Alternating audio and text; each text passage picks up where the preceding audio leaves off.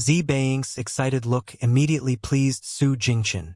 He walked up to her in a swagger and asked, "How is my body? Are you satisfied?"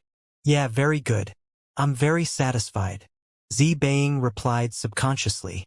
It was her real thought, but she felt ashamed as soon as she said it aloud, so she turned her eyes away and stopped looking at him at once. The smile on Su Jingchen's face grew broader and he kept on flirting with her. "Why don't you give it a feel? Stop it." Zibang knew he was flirting with her, so she was slightly annoyed. In fact, she honestly wanted to feel it. Su Jingchen continued to seduce her. "Just a touch. It's not a big deal. Don't you like my body?" "No. Put on your clothes right now." Zibang refused. She had to remain restrained even though she wanted to touch his body. She couldn't let Su Jingchen succeed. "Are you sure? Then I'll go put clothes on. Don't regret it," Su Jingchen said. He said that not because he was narcissistic, but because he saw through Zibang. "What do you mean? I won't regret it. You're not the only man who has a perfect body in this world anyway," Zibang argued. "Do you mean you want to touch other men's bodies?" Upon hearing that, Su Jingchen felt slightly upset and pressed Zibang down with his whole body. "What are you doing?"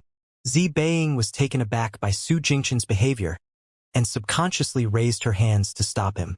She forgot that his upper body was still naked, so she stretched out her hands and covered his pectoral muscles. In an instant, both of them felt an electric shock. Zibang's hands and Su Jingchen's body felt comfortably numb. Then their eyes met, stunned. Their heartbeats also accelerated at the same time.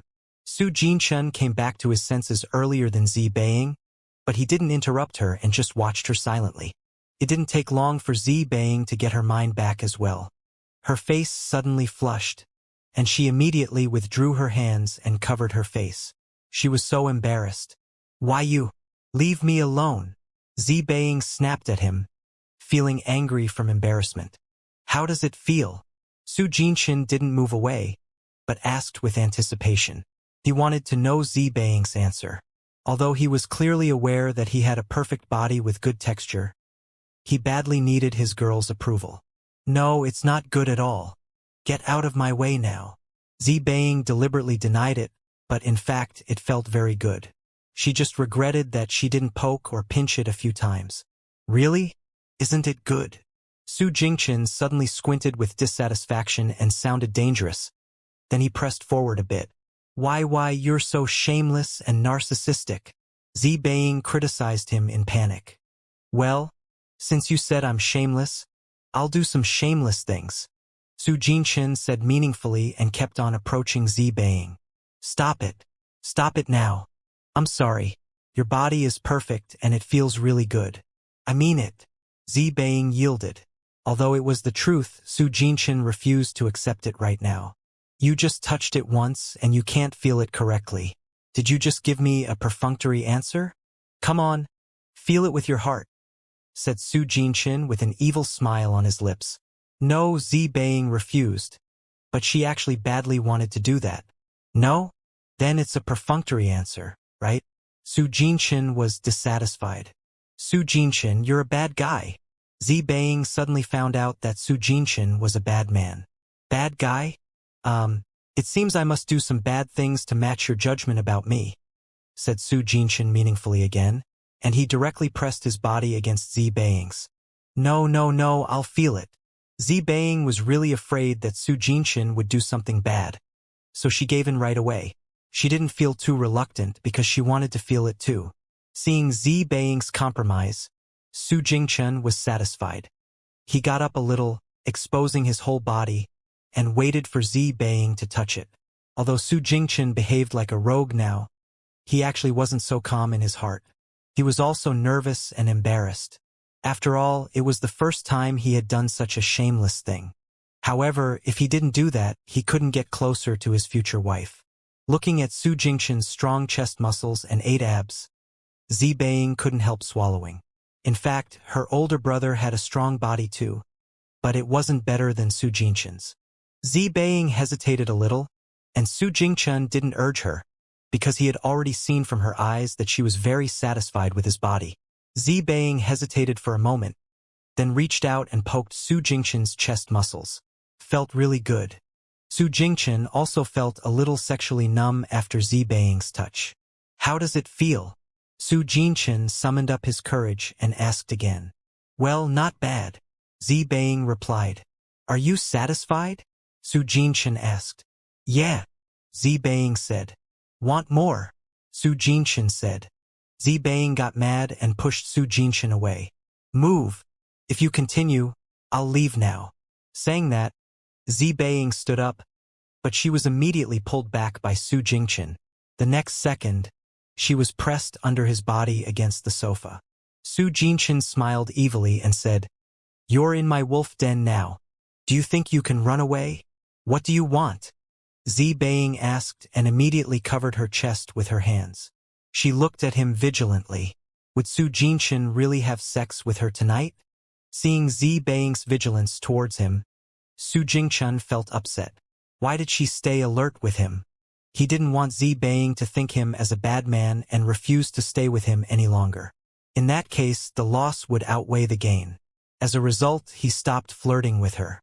After giving Zibang a kiss, Su Jingchen got up from her body and said to comfort her, Don't worry, I won't do anything bad to you before you agree.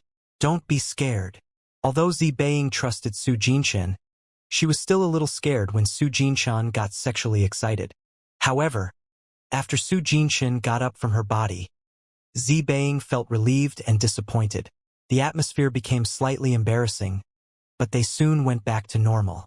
It wasn't early, so they should go to sleep now. Where is the guest room in your house? Zibang asked. There is no guest room in my house, said Su Jingchen, raising his eyebrow a little. What? If there isn't a guest room, where should I sleep? On the sofa? Zibang was surprised. If there wasn't a guest room, why did Su Jingchen bring her back? In the master bedroom, of course, Su Jingchen said naturally. What?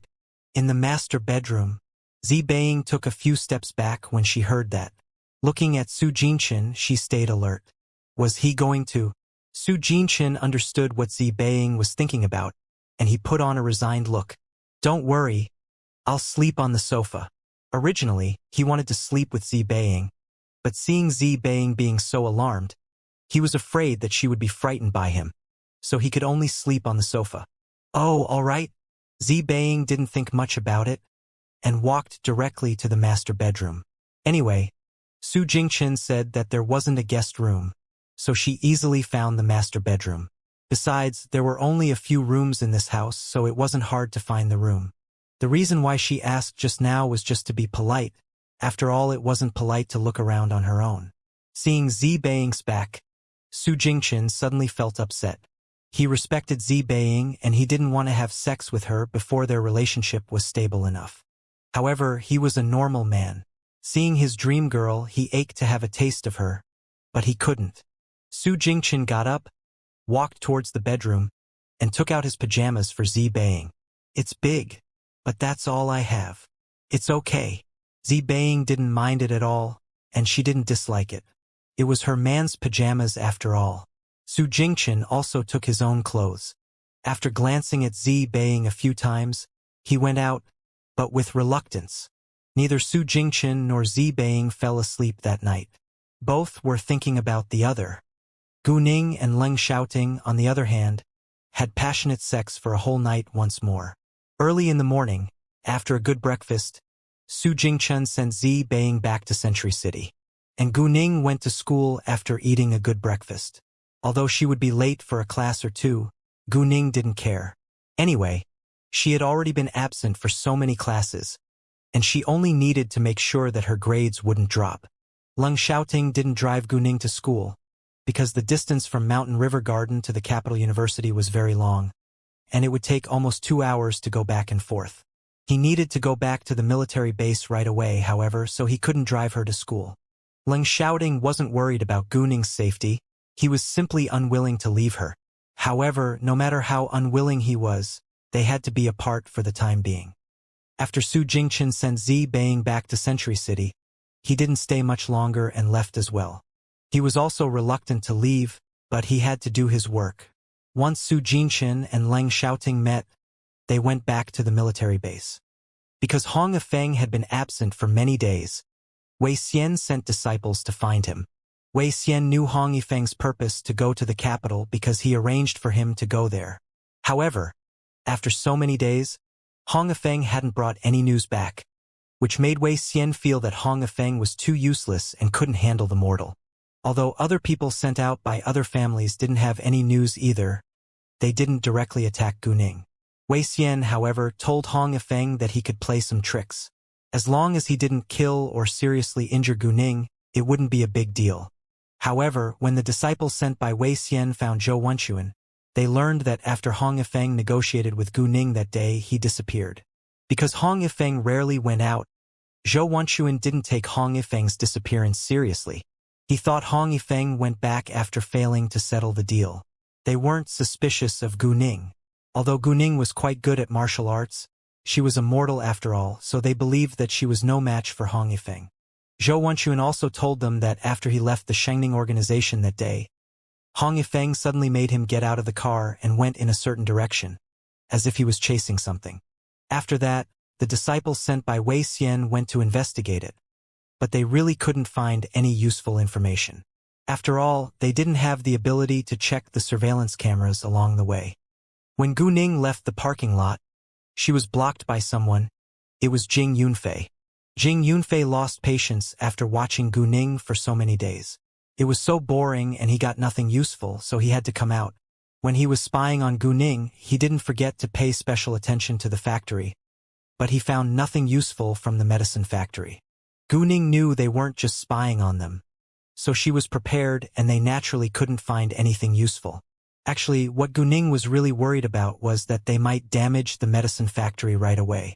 They were cultivators. If they really did that, she might not be able to stop them. She didn't visit the medicine factory often, or she wouldn't allow it to happen. Luckily, they didn't damage the factory, because many people in the cultivation world knew that they were out and they were sent out by all the major families. The major families were competitors and they couldn't wait to see the others in trouble. Therefore, they were investigating Cultivation and watching each other. If any of them dared to cause any damage, the others would know. Even if the others didn't know, they would find out who did it sooner or later. Destroying mortal stuff was no less serious than harming them, so even if any of them really wanted to cause damage, they dared not do it. Cultivators were afraid to damage Cultivation, but many of them had the idea of doing that. The security guards arranged by Guning at Cultivation were all veterans, and they were much stronger than ordinary people, so those who wanted to cause damage wouldn't succeed. There were about 80 veterans recruited by Guning's security company now. They didn't just sit there and wait for tasks, they were busy training when there were no tasks. Although the training wasn't as hard as in the army, it could be considered severe. They not only provided security service to the outside world, but also to her own company. Therefore, those who wanted to destroy Cultivation all failed and were put in jail. It wasn't kept from the media, and it was instead spread abroad as a warning to others. After several times of failed destruction, nobody dared to damage Cultivation again, but it was still held under tight security.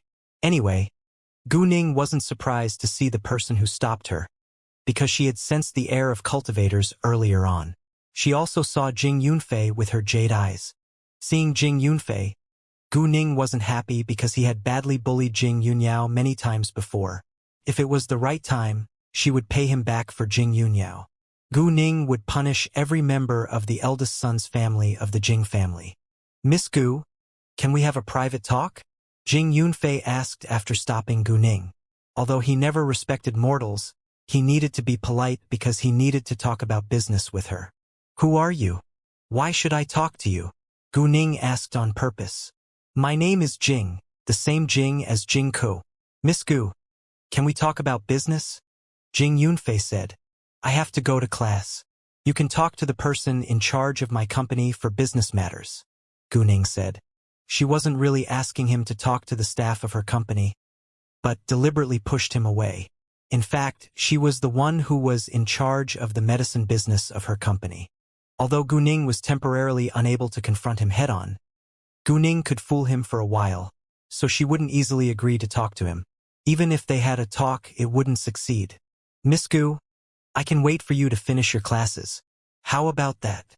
Jing Yunfei said. As long as Gu Ning agreed to talk, it didn't matter that he waited for her for a while. Okay, but I don't have time at noon. Mr. Jing, if you don't mind, please wait for me till this afternoon. I'm going to invite my classmates to share a meal together this afternoon. We can book a table in the same restaurant. I'll have a talk with you, then dine with my friends, Gu Ning said. In fact, it was a lie that she didn't have time at noon. She deceived Jing Yunfei simply to keep him waiting for her for a longer time. Actually, even in the afternoon, he might not be able to successfully strike a deal with Gu Ning. No problem. Jing Yunfei didn't mind it at all. Miss Gu, can I have your number? Gu Ning didn't refuse and gave him her number. After that, Gu Ning went back to school. Jing Yunfei understood that although Gu Ning agreed to talk with him, it didn't mean she would cooperate with him. He didn't tell her what business he was going to talk about with her yet. And he also clearly knew Gu Ning had no plan to work with anyone on her medicine business. Therefore, he was clearly aware that she would turn him down. Even though he knew he would be turned down, Jing Yunfei still decided to have that talk because he had other purposes.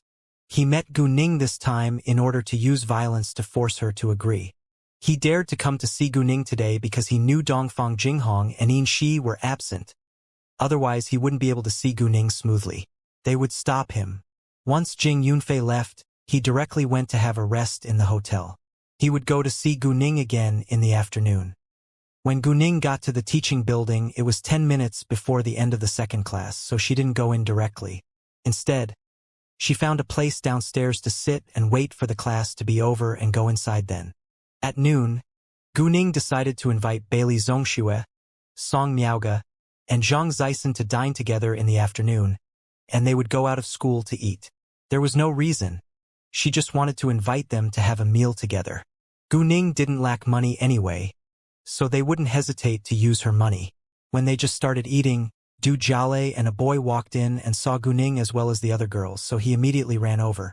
After what had happened between Chen Fangmiao and Du Jiale, the Du family stopped helping the Chen family, which made the Chen family lose many business deals. Chen Fangmiao's father had met Du Liwen a few times, but Du Liwen refused to help them again. Du Liwen also honestly told them that it was already very kind of him that he didn't harm them again after they were punished. It was impossible for him to help them now. They had tried to kill his son, so he definitely wouldn't give them a helping hand again. If they weren't relatives, he might have punished them more seriously. The boy with Du Jiale was his best friend in the school. They were roommates too, and the boy's name was Gao Fei. Gao Fei was a little shy. Facing Gu Ning, he felt slightly timid because Gu Ning wasn't only a girl. She was also the chairman of a large business group, a very important figure. Du Jiale couldn't relax either until he met Gu Ning several times, and actually he was still nervous now. After greeting Gu Ning and the others, Du Jiale and Gao Fei shared the table with them after gaining their agreement. Du Jiale also went to order a few more dishes. Because they needed to pay before eating in their school, Gu Ning and the others had already settled their bill, or Du Jiale would have paid their bill too. From a short distance, several of Du Jiale's roommates saw him dining with Gu Ning. They were surprised and envious of him. How does Du Jiale know Gu Ning? One of them sounded super jealous. He's someone. I saw Du Jiale dine with Gu Ning last time. Are they relatives? Who knows? Hearing their discussions, other people felt it was really possible. It's none of their business that the boy knows Gu Ning. Why are they so jealous? They're green with envy. Countless people knew Gu Ning, and Gu Ning has friends like everybody else. Right, some people even have a relationship with the president. Gu Ning didn't care about their discussions about her. They weren't important after all. However, there was a hateful look that Gu Ning really couldn't ignore. So she directly turned to look at the person who stared at her with hatred. The person who looked at Gu Ning with hatred was Chu Hanjiao. Chu Hanjiao didn't know that what had happened to her father had something to do with Gu Ning, but there was a long-standing grudge between them. So Chu Hanjiao never liked Gu Ning. Chu Hanjiao now no longer hung out with Yuan Shuyan and Gu Qingqing. She was all alone. Although Chu Linen was arrested, the Chu family was still rich, but was hardly comparable to the old days. It became an average rich family after being a second-rate super-rich family. Anyway, it was still richer than other rich families. The terrible news hit the Chu family badly. Chu Yifei lacked abilities to manage the company well, so he was deprived of the seat after only a few days. Chu Linen's younger brother, Chu Libei, now became the chairman. Chu Libei was always ambitious and he had the abilities, so Chu Libei soon stabilized the situation after taking over the position. He stopped the Chu family from losing more wealth. Actually, it was also because Gu Ning didn't punish the Chu family very severely. The whole family wasn't her target. She only taught the person who made the mistake an unforgettable lesson. Speaking of that, Chu Yifei had caused Gu Ning trouble too, and Gu Ning hadn't paid him back yet. She actually gave it up because she would have done it earlier on if she had that idea. Seeing Gu Ning looking over, Chu Hanjiao immediately lowered her head to eat her food in fear. She hated Gu Ning, but she was very afraid of her. However, when she saw Chu Hanjiao's face, Gu Ning's was surprised, because Chu Hanjiao was entangled with some black air. Obviously, she was affected by something unclean, but Gu Ning didn't know whether it was an object or a ghost. Affected by something unclean, Chu Hanjiao would be in trouble sooner or later. Gu Ning didn't care about Chu Hanjiao's life, but she wanted to know what affected Chu Hanjiao and whether it would harm other people after hurting Chu Hanjiao. Therefore, Gu Ning decided to investigate it, but not now. She would do it at night. When Gu Ning looked over, Bailey Zongxue followed and saw the black air entangled in Chu Hanjiao's body. She frowned and looked at Gu Ning. Gu Ning just glanced at her and continued to eat. This wasn't the time to talk about it. Bailey Zongxue understood, so she didn't ask now, but waited until they separated before chatting with Gu Ning privately on WeChat. Gu Ning directly told her her thoughts, and that she would follow Chu Hanjiao in the evening. Bailey Zongxue said she wanted to go too, but Gu Ning rejected it. She could handle it alone and she would contact Bailey Zongxue if she needed her help. Since Gu Ning said that, Bailey Zongxue didn't insist. Gu Ning did it for a reason. After their classes were over in the afternoon, Gu Ning left with Bailey Zongxue and the others. Jing Yunfei waited outside their school and seemed displeased once he saw Gu Ning coming out with Bailey Zongxue. He knew that Gu Ning would come with her schoolmates, but he was surprised to see Bailey Zongxue. Did Gu Ning do it on purpose? It was his thought, but he didn't think it was the truth because Gu Ning was immortal. She couldn't know that he was a cultivator, and Bailey Zongxue wouldn't expose her background either. There was a rule in the cultivation world that they were forbidden to show their background to mortals. However, because Bailey Zongxue came with Gu Ning, he couldn't talk about the business deal with Gu Ning now. Jing Yunfei clenched his teeth and could only call and tell Gu Ning that he had to leave because something just came up. He would meet her another day. Gu Ning naturally agreed. She brought Bailey Zongxue with her on purpose to waste Jing Yunfei's efforts. She didn't want him to be able to talk with her easily. She was using Bailey Zongxue, but it wasn't a big deal. Although Jing Yunfei had Gu Ning's number, he couldn't talk about everything with her on the phone. For example, he had to see her face to face in order to threaten or abduct her. When there were only 5 minutes left for the evening class, Gu Ning left the classroom and walked to the teaching building where Chu Hanjiao had classes. She found an unobtrusive place and waited for Chu Hanjiao to walk out. After waiting for a while, students came out one after another. Gu Ning didn't see Chu Hanjiao until all the students were gone. Chu Hanjiao lowered her head, seeming very gloomy, and no one around dared to approach her. Chu Hanjiao didn't go back to the dormitory, but walked towards the lake. There was a natural lake in the capital university called Future Lake. It was about 200 meters long and the shape was irregular. There were forest trails on both sides of the Future Lake, and students came here to take a walk in their free time, but now the weather was very cold, so there were a lot fewer people. Chu Hanjiao walked to the depths of the forest trail. The deeper she went, the fewer people there were. No one ever walked at the end of the forest trail because someone died there a few years ago, and it made people fearful, so they generally didn't dare to go there. Gu Ning had also heard of that rumor, but she didn't think it was strange that someone had died there. It wasn't haunted anyway. Moreover, the teaching building Gu Ning had classes in was a bit far from her dormitory. She seldom went to school and had no habit of walking around, so she had never been here before. Although few people dared to go deep, Chu Hanjiao wasn't afraid and kept walking inside. At this point, Gu Ning had guesses. However, she just guessed and couldn't make a judgment yet. Chu Hanjiao didn't notice someone was following her because Gu Ning wasn't immortal and Chu Hanjiao was. If Gu Ning easily exposed herself when she was following a mortal, she would be a loser. Gu Ning kept a distance away from Chu Hanjiao. Chu Hanjiao almost walked to the end, then stopped, looked around for a while, and only after finding that there was no one, she shouted towards the lake, "Come out now!" Hearing that, Gu Ning subconsciously thought that Chu Hanjiao had just discovered her, but she was confident that she was hiding well. A few seconds after Chu Hanjiao finished, the water on the lake fluctuated. Upon seeing that, Gu Ning narrowed her eyes.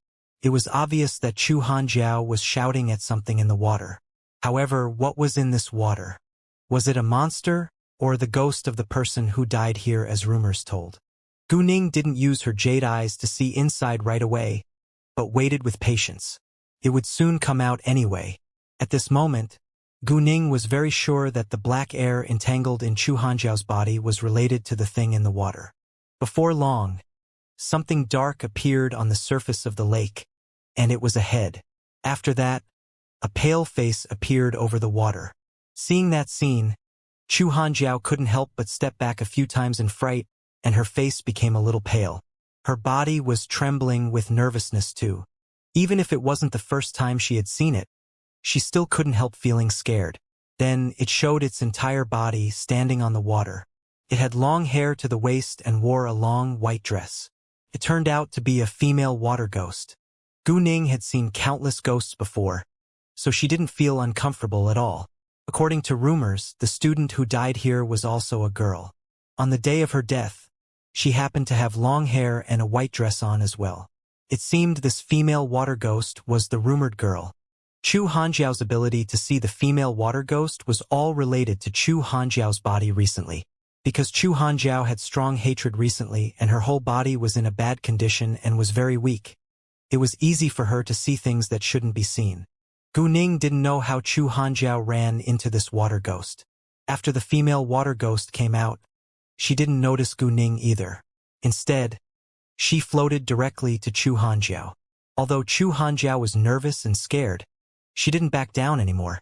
After the female water ghost came to her, Chu Hanjiao took out a knife from her backpack, then slightly cut her finger and stretched it towards the water ghost. The water ghost stretched out its hand, and 3 drops of blood from Chu Hanjiao's hand dripped into its hand. Then it disappeared.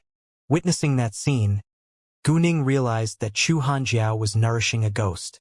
3 drops of blood needed to be dropped on the ghost every day. After 49 days, the ghost would possess Chu Hanjiao's body and share the body with her. In that case, Chu Hanjiao would also have the abilities of the water ghost. However, after a person and a ghost were combined, they could only live for 49 days. One didn't care about losing its soul, while the other didn't care about her life. They must be aiming to deal with people who they had bitter grudges against. Perhaps Chu Hanjiao didn't know the result of her behavior. It's been 15 days. There are still 34 days to go. Once it's done, you can deal with the person you want to deal with, and I can take revenge too. All right, you can leave now, the female water ghost said gloomily. Her cold eyes were filled with ruthlessness and anticipation. Sure, Chu Hanjiao replied in a low voice, then turned and left. When she left, she took out a band-aid from her bag and applied it to her finger. Chu Hanjiao left, and the female water ghost sank. Gu Ning didn't move for the time being. After Chu Hanjiao walked far away, Gu Ning appeared and came to the place where Chu Hanjiao stood just now. Gu Ning first looked into the water with the help of her jade eyes and saw the water ghost sitting under it. Then, she took a few small stones from the ground and threw them at the place where the water ghost came out. The fall of the stones attracted the attention of the female water ghost. It raised its head and looked towards the water surface and saw Gu Ning's figure on the shore. She was a bold girl because she dared to come here alone at night. Although Gu Ning happened to throw rocks at the lake's surface above the female ghost, the female water ghost didn't know that Gu Ning came for it. It thought Gu Ning was a student in a bad mood who came here and threw rocks into the lake to vent her anger. The female ghost understood ordinary people couldn't see it, but it wanted to go out since someone dared to come here. Perhaps it could scare the student. Therefore, the female water ghost immediately surfaced. When the female water ghost came out, the surface of the water fluctuated, but the fluctuations weren't large and the wind at night was originally strong, so the lake surface was already fluctuating. Even if this scene was seen, it wouldn't attract much attention. Although it attracted attention, nobody would relate it to ghosts. After the female water ghost came out, there was a gloomy wind around her, which was terrifyingly creepy. The female water ghost glared at Guning, which could scare ordinary people to death. But Guning only looked at it calmly, and her face didn't change at all. The female ghost could feel that Guning's sight was on its body, which surprised it. Could Guning see it? However, why didn't Guning look horrified if she could really see it? Or maybe Guning couldn't see it, and it was just a coincidence that Guning's sight was on it. No matter what, the female ghost was determined to figure it out. Without delay, it floated towards Guning, and Guning remained calm as usual. "Don't be doubtful. I'm looking at you," said Guning calmly. "What?" Hearing that, the female water ghost was terrified and moved 2 meters back at once. Afterwards, it fiercely stared at Guning and asked, "Who are you? How could you see me? Why are you not afraid of me at all?" It became alert when people weren't scared of it, because it meant the person wasn't ordinary. "I can see you and I'm not afraid of you, so I'm obviously not ordinary," said Guning. Then she asked, "Are you the rumored girl who died here in the capital university? Suman? The girl who died in this lake 3 years ago was called Suman." "Haha. Haha. You're wrong. I'm not the girl who died 3 years ago. I died 4 years ago, so I'm not Suman. My name is—" The female water laughed when Guning guessed wrong, but it stopped immediately as it was about to say its name because she didn't want to say it aloud. Guning was very sure about it, but now she felt embarrassed hearing the female ghost's answer. It said it died 4 years ago, which meant there were a few people who died in this lake. "What's your name then?" Guning asked. "Why should I tell you?" the female ghost asked her instead. "Well, I can find it out by myself if you refuse to tell," said Guning. "Investigate? Ridiculous." Upon hearing that, the female water ghost sneered and laughed at herself. "I'm not a student of the capital university, and no one knew that I died here. Even my body is at the bottom of the lake and has turned into bones now. Do you think you can find out?" Talking to the end, the female ghost showed strong reluctance and sadness. Knowing that, Guning slightly frowned. If so, she naturally couldn't figure it out. "Whatever, I don't have to know who you're, but you can't stay in the mortals' world since you're a ghost." "I can't let you harm mortals," said Guning. She implied that she was going to get rid of this female ghost.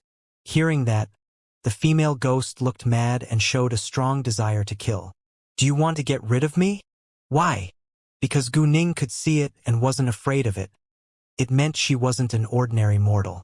The female ghost didn't dare to slight Guning because she must have abilities or be an idiot if she said something like that aloud.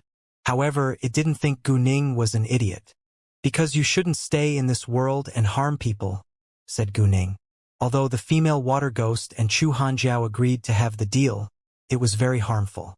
"You don't have power to judge me or decide whether I should stay in this world, and she's willing to do it," the female ghost retorted. It was right, but Guning couldn't let it go. As a cultivator, it was her responsibility to remove ghosts and harmful monsters from this world, because they would only hurt mortals. "Whether I have the power or not, you can try to defeat me if you can or run away," said Guning. "Great. Let me see what you can do." Guning's words completely annoyed the female ghost, so it attacked her the next second. The female ghost didn't choose to run away, but had a fight against Guning because it knew Guning would be able to catch it if it failed in the fight against her. Therefore, it would rather have a fight with Guning to see who could win. Facing Guning, the female ghost didn't have much confidence, so it didn't dare to take Guning lightly. The female water ghost opened its arms and used its magic power to condense the water on the lake into dense drops of water. They floated up and moved towards Guning. These water droplets weren't common water droplets. They were water droplets filled with magic power. Each droplet was like a sharp blade. Once it hit somebody, it could penetrate the bones. Even if there were ordinary people, they couldn't see the scene because they couldn't see the female water ghost and they weren't in the same magnetic field. If they could see it, the female water ghost could have already upset the capital university. Therefore, these water drops could only deal with people who could see the female water ghost, because people who could see it were in the same magnetic field as it. Gu Ning also immediately used her magical energy to turn into a barrier to stop the water droplets that the female water ghost shot towards her. When the water droplets touched the barrier, they turned into a pool of water and fell to the ground. Although the female ghost understood that Gu Ning wasn't an ordinary person, it was still shocked after witnessing Gu Ning easily conquer its attack. However, the female water ghost definitely wouldn't retreat after a single failure. It condensed drops of water again and attacked Gu Ning once more. After several times, it was easily resolved by Gu Ning. Then the female water ghost directly fought against her in close combat. Once they were in a fight, the female ghost realized that there was a huge gap between their abilities. When the female ghost kept on backing away in the fight with Gu Ning, it first had the idea of running away, but it wasn't easy to run away from Gu Ning. Every time it tried to hide in the water, Gu Ning would see through it and stop it. Although the female ghost could float on the water, Gu Ning could also use magical energy to form a barrier under her feet, then step on it. She was a cultivator after all. However, just when the female water ghost was anxious about how to escape, footsteps of two people came over. In that case, Gu Ning couldn't continue to fight with the female ghost. If other people saw her standing on the water, it would cause trouble. Because it happened that Gu Ning and the female water ghost had moved a little apart, she couldn't get it into her telepathic eye space immediately. The female water ghost dived into the water when Gu Ning stopped. Gu Ning didn't care about it. The female ghost couldn't leave the lake anyway, so it was easy for her to find it. Gu Ning went back to the ground at once and hid herself in an unobtrusive place. She wanted to leave right away, but this place wasn't safe, so she stayed and would leave after the people were gone. The people were a man and a woman. The man was older and should be in his late 30s. He must be a teacher. The woman, on the other hand, was in her early 20s. She seemed to be a student. Why did this male teacher and female student come here so late at night? Were they doing some shameful things? The two stopped not far from where Gu Ning was just now. The girl was holding the man's hand with a nervous and worried expression. Zhenlong, what should I do? I've aborted 2 babies, and I don't want to do it anymore. The doctor said that if I have an abortion again, I'll completely lose my ability to be a mother in the future. In the darkness, the man showed impatience, but his voice was gentle and comforting. Wei Wei, I know that abortions hurt your body a lot. This time I won't let you do it again, but I can't get a divorce and stay with you for the time being. I'm about to be promoted to the deputy dean. If I quarrel with my wife at this key moment, I'll lose the position of the deputy dean. How about that? You can suspend school first and take good care of the baby. Once it's done, I'll figure out a reason to divorce my wife, then marry you. What do you think? Huang Zhenlong said that, but it was actually just his scheme, but Zhou Wei didn't know it. She only felt confused.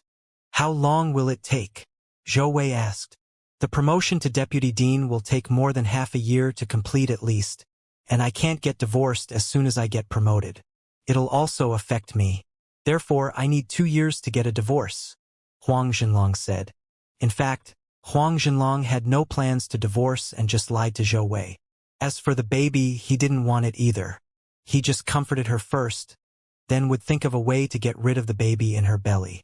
Although this baby was his, he didn't lack children, and Zhou Wei was just one of his sex toys, so this baby shouldn't exist. Accordingly, Huang Zhenlong didn't think it was wrong to kill the baby. Otherwise, Zhou Wei wouldn't have aborted twice for him. What? 2 years? No way. I can't wait that long. What if the baby is born by then? How about the registered residence? Zhou Wei couldn't accept it once she heard it. Because she lost control of herself, she raised her voice. Keep your voice down. Do you want other people to hear us? Huang Zhenlong was mad and snapped at her. Zhou Wei realized her voice was too loud, so she covered her mouth at once. She didn't want other people to hear them either. Then she apologized quietly. I'm sorry. I didn't do that on purpose. But Zhenlong, I can't wait that long. Huang Zhenlong felt irritated because Zhou Wei was unwilling to listen to him now. Don't you want me to be promoted to deputy dean? Huang Zhenlong asked. Of course I do, but Zhou Wei didn't know what to say all of a sudden. Wei Wei, just wait for me for 2 years. I promise I'll marry you in 2 years. Huang Zhenlong comforted Zhou Wei. Zhou Wei struggled for a while and couldn't help but ask, can't you give up the deputy dean for me, and for our baby? Impossible. Huang Zhenlong got angry once he heard that. For her? For the baby? Who did she think she was? She was just a mistress. It was impossible for her to become his legal wife. His wife's family was powerful and influential, and his opportunities were all dependent on his wife's family. He wasn't stupid. He wouldn't divorce his wife. If he divorced, it meant he had to give up his future. It was just that his wife was relatively strong, which made him very depressed. He felt that he didn't have much influence at home, so he came out to seek balance by keeping women as his mistresses. Do you know how hard I've worked for this position? Right now is a critical moment. How can I give it up? Huang Zhenlong said angrily. I just don't want to wait, and I can't afford the time. I hope that when the baby is born, there will be a decent father and the baby can be registered, Zhou Wei said. She understood Huang Zhenlong very well, but who could understand her? Seeing that Zhou Wei refused to leave him, Huang Zhenlong became a little cruel and had a certain vicious thought, but he soon hid it. Fine. I promise you that I'll take care of these things before the baby is born. Right now, all you need to do is to take care of the baby. I'll give you 20,000 yuan later. Buy whatever you want. All right? Do you mean it? Zhou Wei asked doubtfully. She wasn't convinced by him. Yes, I mean it. Huang Zhenlong put on a sincere look, and Zhou Wei temporarily believed him. All right, I trust you, said Zhou Wei. After that, they left together. After the two left, Gu Ning walked out of the dark, holding a phone in her hand. What happened just now was recorded by Gu Ning. It wasn't that she was nosy, but she had a premonition that something bad might happen later. Zhou Wei was guilty of being cheap and intervening in another woman's family, so no matter what happened in the end, she deserved it.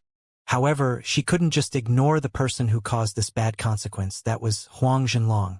After all, it took two to tango. This man called Huang Zhenlong clearly had a family, but he still went to hook up with a female student, which was equally damning. Moreover, as a teacher of the capital university, it was against others' expectations that he did such a morally corrupt thing. Given Huang Zhenlong's reaction just now, he might attack Zhou Wei for his own future, but Gu Ning didn't know whether he would only attack the baby in Zhou Wei's belly or Zhou Wei as well. If he decided to harm Zhou Wei, would he injure or kill her? Gu Ning wouldn't interfere if it was only for the baby, but if it was for Zhou Wei and the situation became serious, she wouldn't be able to sit on the sidelines. Shortly after Huang Zhenlong and Zhou Wei left, Gu Ning also left. It was late, and it wouldn't be good if she returned to the dormitory too late. Therefore, she would deal with the female water ghost later. Anyway, Chu Hanjiao was fine for the time being. The female ghost in the water also saw the scene of Huang Zhenlong and Zhou Wei. She knew it got emotional right away and couldn't wait to kill. It was so familiar. It used to be fooled like this, but the man it used to date had no family. That man killed it for power, so it ached to kill him for revenge. Now it finally had a chance, but unexpectedly Gu Ning appeared and damaged its plan. It knew the girl wouldn't give up, so they would soon meet again. However, it was reluctant to wait for longer. When Gu Ning returned to the dormitory, it was nearly 11 p.m. Because Gu Ning told her roommates that she would come back late in the evening and she needed to deal with something, Song Miaoge and Zhang Zikai didn't ask her any questions when she was back. Bailey Zongxue knew where Gu Ning went. Although she wanted to know whether Gu Ning had found out anything useful, it obviously wasn't the right time to do that. Therefore, she could only ask Gu Ning on WeChat when they were about to sleep. Bailey Zongxue, Gu Ning, did you find anything useful? Because it was Bailey Zongxue, Gu Ning didn't bother to keep it a secret from her. Gu Ning, Chu Hanjiao is nourishing a ghost. At the end of Future Lake, there is a female water ghost. Chu Hanjiao is dripping 3 drops of blood every day for it. After 49 days, the female water ghost will be able to possess Chu Hanjiao. Reading that, Bailey Zongxue was surprised and displeased. It was beyond her expectations. Bailey Zhongxue. What's Chu Hanjiao's purpose? Comma, Guning. No idea for now, but I think she'll pay me back if she really succeeds. Guning was very sure of it because Chu Hanjiao hated her very much. Bailey Zhongxue. If so, it'll be a total waste of her effort. Anyway, the female ghost must aim to take revenge too by doing that. Chu Hanjiao was no match for Guning, so she was doomed to fail. Guning. It can't be obvious, because it can only live 49 days after it succeeds. Comma, Bailey Zhongxue. What's your plan then? Comma, Guning. Ghosts aren't allowed to stay in the mortal world. Since I met it, I should remove it from our world. However, if I directly beat it to ashes, it's also detrimental to my yin virtue, so I'll first eliminate its obsession and let it fall into reincarnation by itself. Comma, Bailey Zhongxue. I agree. I know you can deal with it, but feel free to let me know if you need me. Bailey Zhongxue really wanted to help, but only when Guning needed her. Guning, sure. Their chat ended here. The next day, right after their classes were over at noon, Guning received Jing Yunfei's call. He asked her whether she was free. If she was, he hoped they could have a private talk. Even if Guning was going to talk about business with Jing Yunfei, she wouldn't let him succeed easily, so she replied that she wasn't free. Jing Yunfei asked her whether she was free in the afternoon, but Guning turned him down once more. Jing Yunfei was a little mad and felt that Guning didn't want to see him. However, no matter how displeased he was right now, he couldn't argue with Guning, so he asked her when she was free. Guning said that she would see tomorrow and she would try to squeeze in some time to see him.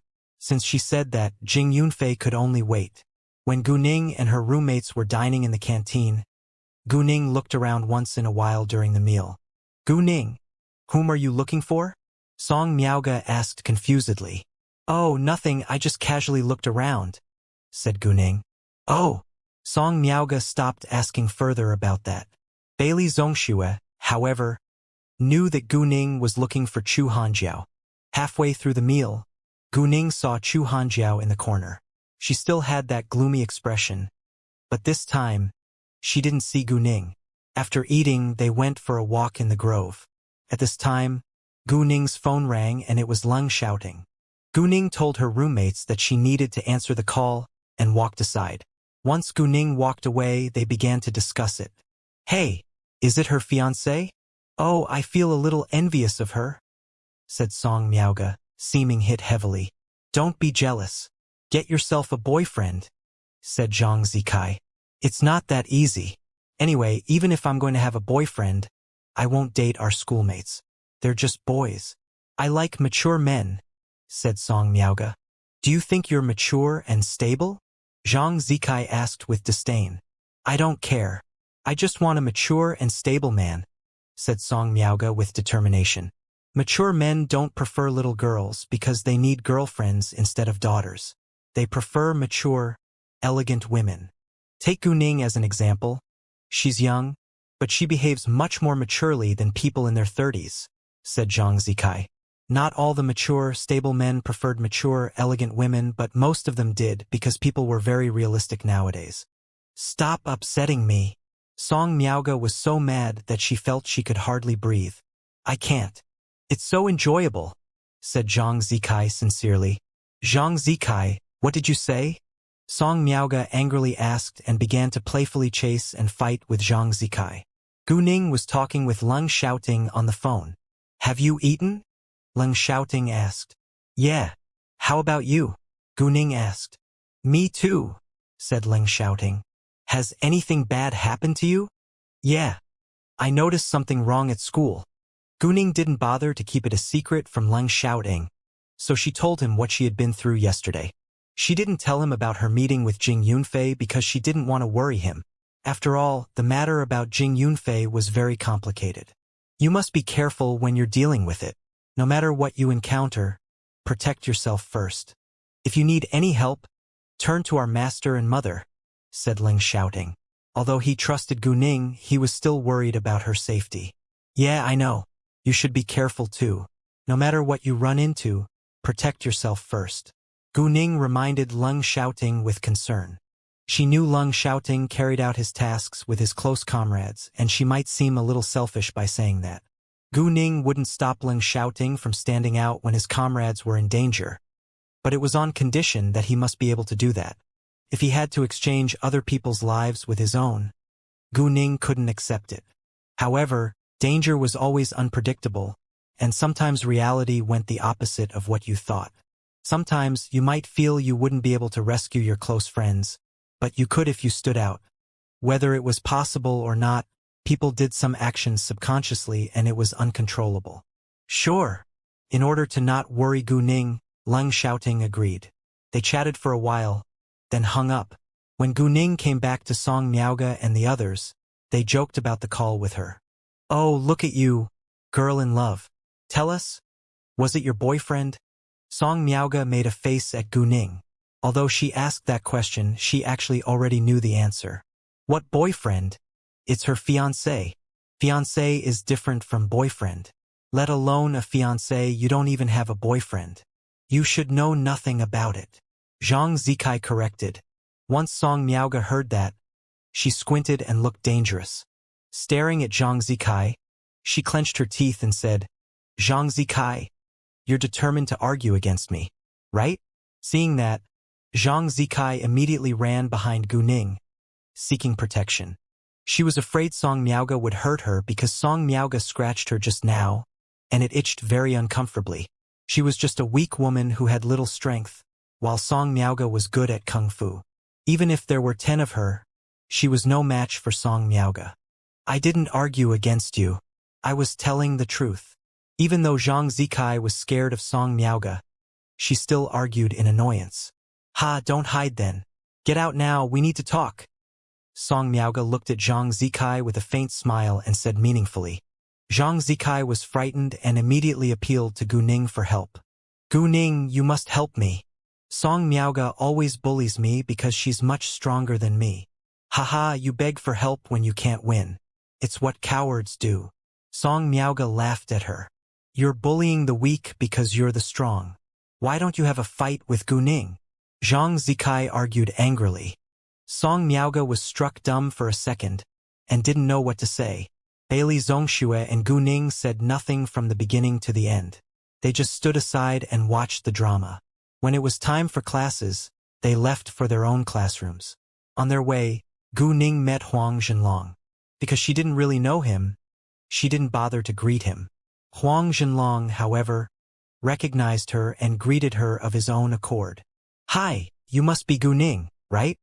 Yeah, hi, nice to see you. Since he greeted her, she couldn't forget her manners. Nice to see you too. Gu Ning, you're really the honor of the capital university. You're so successful at such a young age. Keep on fighting, Huang Zhenlong said. He truly respected Gu Ning, so he wasn't lying. Thanks, I will, said Gu Ning. Great. Go to your classes now. Huang Zhenlong didn't waste any more of her time because he didn't have any bad thoughts about Gu Ning, or to be specific, he didn't dare to have any bad thoughts about Gu Ning. Sure, bye-bye, said Gu Ning. Then she walked away. If she didn't know Huang Zhenlong's dirty secret, she might have had a good impression of him, but she happened to know it, so she didn't have a good impression about him now. If he hadn't done anything unacceptable, she wouldn't do anything to him. But she couldn't stay on the sidelines since he had done totally unacceptable things. Gu Ning hated bad people, especially when they got away with crimes. A day soon passed, and the evening class was over. Once the evening class was over, Chu Hanjiao went to the future lake again. However, before Chu Hanjiao arrived, Gu Ning came first. Because she didn't intend to reveal her identity, she changed her clothes and wore a peaked cap and mask on the way. When Gu Ning arrived, the female water ghost saw her. Even though Gu Ning was wearing a mask, it could still see that she was the same girl who came last night, so it felt frustrated. Because of Gu Ning's arrival, it couldn't appear. If it couldn't appear, it wouldn't be able to get Chu Hanjiao's blood. If it stopped doing that for a single day, its whole plan would be aborted. Therefore, the female water ghost was very angry with Gu Ning, but it didn't dare to confront her head-on, because it was no match for Gu Ning. When Chu Hanjiao got there, she suddenly saw someone standing there, and was startled. Although Chu Hanjiao didn't know who she was, the person who appeared here at this time was just a student from their school, and she was a girl. The girl was so bold that she dared to come here late at night. Anyway, Since there was someone else, she naturally couldn't give her blood to the female water ghost. So she left first, and decided to come back when the person left. Wait a second. Just as Chu Hanjiao turned around, Guning opened her mouth, and her voice naturally changed to the voice that she used to speak when she pretended to be Tang Aining. Hearing that, Chu Hanjiao suddenly stopped and looked back at Guning. Then she asked a little nervously, Did you just call me? I heard that people have died here before, and many people dare not come here. How do you dare to come? Are you not afraid at all? Guning asked. A guilty conscience flashed through Chu Hanjiao's face, and she asked, You're a girl too, and you also came here. Why are you not afraid? I'm bold, said Guning. I'm also bold, said Chu Hanjiao. But she didn't have much confidence. Even though she had made a deal with the female water ghost, she was still very scared when she came here by herself every night. She came here before by accident. Really? But I can see that you were scared, Guning said jokingly.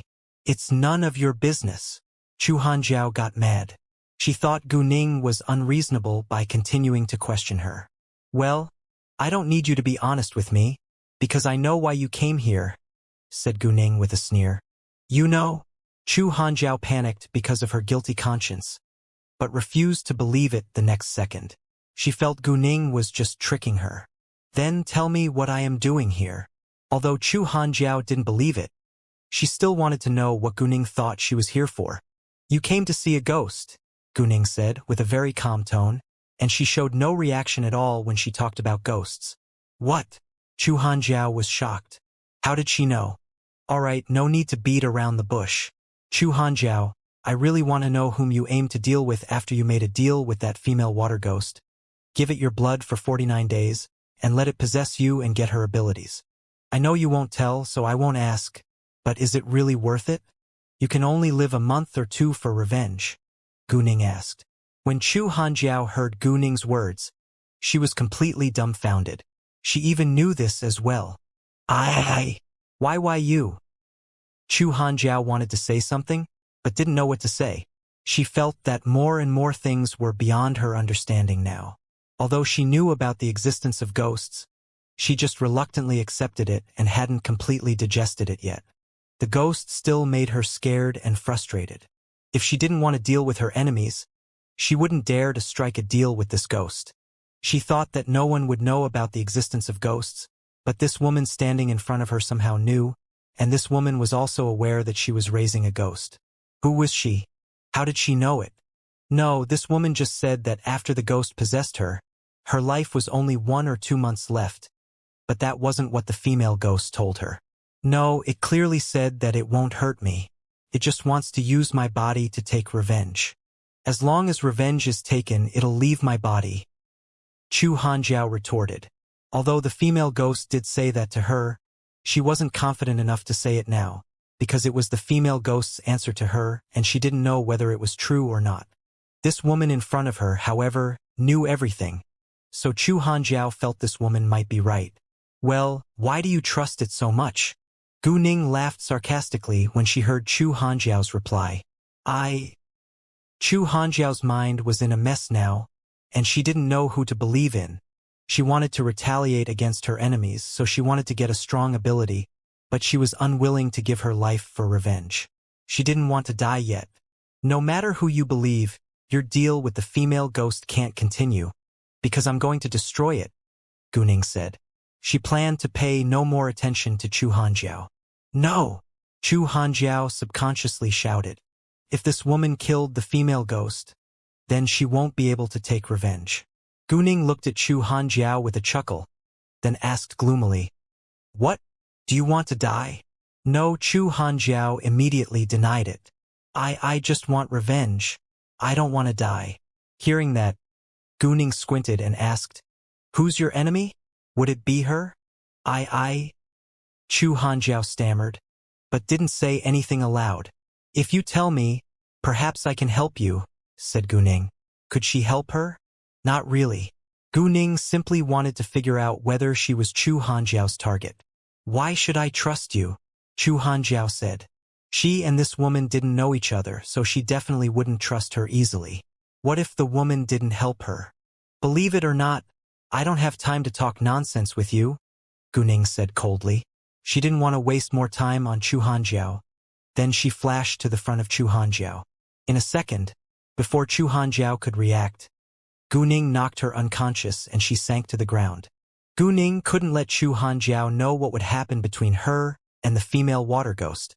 After Chu Hanjiao fainted, Guning looked towards the lake and said coldly, "Are you coming out on your own and we can talk about it? Or do you want me to do it myself?" As soon as Guning finished, the female water ghost's ironic voice came from the lake. "Talk? Humph. Why should I believe that you just want to talk with me? No matter how you try to escape, you won't be able to escape from me," Guning said arrogantly, but it was true. Couldn't be easier for her to catch the female water ghost. "You?" The female water ghost was instantly mad, but she was also aware that Guning told the truth. "Do you just want to talk with me?" asked the female water ghost. "You're doomed to disappear from the mortal world. It depends on whether you choose to eliminate your obsessions and fall into reincarnation, or I'll just destroy you to ashes," Guning said. "Eliminate my obsessions? Haha, haha. It's easy to say. If my enemy isn't dead, my obsessions can't be eliminated," the female water ghost said, somewhat madly. "If it hadn't died too unjustly and unwillingly, how could it become a ghost?" "Sure, I can help you," said Guning. "Can you help me? Why should I trust you?" the female water ghost questioned, but she believed it a little, because if Guning really wanted to destroy it, she wouldn't have said so much to it. "Do you think you have other options now?" Guning directly threatened without proof or explanation. The female water ghost was silent, because Guning was telling the truth. In the face of absolute strength, its only way was to compromise. "How is it? What's your answer?" Guning asked. "Do I have a choice?" The female water ghost argued and compromised. Guning put on a satisfactory smile. "If so, tell me your story." Saying that, Guning took out a chair from her telepathic eye space, put it on the ground, then sat down, crossing her legs. She seemed relaxed, as if she came here not to negotiate with the ghost, but to appreciate the scene. The female water ghost didn't say anything immediately, but first emerged from the water and approached Guning. When it saw the chair appear all of a sudden from the air, the female water ghost was surprised. Although it was curious about how Guning did that, it didn't bother to ask. Although its magic power was very weak, and it didn't know the abilities of people with strong magic power, it understood that Guning must be extremely powerful to be able to make a chair appear all of a sudden. Looking at Guning, the female water ghost was still not convinced. But since she had compromised, she naturally had to talk to Guning. "My name is Zhao Xiaoxi, but actually Zhao is just my mother's surname.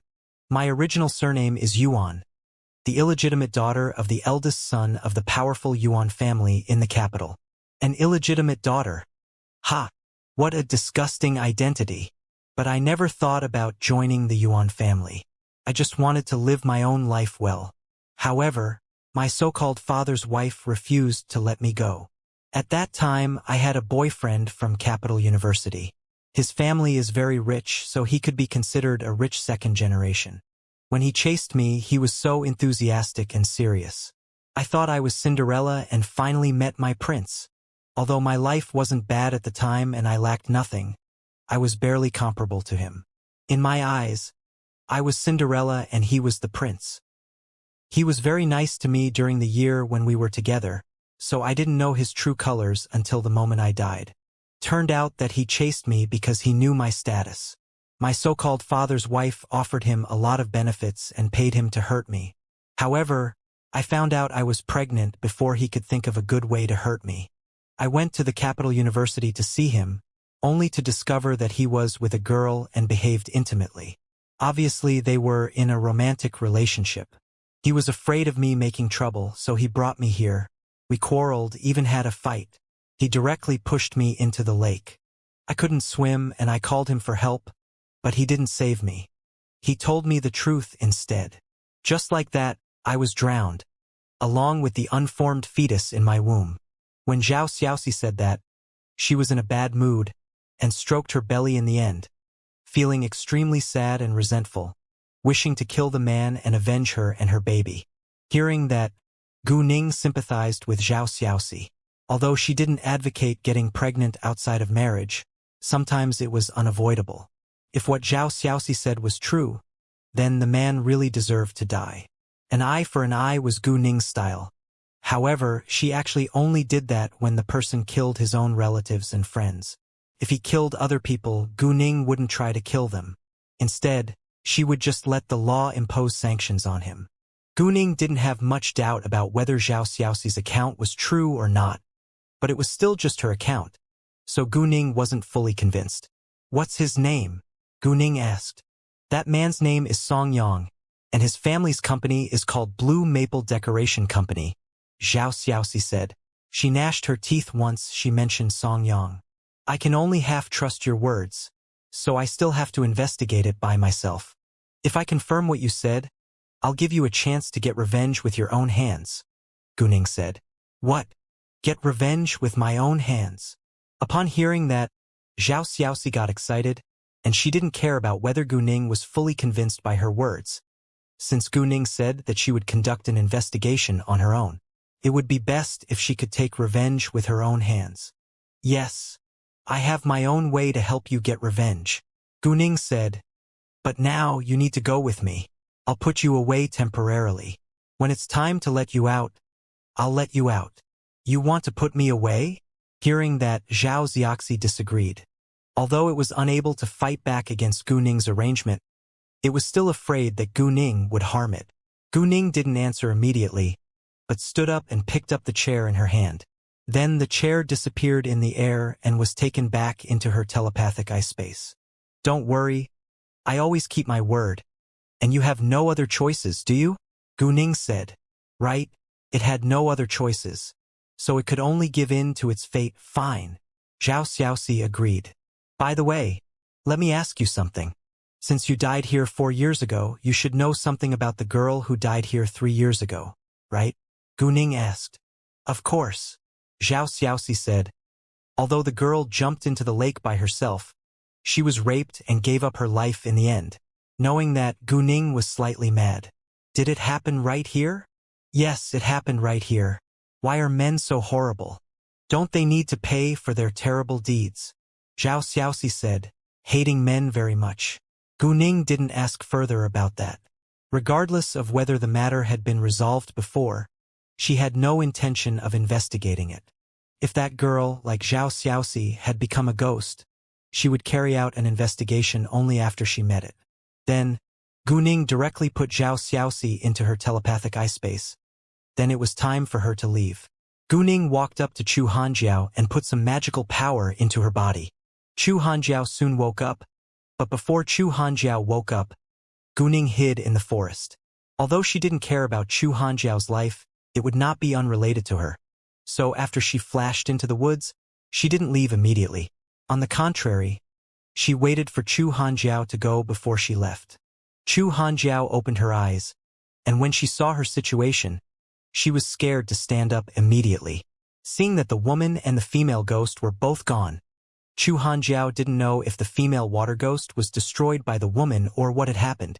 Anyway, Chu Hanjiao didn't dare to stay any longer, so she turned around and ran back. Afterwards, Gu Ning also left. Chu Hanjiao ran panically the entire way back, causing many people to look sideways. People wondered what had happened to her. Some even wondered whether she had encountered a ghost. Chu Hanjiao really had encountered a ghost, but they were just guessing and didn't really think so. After Chu Hanjiao returned to the dormitory, she didn't wash herself. She just climbed onto the bed and covered her whole body with a quilt, trembling inside.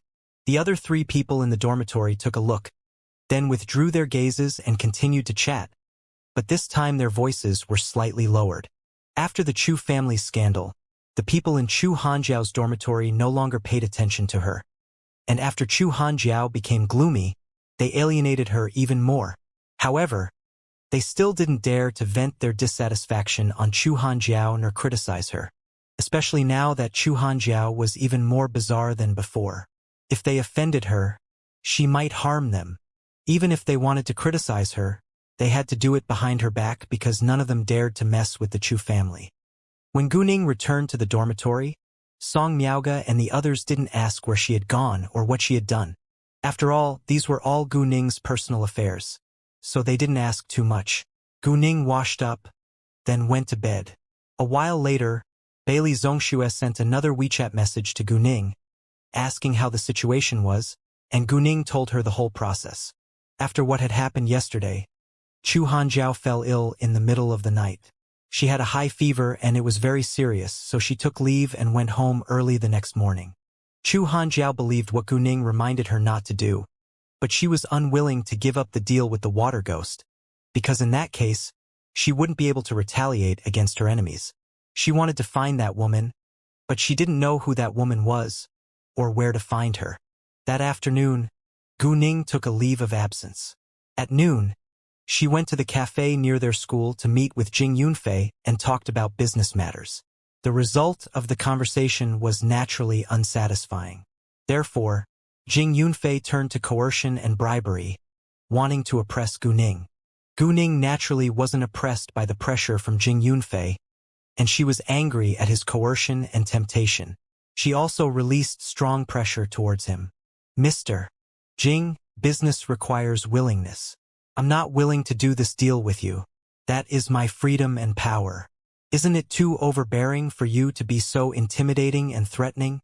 Gu Ning said mockingly, without anger, but it made people feel quite pressured. Jing Yunfei wasn't affected by the pressure from Gu Ning, but he was shocked by her confidence.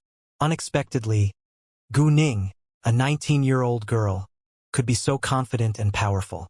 If an ordinary businessman was sitting in front of her, he would definitely be oppressed by her power. Overbearing? So, Miss Gu, why do you have to be so stubborn? If there is any loss due to this, it won't benefit you, right? Jing Yunfei said. He didn't think there were any problems with being overbearing, as long as the goal could be achieved. So, there are at least hundreds of people who came to talk to me about business, and many of them have tried coercion and temptation, but no one has ever succeeded, Gu Ning said. She couldn't care less about Jing Yunfei's feelings. That's because they lack the ability. Jing Yunfei wasn't mad, but remained arrogant. He admitted that Gu Ning was very outstanding, but she was outstanding only among mortals. In his eyes, she was just a nobody. Really? Is Mr. Jing going to argue with me to the end? Gu Ning asked calmly. Even though Jing Yunfei seemed to be very capable, Gu Ning still felt no fear at all. Miss Gu, I just want to cooperate with you. If it's possible, I don't want to have any unpleasant conflicts with you, Jing Yunfei said, taking the initiative and watching how Gu Ning would choose. In my life, I hate coercion and threats the most. If other people don't offend me, I won't annoy them either, but if people offend me, of course I won't be polite. Mr. Jing, let me be honest, I met someone, and he mentioned you to me. No, actually he mentioned several people to me. He said if those people dare to hurt me or my businesses, I can tell him and he'll report it to their supervisor so that those people will be severely punished, Gu Ning said. It was a threat. Mr. Jing, I think you should know the approximate identity of him, right? Because when I talked to those people were very scared. If they weren't scared back, do you think it would be your turn to coerce and bribe me? Although she wasn't afraid of Jing Yunfei, she didn't want him to really do something to her companies, because once he did it, there would be losses. Even if she finally got compensation, it would still be very troublesome. Therefore, Gu Ning deliberately said that, telling him in a roundabout way that someone from the cultivation world had come to her, hoping that Jing Yunfei would be scared and would not do anything to her businesses. If he only attacked her, there was nothing for her to worry about. Hearing that, Jing Yunfei suddenly looked upset. Although he didn't know who this so-called person was, the person was obviously from the cultivation world. No, the person should be from Tiandazong, as only people from Tiandazong could scare those people Gu Ning just mentioned. No need to guess, Jing Yunfei already knew who those people were. They were like him and were sent by other powerful families for the same purpose. It seemed that their actions were being watched by people, and once they were found to be hurting mortals, the person would appear. Oh, really? Miss Gu, can you tell me who the person is? Jing Yunfei asked. He wasn't fully convinced by Gu Ning's words. Gu Ning wasn't an ordinary girl, and she might be deceiving him on purpose. I don't know the name of that person, but I know the names of those people. Those people are called Dongfang Jinghong, Yinshi, and Hong Yifeng, and you are called Jing Yunfei, Gu Ning said. Gu Ning mentioned them because she wasn't worried that Jing Yunfei would go to ask them. Hearing that, even if Jing Yunfei didn't want to believe it, he couldn't help but believe it, so he felt worse now. If Gu Ning was lying, she wouldn't know the names of those people. She also knew his full name when he only told her his last name. At the same time, Jing Yunfei also wondered whether it was because Dongfang Jinghong and Yinshi saw that they couldn't cooperate with Gu Ning, and deliberately said something like that to her, so that other people couldn't cooperate with Gu Ning either. However, even so, as long as he did anything, other people would definitely investigate him. Therefore, he was threatened by Gu Ning's words. Because of that, Jing Yunfei felt he was greatly humiliated by Gu Ning, which made him even more unhappy with her. So, Miss Gu, you won't agree no matter what I say, right? Jing Yunfei asked unwillingly. Yes, as I said just now, I won't cooperate with anyone, because I don't lack funds or manpower, and I don't need to cooperate with anyone, Gu Ning said. Given the current situation, Jing Yunfei was already very clear about Gu Ning's attitude. Although he was reluctant to give up, he didn't have a choice. In that case, there was no need to say anything. If so, I think I should leave now, said Jing Yunfei. Then he stood up and walked away without hesitation. Gu Ning hadn't finished her coffee yet, so she didn't rush to leave. She finished the coffee before leaving. After leaving the cafe, Gu Ning returned to the Sihiyuan. At the same time, she also asked Kay to investigate and follow Song Yang, starting from the investigation of Blue Maple Decoration Company. Gu Ning went back to the Sihiyuan and asked Shangguanyang for a Taoist magic figure to show a ghost's body, which she prepared for Zhao Xiaoxi at the same time. Gu Ning also told Shangguanyang about Zhao Xiaoxi's story. Shangguanyang had no opinion on what Gu Ning did, as long as she didn't kill on her own. After all, murder was illegal. Gu Ning and Song Yang had no direct grievances, and murder was also detrimental to one's immorality. Losing in virtue was a great taboo of cultivators, and would make it even more difficult for cultivators to overcome the tribulation when they got to higher levels. In the afternoon, Gu Ning got the information about Song Yang. Song Yang, male, 25 years old, graduated from the Capital University 3 years ago, and is now the general manager of Blue Maple Decoration Company. He married 2 years ago, and his wife is the daughter of the boss of a medium-sized enterprise.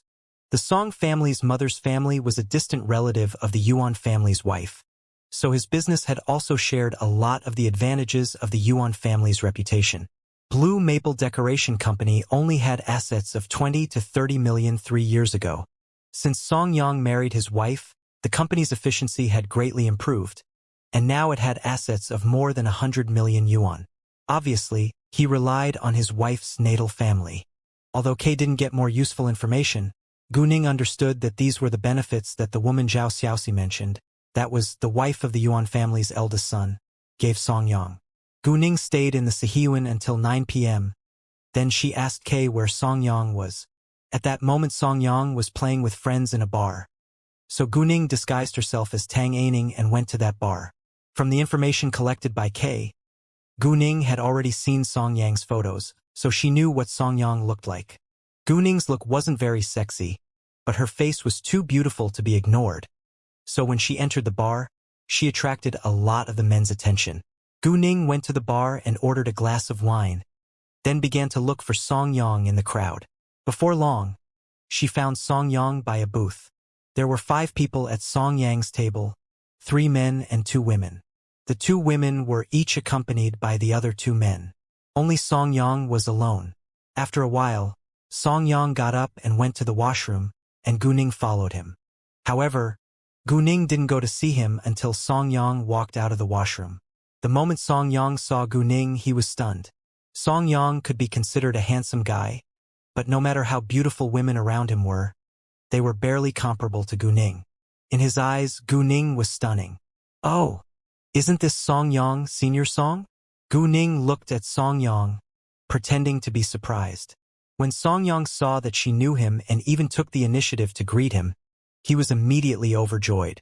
She also called him Senior Song, so obviously they were alumni. Hi, may I know your name? Song Yang didn't have any impressions of this woman, so he didn't pretend to know her just because she knew him, worrying that it would be embarrassing if he mistook her for another person.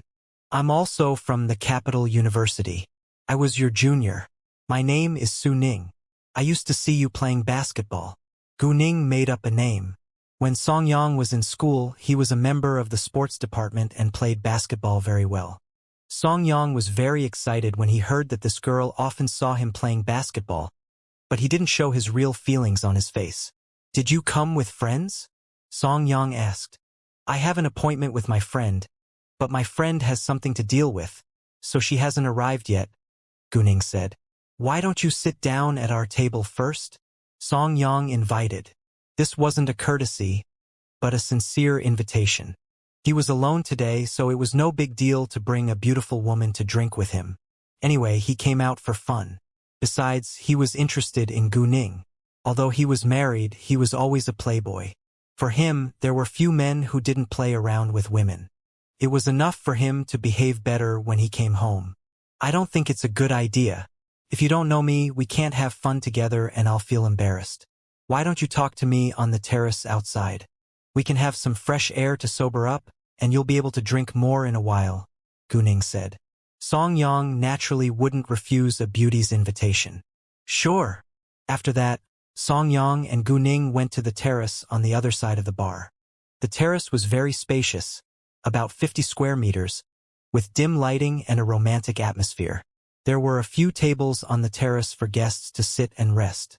Now, there were only a few people on the terrace, because it was still very early and most people were enjoying themselves inside the bar. Normally, only drunk people would come out to have fresh air here. There was also a 2-meter-long and half-meter-wide pond on the corner of the terrace, in which some goldfish were being raised. Gu Ning walked directly to the pond, but she didn't sit down right away. Instead, she just stood by the guardrails and watched the night view downstairs. At the same time, Gu Ning also released Zhao Xiaoxi in the pond, because Zhao Xiaoxi was a water ghost. If it stood on the ground, it would be wet, which would make people feel strange. Once Zhao Xiaoxi was released and saw Song Yang, it became violent.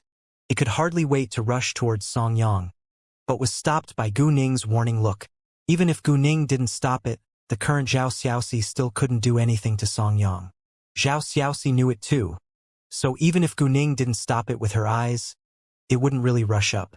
It just stared at Song Yang with a gloomy look. When Zhao Xiaoxi appeared, there was an instant blast of cold wind in the air.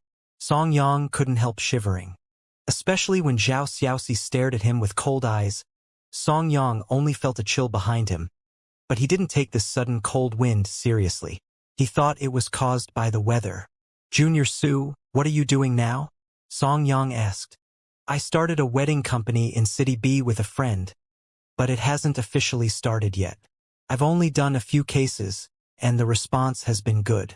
I came to the capital today for business, and I plan to see my friend this evening, Gu Ning said. Entrepreneurship is very hard work, but you've already settled a few cases before it even officially started. There are good responses too. It's a good start. I wish you all the successes. Song Yang congratulated Gu Ning. He looked at her even more highly now, because she wasn't only beautiful, her story was also so inspirational. However, in that case, it would be very hard for him to deceive her. Thanks. Gu Ning thanked him. Oh, by the way, Senior Song, I also know your former girlfriend, Zhao Xiaoxi. Do you know where she is and her number? I can't get through to her by her previous number. When Song Yang heard the 3 words of Zhao Xiaoxi, he suddenly panicked and his body trembled a little, feeling cold sweat on his back. To his astonishment, Su Ning also knew Zhao Xiaoxi. Song Yang didn't want her to notice that something was wrong, so he forcibly suppressed the unrest in his heart. He smiled reluctantly and said, We haven't been in touch for a long time. After we broke up 4 years ago, I've heard nothing from her. Ha. Hearing Song Yang's answer, Zhao Xiaoxi laughed coldly, but only Gu Ning could hear it. They broke up 4 years ago? Yes. They broke up 4 years ago, and they hadn't been in contact ever since, because she died. She couldn't contact Song Yang anymore. If it was possible, it would be happy to contact Song Yang and wouldn't let him go.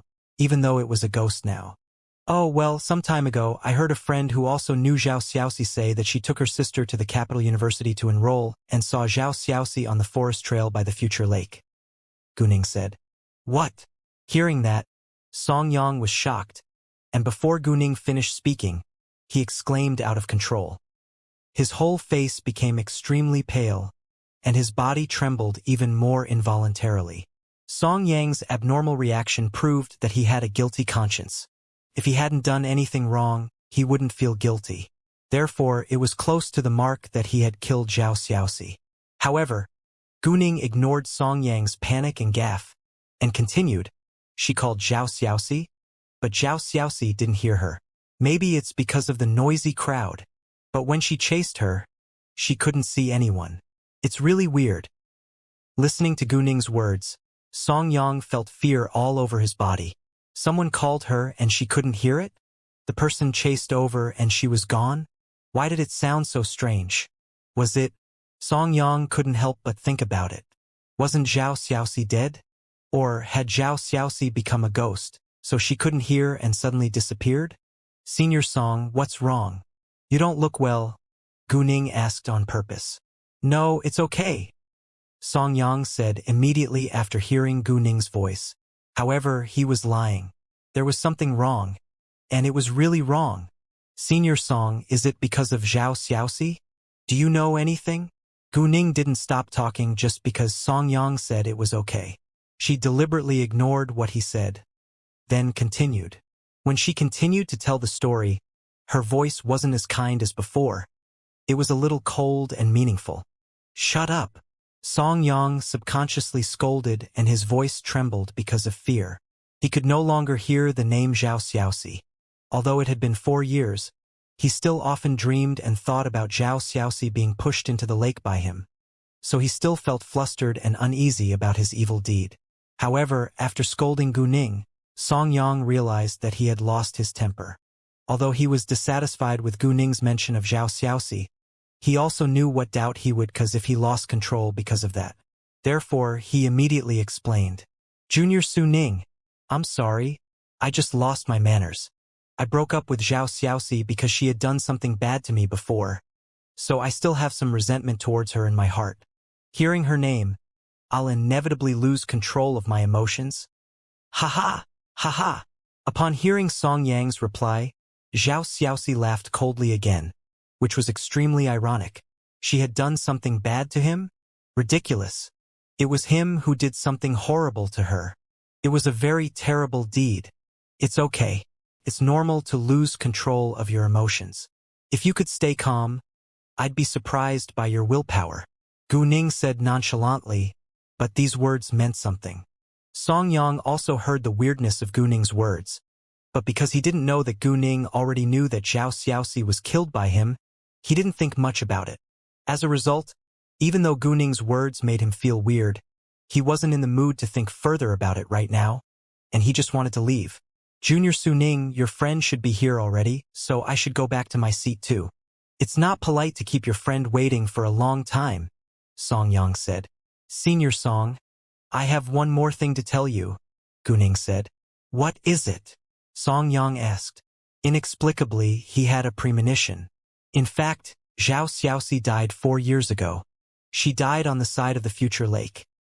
Guning looked at Song Yang, her expression clearly showing coldness, and her voice became low as well. She said that for the purpose of telling Song Yang that Zhao Xiaoxi was dead, because Zhao Xiaoxi was killed by him. He must be clearly aware of that. Guning's purpose was simply to raise the matter deliberately and to see Song Yang's reaction. Song Yang was shocked when he heard that. His body became weak and he almost couldn't stand firmly. He looked at Guning in horror. You. How could she know that Zhao Xiaoxi already died 4 years ago? She also knew that Zhao Xiaoxi died at the side of the future lake. No one knew about that and no one should know. It should be like a stone sinking into the bottom of the lake, unable to stir up any wind and waves. Did she see what he had done that day? Thinking of that, Song Yang looked at Guning, feeling more alert and uneasy. He finally realized that it wasn't a coincidence that he met her, but she came to him deliberately. Because I saw it. Gu Ning guessed what Song Yang was thinking in his mind, and replied to him with honesty. You? Song Yang stiffened. Did she really see it? Although Gu Ning said so, Song Yang wasn't sure whether she was telling the truth, so he didn't know what to say for a while. He didn't want to admit the fact that Zhao Xiaoxi was killed by him because if he admitted it, it would cause a lot of trouble. If this woman did see it, did she have any evidence? If there was no evidence, he didn't need to be afraid of her. But if there was evidence, although Song Yang was terrified and uneasy, he had to force himself to calm down, because only by calming down could he deal with it. What exactly did you see? Song Yang asked tentatively, wondering how much this woman knew and whether there was any evidence. Senior Song, do you really want me to say it? Gu Ning asked with an evil smile. Song Yang opened his mouth and wanted Gu Ning to say it, but he was afraid of what Gu Ning would say. When the words came to his lips, it became a question. What exactly do you want to do? To kill you, of course, Zhao Xiaoxi said. Her gloomy voice showed the intent to kill, and Song Yang felt a chill again and his body trembled in fear. Although Zhao Xiaoxi knew that Song Yang couldn't hear it, it still couldn't help but want to speak out and vent its emotions. Nothing at all. Gu Ning laughed, seeming harmless, as if she really didn't want to do anything. But Song Yang wouldn't believe it now. If she wanted to do nothing, why did she suddenly bring it up? Since you don't want to do anything, why did you bring it up all of a sudden? Do you think I'll believe it? Song Yang asked. His attitude towards Gu Ning had changed, and he became cold, harsh, and unkind. Because he had already seen that this woman was obviously unkind to him, there was no need for him to have any good attitude towards her either. However, Song Yang didn't dare to treat her badly, because she might have the goods on him. If he annoyed her and she did something he didn't want her to do, it would be terrible. It doesn't mean anything. I just want to know whether Zhao Xiaoxi's death has something to do with you, Gu Ning said. She looked so calm that it seemed she wasn't talking about the life and death of people, but about what they had eaten today. It made people wonder what she wanted to do. Zhao Xiaoxi's death has nothing to do with me, Song Yang firmly denied. Whether this woman had evidence or not, he couldn't admit it. It's not true, Zhao Xiaoxi retorted subconsciously. Her death was clearly caused by Song Yang, and she was afraid that Gu Ning would believe in Song Yang. So she immediately said to Gu Ning, It was him. It was him who killed me. Gu Ning naturally couldn't say anything to it at this time. She just glanced at it and gave it a look to comfort it. She wasn't stupid and wouldn't believe whatever Song Yang said. She had her own judgment. But your reaction has betrayed you, Gu Ning said with a smile. She didn't feel displeased by Song Yang's denial. On the contrary, it was clear that Song Yang wouldn't admit it so easily. Miss Su, everything needs evidence. You can't say I'm guilty without evidence, Song Yang said coldly. This was also a test. He was testing whether she had any evidence. I don't have evidence. If I had evidence, you wouldn't live well until now. Gu Ning smiled, still seeming harmless. Although Gu Ning said she had no evidence, Song Yang was still uneasy. He was uneasy about the existence of someone who knew that he had killed Zhao Xiaoxi. Therefore, cruelty flashed in Song Yang's eyes. Gu Ning certainly saw it, but she didn't care about it. Song Yang was too weak to be a threat to her after all. Moreover, since it was determined that he was the murderer who killed Zhao Xiaoxi, then his good days would come to an end. At this time, Gu Ning calmly touched Zhao Xiaoxi and put it into her telepathic eye space. All right, I should go out now. Mr. Song, enjoy yourself. Gu Ning stopped arguing with him and wanted to leave. Wait! Seeing that, Song Yang immediately stood in her way. Since she knew of his crime, he wouldn't let her leave right now. Anything I can help you with, Mr. Song? Gu Ning asked. What the hell do you want? Song Yang asked. He knew that she mentioned it to him in order to do something, so he wasn't sure that he was safe. Song Yang couldn't relax. After all, it was about his future, and he couldn't take it lightly. Didn't I tell you? I won't do anything, Gu Ning said, looking sincere. Even if she said that, Song Yang refused to believe her. Do you think I'll trust you? Song Yang said. Believe it or not. Gu Ning didn't care, and was about to leave, but was blocked by Song Yang again. Mr. Song, please get out of my way. Otherwise, I might accidentally say something that shouldn't be said, and Mr. Song might get in trouble. Gu Ning threatened. You? Song Yang was angry, but he was naturally unwilling to let her leave. She might tell other people about his dirty secret if she left. Oh hey Song Yang, good for you. You're here for a date with a beauty. No wonder you went to the washroom for so long. I didn't see you when I went there. At this moment a male voice came. It was a friend of Song Yang. Someone interrupted them, so Song Yang was displeased, because it would be difficult for him to continue talking to Gu Ning about this matter when another person was here. Hi, beauty, may I know your name? The man greeted Gu Ning and stared at her with a filthy look. Hello, my name is Su Ning. Sorry, but I have something to do, so I need to go in first. Gu Ning hated the man's gaze, but she still gave him a perfunctory answer. Before the man could reply, she directly walked away. You? Song Yang wanted to stop her, but he couldn't say anything even if Gu Ning stayed, so he gave up. Tut, tut, why didn't you bring her to see us? She's such a beauty. What? You want to keep her as your own? The man teased Song Yang. Although Song Yang was married, for them, even if they were married, it was very normal for them to have several mistresses. Song Yang was in a bad mood now, but he couldn't show it in front of his friends, so he pretended to be relaxed and said, Nonsense, just an alumnus, and I don't know her. She knows me, and just came over to say hello to me. Oh, I see. Hearing that, the man felt disappointed. Since Song Yang didn't know the woman, he couldn't get to know her through him. Alright, you guys keep on enjoying yourself. Just now my wife called me and told me to go home. I need to leave now. Otherwise I'll be in trouble. Song Yang wasn't in the mood to play around any longer, so he made up an excuse to go home. Song Yang often used this excuse, so his friends were already used to it. Because they knew his situation, they didn't force him to stay. After Song Yang returned to the bar, he looked around, trying to find Gu Ning, but failed. Because there were too many people in the bar, it wasn't easy to find a certain person.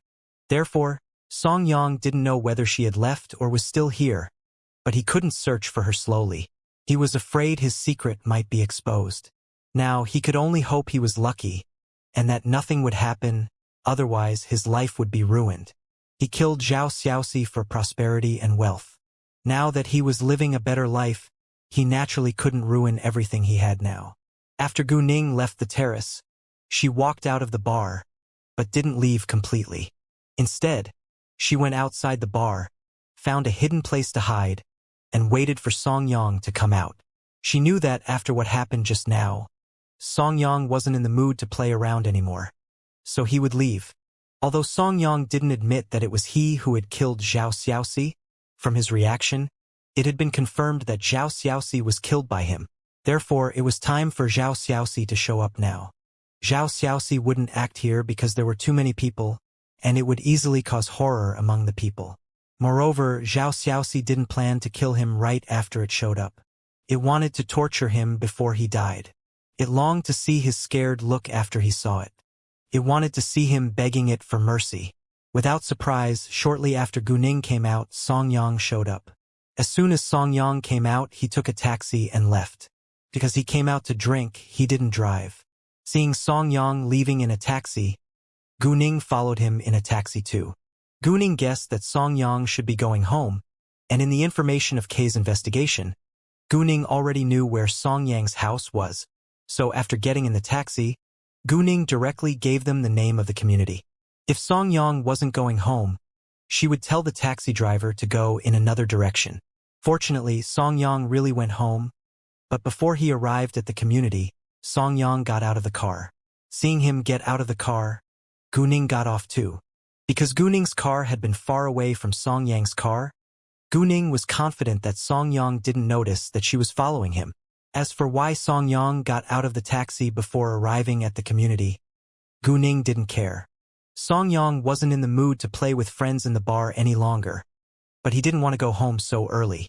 Now he was in a bad mood, so he wanted to have some fresh air outside first. The place where Song Yang got off the taxi was a park, which was a perfect place for a walk. Coincidentally, It also gave Zhao Xiaoxi a good opportunity to carry out her plan. When people had bad luck, they could be unlucky all the time. The more afraid Song Yang was to be in trouble, the more likely he would be in trouble. It was his fate. Because of the cold weather, there weren't many people in the park and Song Yang walked towards an empty place, which made it easier for Zhao Xiaoxi to take action. Gu Ning came to a place that was out of sight of the surveillance cameras and let Zhao Xiaoxi out. Because it was a water ghost, there was a puddle of water on the ground right after Zhao Xiaoxi came out. Gu Ning took out the Taoist talisman Shangguan Yang gave her and said, "This Taoist talisman can make you appear for a quarter of an hour, which is 15 minutes, so you can only take revenge on Song Yang. As for the others, I'm afraid there is no chance to take revenge." So, Gu Ning didn't finish, but the meaning was already obvious. Although Song Yang was the murderer of Zhao Xiaoxi, its stepmother was behind the scenes, so Zhao Xiaoxi hated not only Song Yang, but also its stepmother. Therefore, if Zhao Xiaoxi still wanted to avenge its stepmother, there would be no chance because it was impossible for Gu Ning to ask Shangguan Yang for another Taoist talisman for Zhao Xiaoxi. Knowing that this Taoist talisman could make it appear and kill Song Yang with its own hands, Zhao Xiaoxi was very excited. It always hoped that it could kill Song Yang with its own hands. It was only a pity that Zhao Xiaoxi could only take revenge on Song Yang. But since it could only choose one, Song Yang would be its choice. After all, Song Yang killed her with his own hands. Thank you. Although I cannot retaliate against that woman and it's very disappointing, if I can only choose one target, I still want to retaliate against Song Yang. After all, he killed me with his hands. Don't worry, as long as I retaliate against Song Yang, I'll let go of all my obsessions, Zhao Xiaoxi said. Great, but I promise you that if I meet that woman someday, I won't let that woman live a good life, Gu Ning said. Not because of kindness, but because she just wanted Zhao Xiaoxi to stop dwelling on that woman. The obsession could dissipate on its own and it would go into reincarnation afterwards. Although Zhao Xiaoxi said that it would let go of all its obsessions, some obsessions were hard to give up. So in order to make sure it could do that, Gu Ning had to give it a promise. Thank you. Zhao Xiaoxi didn't refuse, because it didn't want that woman to live a good life. Therefore, when it heard Gu Ning's words, it was willing to let go of its obsession and resentment towards that woman. Without further ado, Gu Ning immediately stuck the Taoist talisman on Zhao Xiaoxi's body, and in an instant, Zhao Xiaoxi's transparent soul body became an entity. Do you need a dagger? Gu Ning asked. Yes, said Zhao Xiaoxi. Gu Ning immediately took out a bronze dagger from her telepathic eye space and handed it to Zhao Xiaoxi. Zhao Xiaoxi took the dagger, thanked Gu Ning, then floated towards Song Yang. There were surveillance cameras in the grove, but Zhao Xiaoxi, as a ghost, couldn't be captured by the surveillance cameras even if it had a Taoist talisman, because there was still a magnetic field problem. Therefore, Zhao Xiaoxi didn't need to avoid the surveillance cameras, and went straight to Song Yang. Song Yang came to a slightly secluded place alone, and there was no one around him, so Zhao Xiaoxi appeared directly behind him. Song Yang. An ethereal and gloomy voice came from behind, which shocked Song Yang, and he turned around immediately. When he saw a woman dressed in white with black hair and a face pale as paper, Song Yang was taken aback again and took a few steps back. However, what was even more shocking was yet to come. After stepping back a few steps, Song Yang could finally see the person's face clearly. Wasn't that Zhao Xiaoxi? Why you? Song Yang's eyes widened, seeming to bulge out, and his face turned pale with fright. His whole body trembled, and his feet kept backing away. How could it be possible? Wasn't Zhao Xiaoxi dead? How would she appear here? Wasn't she dead? No, she looked very abnormal, because her feet were off the ground. Was she a ghost? That idea immediately made Song Yang want to run. But as soon as he turned around, Zhao Xiaoxi flashed away and appeared in front of him again. Song Yang turned around at once, but it was still the same, so Song Yang almost had a breakdown and was scared to death. He slumped on the ground in the end. Why? Want to run? Ha ha! Zhao Xiaoxi smiled sarcastically, looking at Song Yang, as if he was a contemptible wretch making trouble. He was in its hands now. It was impossible for him to run away. Why you?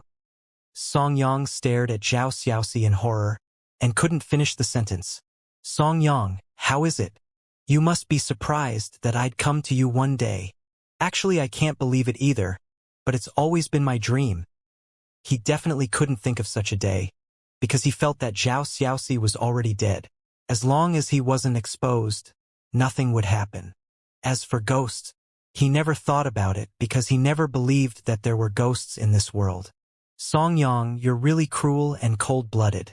For wealth and fame, you killed me and our baby. Song Yang, it's so cold in the lake. Can you see it? My whole body is wet, and I am wet wherever I go. Song Yang. With a plop, Song Yang suddenly knelt down in front of Zhao Xiaoxi, crying and begging, Xiaoxi, please let me go. I know I was wrong. Please forgive me. He knew that if he didn't beg for mercy, he was really doomed. Unfortunately, no matter how much he begged for mercy, Zhao Xiaoxi wouldn't let him go. Seeing Song Yang Chao kneeling down and begging for mercy, Zhao Xiaoxi laughed. But that laughter was very gloomy and terrifying. After laughing for a while, Zhao Xiaoxi suddenly stopped and became violent. Let you go? In your dream. Do you know that I've wanted to kill you the entire time? No, Xiaoxi, I know I shouldn't have done that. Please let me go. Please forgive me. Song Yang kept on begging Zhao Xiaoxi. He didn't want to die. He didn't want to die at all. Do you really realize it's wrong? Zhao Xiaoxi asked. Its voice softened slightly, which gave Song Yang the illusion that Zhao Xiaoxi was moved, and he became a little happy. Yes, I know it's wrong. Since you know it's wrong, then go to hell and repent, Zhao Xiaoxi said coldly, then stopped wasting time on Song Yang. She held a dagger and went to stab Song Yang. No! When Song Yang saw that, his eyes widened and he wanted to resist, but he was already unable to do that. He watched as the dagger in Zhao Xiaoxi's hand pierced his chest. The next second, blood spurted out. You? Song Yang wanted to say something, but couldn't utter another word. He was reluctant to accept this result. If he knew that one day Zhao Xiaoxi would turn into a ghost to seek revenge on him, he wouldn't have killed her 4 years ago. For his own fame and wealth, he would still attack Zhao Xiaoxi, but he wouldn't have killed her directly. Zhao Xiaoxi was afraid that Song Yang wouldn't die from a single stab, so it pulled out the dagger and stabbed him again and again. It didn't stop until it was sure that Song Yang was really dead. When Song Yang died, Zhao Xiaoxi suddenly felt relieved. The obsession that had tortured it for many years was also released and gradually dissipated. Zhao Xiaoxi returned to Gu Ning and solemnly thanked her. After that, Zhao Xiaoxi's soul gradually became transparent, and finally turned into a mist and drifted away. Now Gu Ning's task was over, so she left. Song Yang's body was found by someone who came to the park for a jog the next morning. Then the person immediately called the police. After investigating the scene and monitoring the surroundings, the police didn't find any trace of the murderer, which was quite troublesome. The news was quickly posted on the internet, and everyone naturally cursed the murderer. However, some people said that Song Yang must have done something heinous that caused the killing. Not only innocent people would be killed, sometimes bad people were killed because they had done something that harmed others, which caused revenge. Either way, the case of Song Yang being killed went viral, and the police were also publicly looking for witnesses. The result was that they found nothing. After all, from the surveillance cameras, no one was close to Song Yang's location at that time. At that time, there were many people walking in the park, but it happened that there was no one within a radius of 200 meters from Song Yang. So no one saw the murder, and there was no one who heard Song Yang's shout either. They also couldn't expect that the murderer was actually a ghost, and after the murder, it disappeared completely. As an accomplice, Gu Ning wasn't affected at all. In the morning, Miao Jingjing told Gu Ning what she planned to do. She had always liked flowers. She used to like to grow flowers by herself, so she wanted to open a flower shop, but she lacked money, so Jing Yuniao would invest. The two of them would start the business together. Jing Yuniao also felt that she couldn't be idle all the time. She didn't need to make a lot of money, but at least she could support herself and didn't need to rely on others to live. In addition, being idle like this was quite boring, so she had to find something meaningful to do. If so, Gu Ning naturally agreed. Cultivation was meant to be boring. If she didn't find something to do, it would be even more boring. Gu Ning couldn't help them with other things, but she could accompany them to find a store. So at 9 a.m., they went out together. In fact, Gu Ning could help them solve the problem of looking for a store with just a call, but they felt it was more meaningful to do it by themselves. Since they wanted to do business, they had to do it by themselves so that they could learn. The flower shop that Jing Yuniao and Miao Jingjing wanted to open would mainly sell potted plants. When they had that idea, they also went online to learn what kind of flowers or plants were more popular now. After the survey, they found out that the most popular plants were succulents, so they decided to focus on succulents. Gu Ning thought it wasn't a bad idea, but now there were a lot of succulent plant sellers. They had to do better than others, otherwise it would be difficult to stand out. Therefore, Gu Ning proposed that she would also invest, but not to invest money. She would provide them with magical power liquid. As long as a drop of magical power liquid was applied to the roots of the succulents would look more beautiful and live longer than ordinary succulents. It seemed to be a waste of magical power liquid by doing so. After all, a single power crystal could sell for a lot of money, but a pot of succulent plant was only worth a few dozen or hundreds of yuan. After adding water to a power liquid, a power crystal could provide at most dozens of drops. Obviously, there was no profit. However, for Gu Ning, the magical power liquid didn't require any cost, and it was inexhaustible. Therefore, it was a dead thing without any meaning if it wasn't put into use. So it was better to take it out and use it to do something meaningful. Both Jing Yuniao and Miao Jingjing approved of that. They knew the value of the power crystals, so they felt that Gu Ning's contribution was the greatest. Therefore, Jing Yuniao and Miao Jingjing agreed to make Gu Ning the majority shareholder with the highest share, but Gu Ning refused. Although Gu Ning provided them with magical power liquid, she didn't need to pay for it, and it didn't cost her anything, so she would be the third shareholder. The first shareholder was Jing Yuniao, holding 50% of the shares. The second shareholder was Miao Jingjing, holding 30% of the shares, and Gu Ning held 20%. Because Gu Ning insisted on doing that, Jing Yuniao and Miao Jingjing agreed. Although the flower shop wouldn't make a lot of money, since Gu Ning was involved in it now, she wouldn't make their shop just a small flower shop. She would develop the flower shop into a studio to attract more customers. More people would come to their shop to buy stuff. Therefore, when they looked for a store, they tried to find a bigger one. Although they might lose money at the beginning, it was very normal in business. Nothing good came without risk, so they could start to make money after losing it for a while. Even if they lost money, it was nothing to them. After all, they only needed to spend hundreds of thousands of yuan on a flower shop. Gu Ning and the others directly came to the flower market, looking for the store while also observing other flower shops. Without surprise, they saw a lot of succulent plant shops and many people bought them. In that case, they had more confidence. Mother, I think we can grow a lot of succulents in Xiaoyao Mountain Villa by ourselves. Not only can they be sold, but it's also a different landscape in the villa, Gu Ning said. Right, Xiaoyao Mountain Villa has large vacant land for planting. If we plant them by ourselves, the cost will be lowered. At the same time, we can also plant other plants. Jing Yuniao immediately agreed upon hearing that, and thought it was an excellent idea. Leave it to me to find a flower wholesaler. After I find it, we can go buy the goods together, Gu Ning said. No problem, said Jing Yuniao. The flower market was very large, and it took a long time for them to finish a tour. They also saw a lot of empty stores waiting for new owners. However, most of them were very small, so Gu Ning was dissatisfied. There was a store which met Gu Ning's requirements, but the location was relatively inside and less conspicuous, so the flow of people was half of what the front part of the market had. Anyway, Gu Ning believed that good wine needs no bush. As long as they could run the business well, they wouldn't lack customers. Therefore, even though Jing Yuniao and Miao Jingjing were dissatisfied with it at the beginning, they accepted it after hearing Gu Ning's explanation. Therefore, Gu Ning immediately called the owner to talk about the lease of the store. Since it was a rented storefront, the owner's phone number was naturally hung outside the door. Before the owner came, they continued to walk around. However, this time something happened. When a middle-aged man passed by Miao Jingjing with a pot of marsh clivia, he suddenly bumped her. Then he exclaimed and the potted flower in his hand fell to the ground. This accident immediately attracted the attention of many people, But Miao Jingjing was confused. She didn't understand why this man would come to bump her.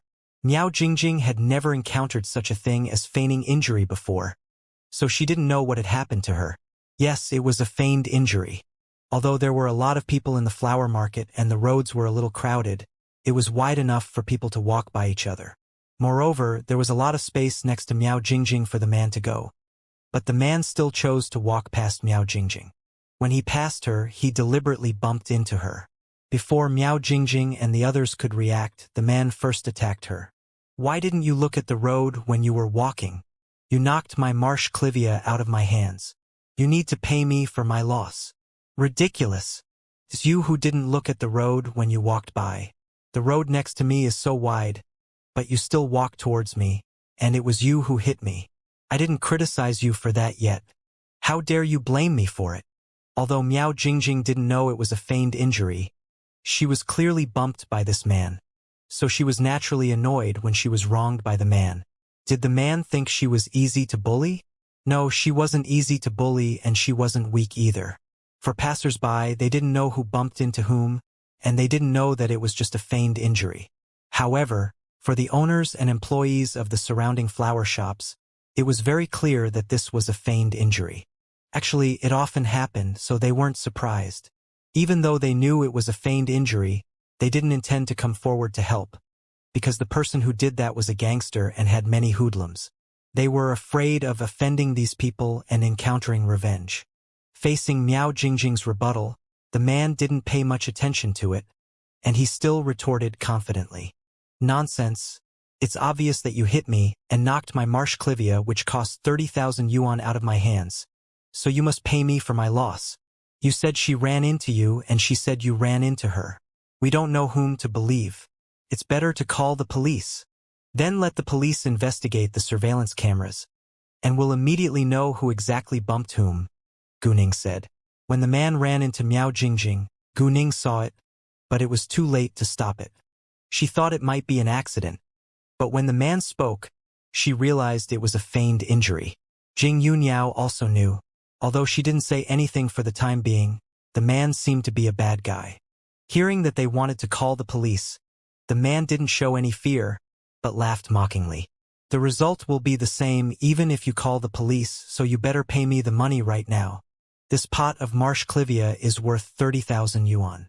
I'm not an unreasonable person, so you can just pay me 20,000 yuan. The result of calling the police would be the same." The man obviously meant to tell them that the police would be on his side, so even if the police came, they would still lose money. Even though other people didn't know it was a feigned injury just now, they should realize it at this moment. This man feigned an injury, but claimed he wasn't an unreasonable person, which was so shameless. In fact, if he wasn't shameless, he wouldn't have done the feigned injury. However, even though everyone knew that it was a feigned injury, no one stood out for Gu Ning, because they also heard this man say that it was useless to call the police. Obviously, he had a relationship with the police. As a result, if they stood out, they might not be helpful and might even get in trouble. "It'll be the same even if we call the police? Do you mean whoever bumped whom, we have to pay you?" Gu Ning asked. "Yes," said the man arrogantly. He had done this many times before and he had never failed. "It turns out that the police aid and abet you to defraud people." Gu Ning sighed helplessly. Although she knew that there were bad people everywhere, it was still disappointing when she encountered them. "Nonsense. The police don't aid and abet me. Don't hurl the blame at me. I didn't defraud you. She obviously knocked it out of my hands." Upon hearing Gu Ning's words, the man yelled angrily. Although it was the truth, it would cause trouble if it went public. "Nobody is dumb here, and we all know what exactly has happened. Don't think we're easy to bully." Gu Ning stared at the man mockingly and released pressure. The man surprisingly felt stressed, so he became a little scared of Gu Ning. He was afraid that she had connections too. If he continued to blackmail them, he might be the one who was caught. However, he felt it was also possible that Gu Ning just pretended to be powerful to scare him. Thinking of that, the man believed there was nothing to be afraid of, so he made up his mind and raised his voice again. "Don't scare me. Pay me 20,000 yuan, or you can't leave." Gu Ning looked at the marsh clivia that was thrown to the ground and said, "The roots of this pot of marsh clivia are rotten, and it will not live long, so it is not worth much at all. You asking us for 30,000 yuan is blackmail." "You?" The man was startled, and he didn't expect Gu Ning to know that the roots of the marsh clivia were already rotten. After everyone learned that the roots of this marsh clivia was already rotten, they all felt sorry. If it was healthy, it would be worth 30,000 yuan. Most of them were ordinary people, so 30,000 yuan was a lot of money for them. "Well, I can pay you 1,000 yuan for it. If you want to sell, I'll take it. If you don't sell it, then forget it, but if you want us to pay you money for the loss, it's impossible," Gu Ning said. It wasn't because she was kind, but because she could save this clivia, so its value would be a lot more then. Marsh clivia wasn't cheap. If the roots of this marsh clivia weren't rotten, it would be worth about 30,000 yuan. However, after this marsh clivia came into her hands, she could use magical power to cure it, and it could also make the variety better. Therefore, its price would be more than 30,000 yuan, and 50,000 yuan was a conservative price. "What? 1,000 yuan? It's too little." "No way." Once the man heard Gu Ning's reply, he was furious. This pot of marsh clivia was really rotten, and it couldn't live long. It wasn't worth much, but 1,000 yuan was too little. If its roots weren't rotten, it would be worth 30,000 yuan. However, it was precisely because the roots of this marsh clivia were rotten that it was worthless. Otherwise, he wouldn't have taken it out to cause a feigned injury. He would have sold it directly in the market, and it would quickly be sold. "Too little? Okay, then I don't want it. Anyway, you and I know the cause of the matter. There are surveillance cameras above our heads. Even if you have a relationship with the police station in this area, I can go directly to the Public Security Bureau. So, if you continue to cause us trouble, I'll stay with you to the end to see who'll win," Gu Ning provocatively said with great confidence. She didn't seem to be acting, but was telling the truth. "You?" The man was mad, but he was timid in the face of Gu Ning's confidence. This was the capital after all, and there were countless people of power in this city. He could offend someone he shouldn't mess with if he wasn't careful. Although 1,000 yuan was very little, he would be dragged into trouble if he didn't sell it. At that time, he wouldn't get a yuan, let alone 1,000 yuan. 1,000 yuan is too little. I need more. The man was reluctant to give up, so he negotiated with Gu Ning. However, once he said it aloud, it meant he compromised. "If you say one more sentence, I won't buy it even if its price is 1,000 yuan, said Gu Ning. "Well?" The man hesitated. He was unwilling to sell it to Gu Ning for 1,000 yuan. But if he didn't sell it, no one would pay any money for it. He wanted to be tough and order Gu Ning to give him 20,000 yuan. But he was afraid that she was someone he shouldn't mess with. Although he often did bad things, it didn't mean he was afraid of nothing. All right, just give me 1,000 yuan. In the end, the man compromised. As for why Gu Ning spent 1,000 yuan to buy this dying marsh clivia, the man didn't think about it at all. Gu Ning took out 1,000 yuan and gave it to the man. Then the man left. Gu Ning quickly agreed this time because the man knew when to give in. If he didn't stop arguing with her, she would teach him a lesson with her fists. After that, Gu Ning bought a flower pot in the shop next to them and replanted the clivia. In public, Gu Ning couldn't put magical power into the marsh clivia right away, but it wouldn't die so soon. After it was done, Gu Ning and the others left and returned to the store to rent. After about 5 minutes, the owner came. Although it was Gu Ning who made the call, after the owner came, Jing Yunyao came forward to talk about the business. Jing Yunyao had run a business before, so she knew how to do the deal. The owner was an upright person and the rent price was very fair, but the owner also honestly told Jing Yunyao and the others that his son was a gambler and had lost a lot of money. Therefore, his son always wanted to steal this store and might come to make trouble later. The former renter ended the lease because his son made trouble, so the owner told them to consider it carefully. However, both Jing Yunyao and Miao Jingjing weren't worried about that. Although Jing Yunyao wouldn't be in the shop often and Miao Jingjing lost her talents as a cultivator, she was still very good at martial arts, so she wouldn't be afraid. However, Jing Yunyao also made it clear that if the owner's son really caused them trouble, they would beat his son. They asked the owner whether they would be held accountable. They wouldn't use great strength anyway. Hearing that, the owner sighed and said that he wouldn't blame or sue them, but his son might and he couldn't stop his son.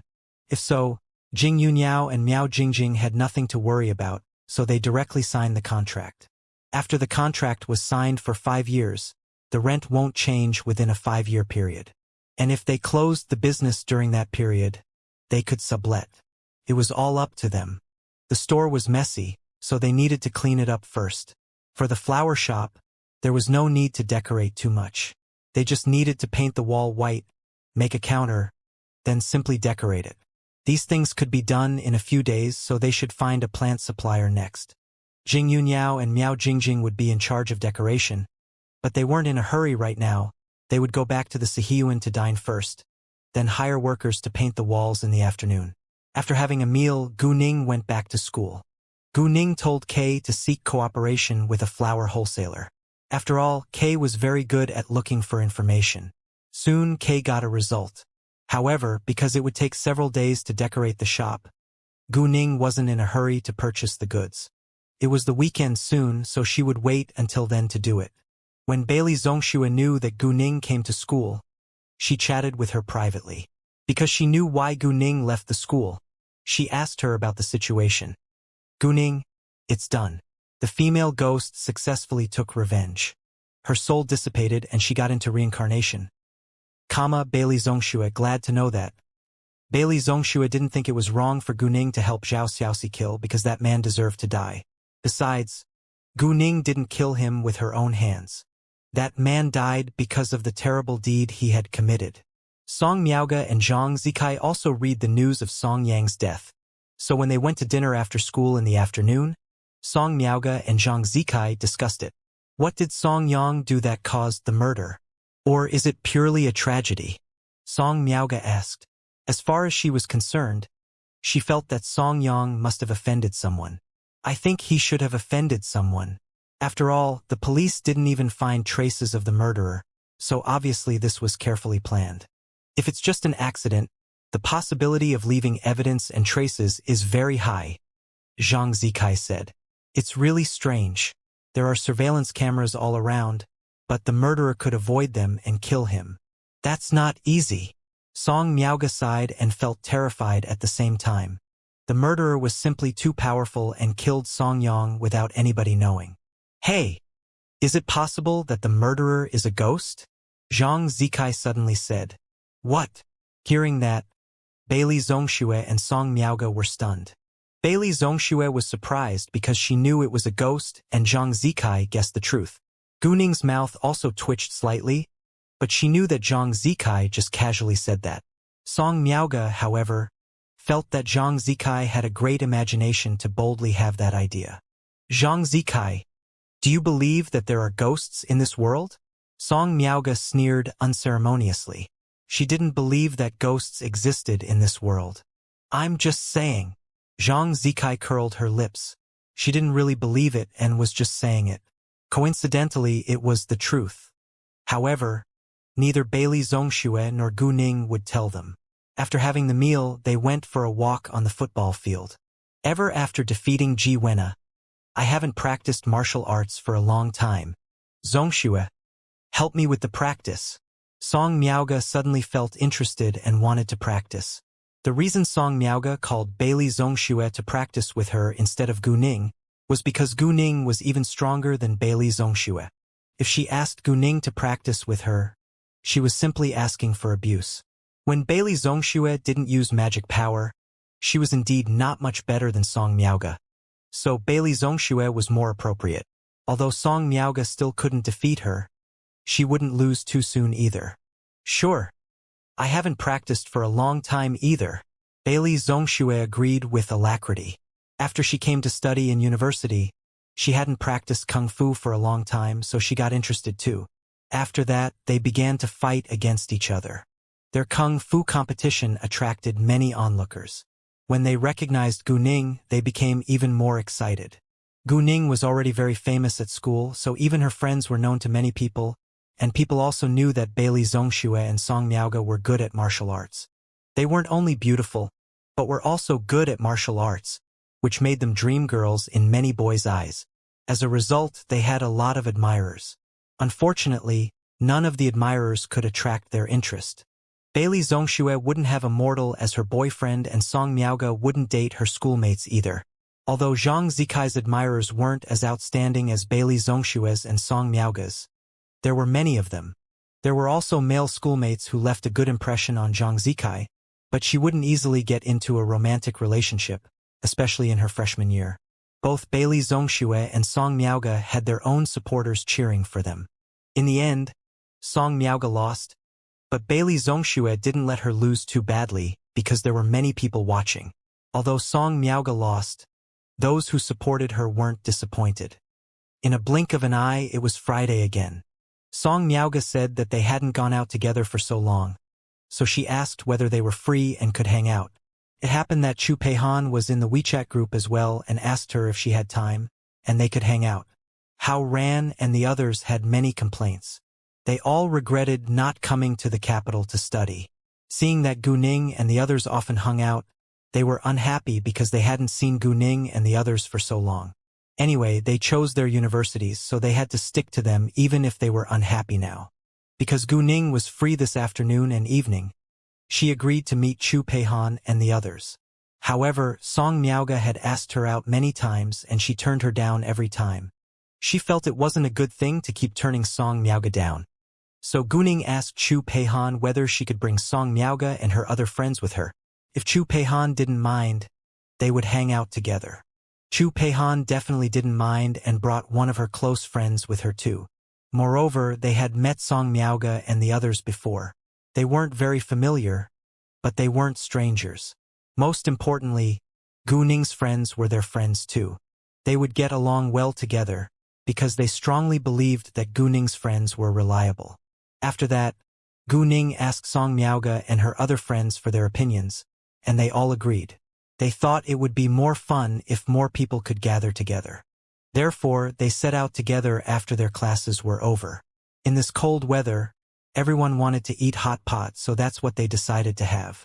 Once they finished the meal, they went to sing in a KTV. Because their schools were all in the Haiqing district, they dined and had fun in a KTV in the Haiqing district. Chu Peihan arrived first. She came with Shi Xiaoya. Mu Ku and Yu Mixi came later. In the end, Gu Ning brought Bailey Zhongxue and the others. They weren't too late. After they met, they introduced themselves and exchanged greetings. "Hey, where's your older brother?" Chu Peihan asked Bailey Zhongxue. When Chu Peihan asked Bailey Zhongxue about Bailey Zhongyang, she seemed to be in love and was totally different from her usual self, which surprised Shi Xiaoya and caused her to become alert. Did Chu Peihan admire Bailey Zhongshue's older brother? Bailey Zhongxue was so beautiful, so her older brother must be handsome too. If so, her older cousin would be in danger. When Chu Peihan asked Bailey Zhongxue about her older brother, she seemed to be in love, but she was very violent to Han Qinglin. There was a huge gap. Shi Xiaoya felt sorry for her older cousin, but no matter what, she had to help him. "He should be at home now," said Bailey Zhongxue. She didn't hate Chu Peihan's attitude towards Bailey Zhongyang, although she didn't know how Chu Peihan felt about Bailey Zhongyang. She only hoped Chu Peihan didn't have special feelings for Bailey Zhongyang, because it was impossible for them to be together. "Will you run tomorrow morning?" Chu Peihan asked, showing obvious anticipation. Bailey Zhongxue was amused and said, "As long as it's not rainy, we usually get up to run in the morning." "Great, boss. I'll go to stay in your place tonight. I'll meet my dream man tomorrow coincidentally," said Chu Peihan to Chu Peihan. "Sure, but I'll be busy tomorrow." "I can't treat you," said Gu Ning. "It's fine. I can enjoy myself with Zhongxue. Even if Zhongxue isn't free, I can stay with Beiying," said Chu Peihan. She wasn't a kid, so she didn't need Gu Ning to take care of her. "Chu Peihan, you really surprised me. We've been friends for a long time, and you're always a strong girl. But today you showed a gentle side." Shi Xiaoya sighed, then asked, "Tell me, do you like Bailey Zhongshue's older brother?" In fact, the last sentence implied Shi Xiaoya's purpose. "Do you know what a dream guy is?" "A dream guy is the man I look up to. It has nothing to do with romance," Chu Peihan said. It meant that Bailey Zongyang was just her idol and it had nothing to do with feelings. Even if Chu Peihan said that, Shi Xiaoya was still nervous and stayed alert. Although Chu Peihan denied that she liked Bailey Zongyang right now, she might change her mind in the future. When Bailey Zongxue heard that Chu Peihan didn't like Bailey Zongyang, she felt relieved because it was impossible for them to be together. And Chu Peihan was Gu Ning's friend, so she didn't want her to get hurt. As they chatted, they talked about Mu Ku. Because they were all girls, while Mu Ku was the only boy, Chu Peihan joked. Mu Ku, what's your feeling when you're the only boy among 7 girls? Mu Ku actually felt quite uneasy, and he became even more nervous when Chu Peihan asked him that question. If there were only Yu Mixi, Gu Ning, and Chu Peihan, he wouldn't have any different feelings because they were very close. Gu Ning and Chu Peihan were his close bros. However, there were a few unfamiliar girls here, so he felt a little uneasy. However, even if Mu Ku was nervous, he still did his best to stay calm. Nothing special. Nothing special? I don't believe it. You must be feeling super good now. You said that simply because you don't want Mixi to be mad, said Chu Peihan. Yu Mixi understood that Chu Peihan was just joking and she trusted Mu Ku, so she wasn't annoyed or displeased at all. Although Mu Ku had no other feelings other than being uncomfortable and what Chu Peihan said wasn't true either, he knew that women were always sensitive, so he was worried about what Yu Mixi might be bothered. Why can't you focus on eating? Stop talking nonsense now. Mu Ku argued with Chu Peihan, but he wasn't angry. It was just a joke, and Chu Peihan knew where to stop, so she didn't continue and changed the topic. As they chatted with each other, they brought up the case about Song Yang again. It was big news and the murderer hadn't yet been found. I mean, it's a bit weird. Many people on the internet have raised doubts, saying that it might have something to do with ghosts. Chu Peihan said, "Do you believe in ghosts?" Shi Xiaoya asked disdainfully. Chu Peihan opened her mouth, but didn't say anything. She undoubtedly believed in ghosts, because she didn't forget her experience of encountering zombies last time. However, she couldn't tell Shi Xiaoya. I didn't say I believe in ghosts. I just said many internet users have that idea, said Chu Peihan. Shi Xiaoya didn't talk further about that topic with Chu Peihan. They didn't know much about the case and people could kill without attracting a lot of attention, otherwise there wouldn't be fugitives. After having the meal, it was 8 p.m., which was too early to sing songs at a KTV, but they already agreed to go, so they went directly there. Among them, only Gu Ning drove a car and she came with Bailey Zongxue and the others. When they left, she shared her car with them too, and Chu Peihan and the others took a taxi. It seemed a little unfair, but her car couldn't accommodate so many people, so some of them had to take a taxi. Chu Peihan and the others didn't think it was a big deal, so they didn't take it to heart and directly took a taxi. They booked a luxurious private room with not many bottles of alcohol. They preferred to not drink much, because it wasn't healthy and would cause trouble if they got drunk. When it was about 10 p.m., Shi Xiaoya went outside to pick up a call. After a while, she came in with another person. It was Han Qinglin. As soon as Chu Peihan saw Han Qinglin, she rounded her eyes in shock. Why was he here? Song Miaoga, however, stood up excitedly and asked, "Are you Han Qinglin?" Obviously, Song Miaoga recognized Han Qinglin. To her surprise, Han Qinglin appeared here, so she was very excited to see him. Zhang Zikai also recognized him and was excited, but she was shyer than Song Miaoga. Bailey Zongxue didn't know Han Qinglin. She wasn't attracted to him either, so she felt nothing when she saw Han Qinglin. Gu Ning and the others had seen Han Qinglin before, so they were only a little surprised to see him here. "Hi, everyone. I'm Han Qinglin." Han Qinglin greeted them of his own accord. He had none of the arrogance of a celebrity. I just went out and coincidentally saw Senior Han, so I invited him to come in and have a seat. Do you mind?" Shi Xiaoya said, feeling a little embarrassed. At the same time, she was slightly guilty because she brought Han Qinglin in without their permission.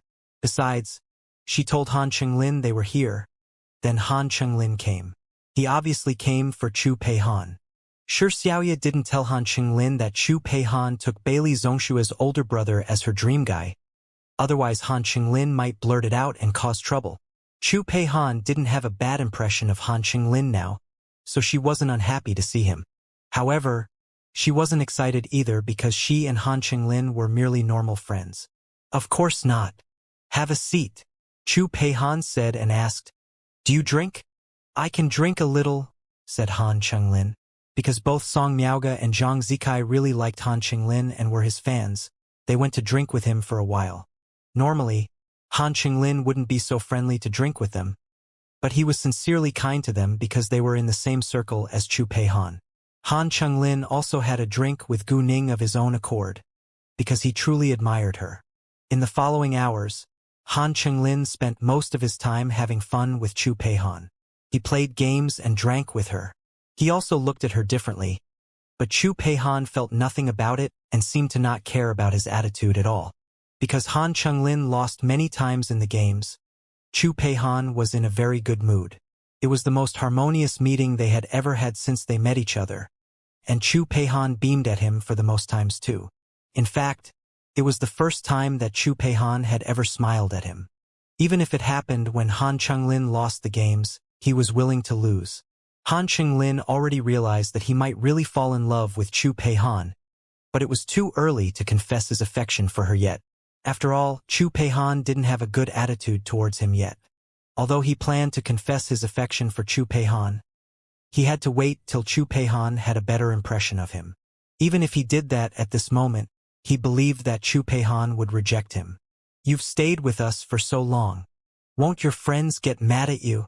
All of a sudden, Chu Peihan asked Han Qinglin, and Han Qinglin's good mood was damaged. "It's fine. Actually, I didn't want to play with them, so I went out to have some fresh air. I met Shi Xiaoya by chance. I heard you were here, so I came over. It's more fun to be with you." Han Qinglin lied without feeling guilty at all. Fine. Since Han Qinglin said that, Chu Peihan didn't continue to talk about it. She didn't want him to feel that she was chasing him away. Even though she didn't have a good impression of Han Qinglin, it wasn't so bad that she would chase him away. When it was about 11 p.m., they left the clubhouse. Before they left, Zhang Zikai called her home and told her family's chauffeur to come pick her up, and she drove Song Miaoge home. Han Qinglin wanted to drive Chu Peihan home, but Chu Peihan turned him down because she left with Gu Ning. Because of that, Han Qinglin decided to send Shi Xiaoya home. Although other people didn't know Han Qinglin's relationship with Shi Xiaoya, they believed Han Qinglin wouldn't hurt Shi Xiaoya, so they weren't worried. After that, Gu Ning brought Bailey Zongxue, Chu Peihan, Yu Mixi, and Mu Ke back to Century City. After Shi Xiaoya and Han Qinglin left, Shi Xiaoya joked with him. "Qinglin, you must admit that you really like Chu Peihan now, right? It's so obvious today. Everyone could see it. Everyone could see it, except for Chu Peihan," said Han Qinglin. He sounded very upset, but it meant he didn't refuse to admit he really liked Chu Peihan. "Well, take it slowly. You didn't leave a good first impression on her after all," said Shi Xiaoya. She didn't know much about romantic relationships, but one never got a second chance to make a first impression, so it wasn't easy for Han Qinglin to change Chu Peihan's opinions about him. However, Shi Xiaoya was still surprised that Han Qinglin begged Chu Peihan to teach him kung fu and never gave up seizing all the chances to strike up a conversation with Chu Peihan. It was totally beyond her understanding. She learned all that from Chu Peihan because Han Qinglin wouldn't tell her. He did all these things, but he cared about his dignity in front of other people. In Shi Xiaoya's eyes, Han Qinglin was always proud and aloof. It was true that people changed when they fell in love. She was curious to know more about Bailey Zongxue's older brother now. She wondered what he was like and why Chu Peihan took him as her dream guy. After all, in her eyes, Han Qinglin was very outstanding. Born in a rich family, he was handsome and skilled. He was also the dream guy of many girls, but Chu Peihan was an exception. However, she also understood that Han Qinglin was attracted to Chu Peihan precisely because Chu Peihan was different. If Chu Peihan was the same as other girls and lost her reason once she saw him and began to chase him, he wouldn't pay special attention to her. People always preferred different people and stuff. The next morning, they got up to run together, then unsurprisingly met Bailey Zongyang and Bailey Zongxue. Seeing Bailey Zongyang, Chu Peihan was excited and greeted him. She also tried to talk with him. Bailey Zongyang treated her politely, not showing any impatience or dislike. After running in the morning, Gu Ning invited Bailey Zongyang and Bailey Zongxue to share breakfast at her place. Bailey Zongyang hesitated to accept her invitation because they had done that before, but he hadn't invited them to share a meal yet. Therefore, he proposed to buy them breakfast. Because the breakfast was already made at her home, Gu Ning turned Bailey Zongyang down. Bailey Zongxue insisted on going with Gu Ning, so Bailey Zongyang had to follow them. After having breakfast, Bailey Zongyang thanked them and left. Bailey Zongxue, however, didn't leave right away and stayed with Gu Ning and the others. Gu Ning also left at 9 a.m. Yesterday, Gu Ning had asked Gao Yi to prepare the truck to transport the products, so when Gu Ning left, she directly asked Gao Yi and Xiaoye to drive with her. After leaving, she went to the Sihiyuan to pick up Jing Yunyao and Miao Jingjing, then went to the XX flower base. Although owners of most flower shops tended to go to the flower wholesale center, Gu Ning directly took Jing Yunyao and Miao Jingjing to the flower base. They came today mainly to get plants to plant at Xiaoyao Mountain Villa, so they needed a lot of them. They came to the flower base to buy flowers in a large quantity, so the more they purchased, the cheaper the prices would be. Because Gu Ning and the others mainly sold succulents, they wanted a lot of succulents which could almost supply the amount of the flower shop for half a year. There were many species of succulents. Some were expensive and some were cheap, but Gu Ning and the others wanted all of them. After the flowers and plants were settled, they needed to deal with vases and flower pots. Shangyun Antique Store produced vases and flower pots, but they were much more expensive than those commonly used for displaying and planting flowers. However, expensive plants should be matched with expensive flower pots because they were high-end products. Moreover, no matter how expensive vases and flower pots were, they only cost tens or hundreds of yuan, which was affordable for many people. It simply depended on whether they were willing to pay the prices. Gu Ning went to the Shangyun Antique Store to buy some good vases and flower pots, and also went to other companies to buy some ordinary vases and flower pots. After all, not everyone was willing or felt it was necessary to buy expensive vases and flower pots. The flowers and plants were directly taken to Xiaoyao Mountain Villa, but no workers were brought with. They did the work by themselves and transplanted the plants into the garden. Several servants of Xiaoyao Mountain Villa helped them. They had taken care of the garden of Xiaoyao Mountain Villa for so many years, so they were already very skilled at planting and raising flowers and plants. They were quite professional. Therefore, with their help, Gu Ning didn't need to have any worries. Because there were too many flowers and plants, they were busy all afternoon before they finished transplanting them. After the transplantation was completed, Gu Ning let the servants rest. The next thing to do was to put the magical power liquid on the plants, and they would do it by themselves because they didn't want too many people to know. It took a lot of time to drip the magical power liquid on the plants, so when it was finished, it was almost dark. Once it was done, they decided to go have a meal. Knowing that it would take a lot of time to transplant flowers and plants, Jing Yunyao directly ordered the servants to prepare a meal for them. Therefore, they dined at Xiaoyao Mountain Villa. On Sunday, Gu Ning took Jing Yunyao and Miao Jingjing to the flower market. The painted white wall had dried for 2 days, so it was time for it to be decorated. They needed counters and shelves. Because they didn't want to waste time, they ordered them from stock. There weren't any differences anyway. At the end of the day, the decoration of the shop would be completed. The products could be brought and placed tomorrow, and the business could be open the day after tomorrow. Because it wasn't a big store, they didn't need a grand opening. When it opened, they would just call a few good friends to celebrate it. After it was set up in the afternoon, Gu Ning and the others were about to leave. At this moment, 5 young men came over and seemed aggressive. "Did you rent this shop?" the headman asked. Hearing that, Gu Ning and the others guessed that either one of these people was the son of the owner of the shop, or they were all invited by the son of the owner. Whether the son of the homeowner was there or not, their purpose of coming here was the same. The owners and clerks of the surrounding shops knew the son of the owner of this shop. The son of the owner of the shop was no among these people, but these people were all friends of his. They had helped him many times, so upon seeing these people here, they realized what they were going to do. Because of that, They felt sympathy for the owner of this shop because he had such an ungrateful, greedy son who was addicted to gambling. In the beginning, the shop was opened by the owner's own family to do business, but later because the owner's son became addicted to gambling, he lost a lot of money and came back to his father once he didn't have any money. At the beginning, the shop owner would give some money to his son, but after a long time, they couldn't afford to do it anymore. After all, their business wasn't very profitable. When the shop owner's son couldn't get the money, he became angry and smashed the shop. As a result, the shop owner couldn't run the business any longer. He had to quit and sublet the premises. However, shortly after the person who rented the shop took over the business, the shop owner's son came again and smashed it once more. He shouted that he was going to sell this shop so that he could have money to gamble. After several times of it being smashed, the renter's business couldn't go on, so the renter withdrew. Then Guning showed up after it had been vacant for a month. When others learned that Guning rented the store, some kind people came to tell her what had happened before. But Guning didn't care. Since she didn't care, outsiders couldn't say much about it. Now Guning was in trouble, so they wanted to see how she would handle it. So, Guning replied to the man. Although he was very aggressive, Guning wasn't timid. The man frowned slightly and was surprised that the girl was so courageous. She wasn't afraid of them at all, and she was aggressive too. Because of that, the man felt a little embarrassed, and his attitude immediately became a little cold. "Ha! So, I advise you to leave the store.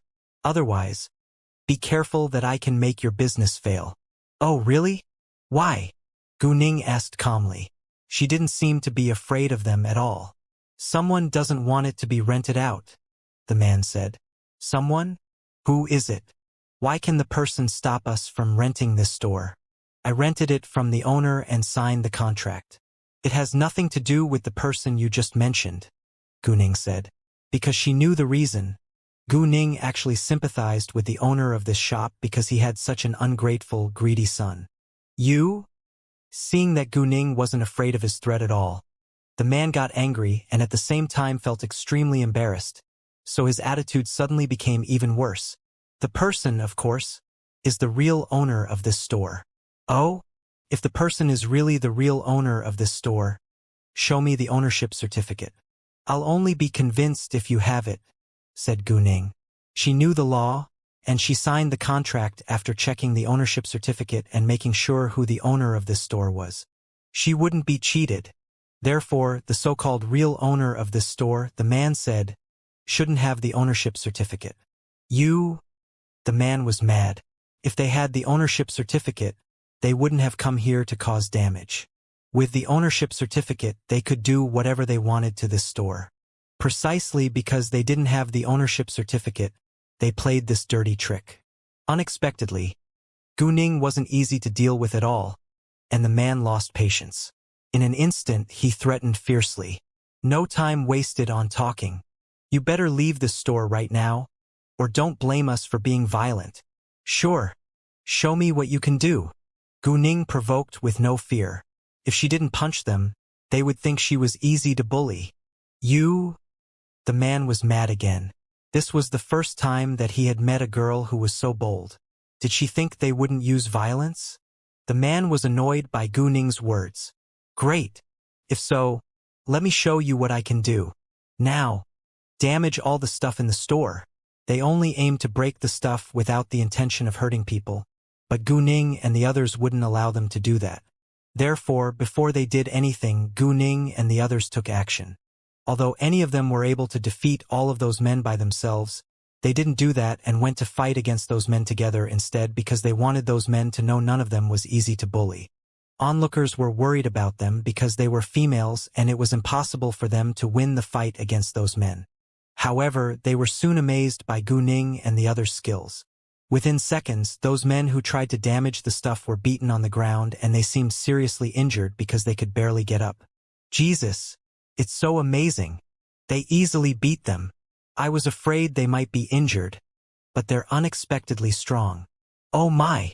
I won't dare to take women lightly now. I'm surprised they are so strong too.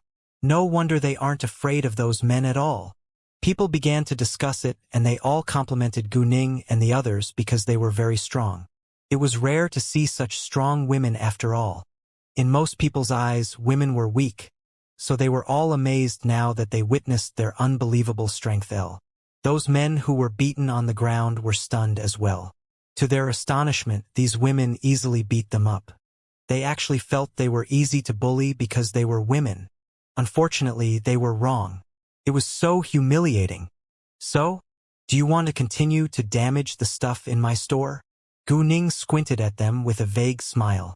It seemed that she would keep on beating them if they gave an affirmative answer, which scared those grown-up men. They immediately replied, "No, no, no."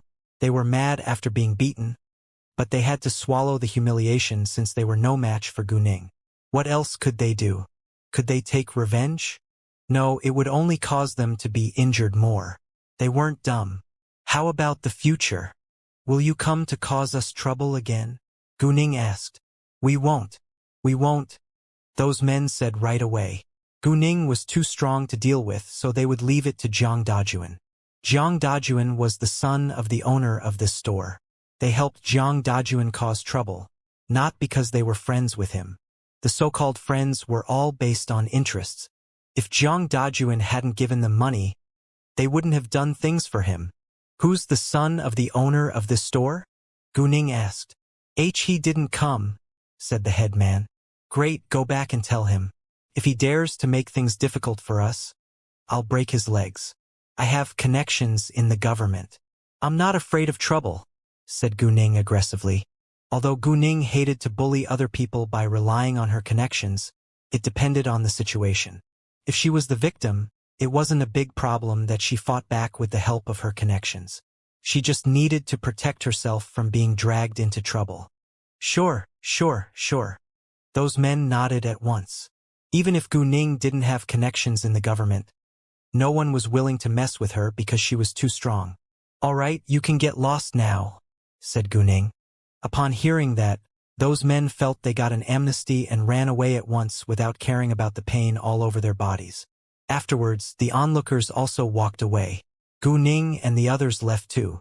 Gu Ning didn't care whether they would tell the son of the shop owner what she just said, or whether the son would listen to her words. Anyway, if he dared to cause them trouble again, she would really break his legs. Once those men left, they called Jiang Dajuan and told him what had happened. Hearing the news, Jiang Dajuan was mad and anxious. If the new renter of the store really had connections in the government, he wouldn't be able to afford the price if he caused her trouble again. However, since his father just rented the store out, his father must have some money. He failed to get money from the store, so he planned to get some money from his father. Without delay, Jiang Dajuan hurriedly went to his parents' home. After Gu Ning and the others left, they didn't go back to the Sihiyuan, but went to a shopping mall because Miao Jingjing didn't have any clothes to wear. She only had an old set, and Jing Yuniao gave Miao Jingjing what she didn't wear. So Miao Jingjing only had 2 changes of clothes. Therefore, Jing Yuniao couldn't stand it and decided to buy some new clothes for Miao Jingjing. Miao Jingjing originally refused because she was embarrassed to accept Jing Yuniao's things for free all the time, and she had already accepted a lot from her. However, Jing Yuniao said she was just lending her money, and she could pay her back after she made money. Moreover, Jing Yuniao insisted on doing it, so Miao Jingjing didn't refuse again. Why don't we just go to Gufan? I can give you the biggest discount, said Gu Ning. She was going to give Miao Jingjing an exclusive discount, because if she gave Miao Jingjing clothes for free, Miao Jingjing would be embarrassed. Why not? Jing Yuniao understood Gu Ning's thoughts, so she didn't refuse, and even if Gu Ning didn't say it, she was going to take Miao Jingjing to Gufan because she personally really liked the clothes from Gufan. They were pretty and of good quality. They were comfortable to wear too. In that case, Miao Jingjing could only thank them. Gufan was always popular, and its reputation and status in the clothing industry had also increased rapidly. Although Gu Ning's reputation had a big effect, the quality and style of Gufan could also support this brand. The branches of Gufan were also rapidly opening, and each of them was very profitable, which had attracted the envy and hatred of many peers. After that, it also caused some people to find fault and damage, even if they knew that the owner of Gufan was Guning, because not everyone was afraid of Guning and not everyone was willing to give in to Guning. Besides, since they aimed to do bad things, they would surely hide their identities. Even if it was exposed, their subordinates would be the scapegoat. Normally, unimportant people were taken as scapegoats, but it wasn't serious and nobody carried out a further investigation. If a further investigation was done, the truth would come out. In addition, managers in charge of the business dealt with the trouble very well, so they didn't report it to Guning. Although Guning was the boss, she didn't need to know everything. She would only show up when the staff in her companies couldn't handle it. After coming to the store of Gufan, all the staff who saw Guning came to greet her. And because Guning was there, the manager came out to serve her. Guning said that they could serve themselves, but the manager still stood at an appropriate distance from them. She was ready to serve them at any time. Some customers in the store learned that Guning was the boss of Gufan when the saleswomen greeted her, so they turned to look at her too. Some people had known Guning for a long time, but some didn't, so they were all surprised when they found out that the boss of Gufan was a young girl. Miao Jingjing picked up a few sets of clothes and went to try them on. Because she had a great body and beautiful face, all the clothes looked very good and suitable for her. Therefore, they didn't waste much time looking for clothes and trying them on. Before long, they bought what they needed. Wow! She's pretty and attractive. She looks beautiful in all the clothes. That blue dress I just tried. I felt it's good and was considering buying it, but now I don't have courage to put it on, a woman said publicly. But there was no jealousy in her tone. That's the case, but there is no need to care so much. Your own feelings matter most. As long as you like it and feel comfortable in it, it's enough. Anyway, it's not easy to run into other people who wear the same dress as you once you walk out of this shop, the woman's friend said. She was more open-minded. If they gave up the dress just because it looked better on someone else, they wouldn't have clothes to wear because all the clothes looked better on models. It was tiring to care about it too much. You're right, but I think I better choose other clothes, said the woman. She still felt it wasn't suitable for her.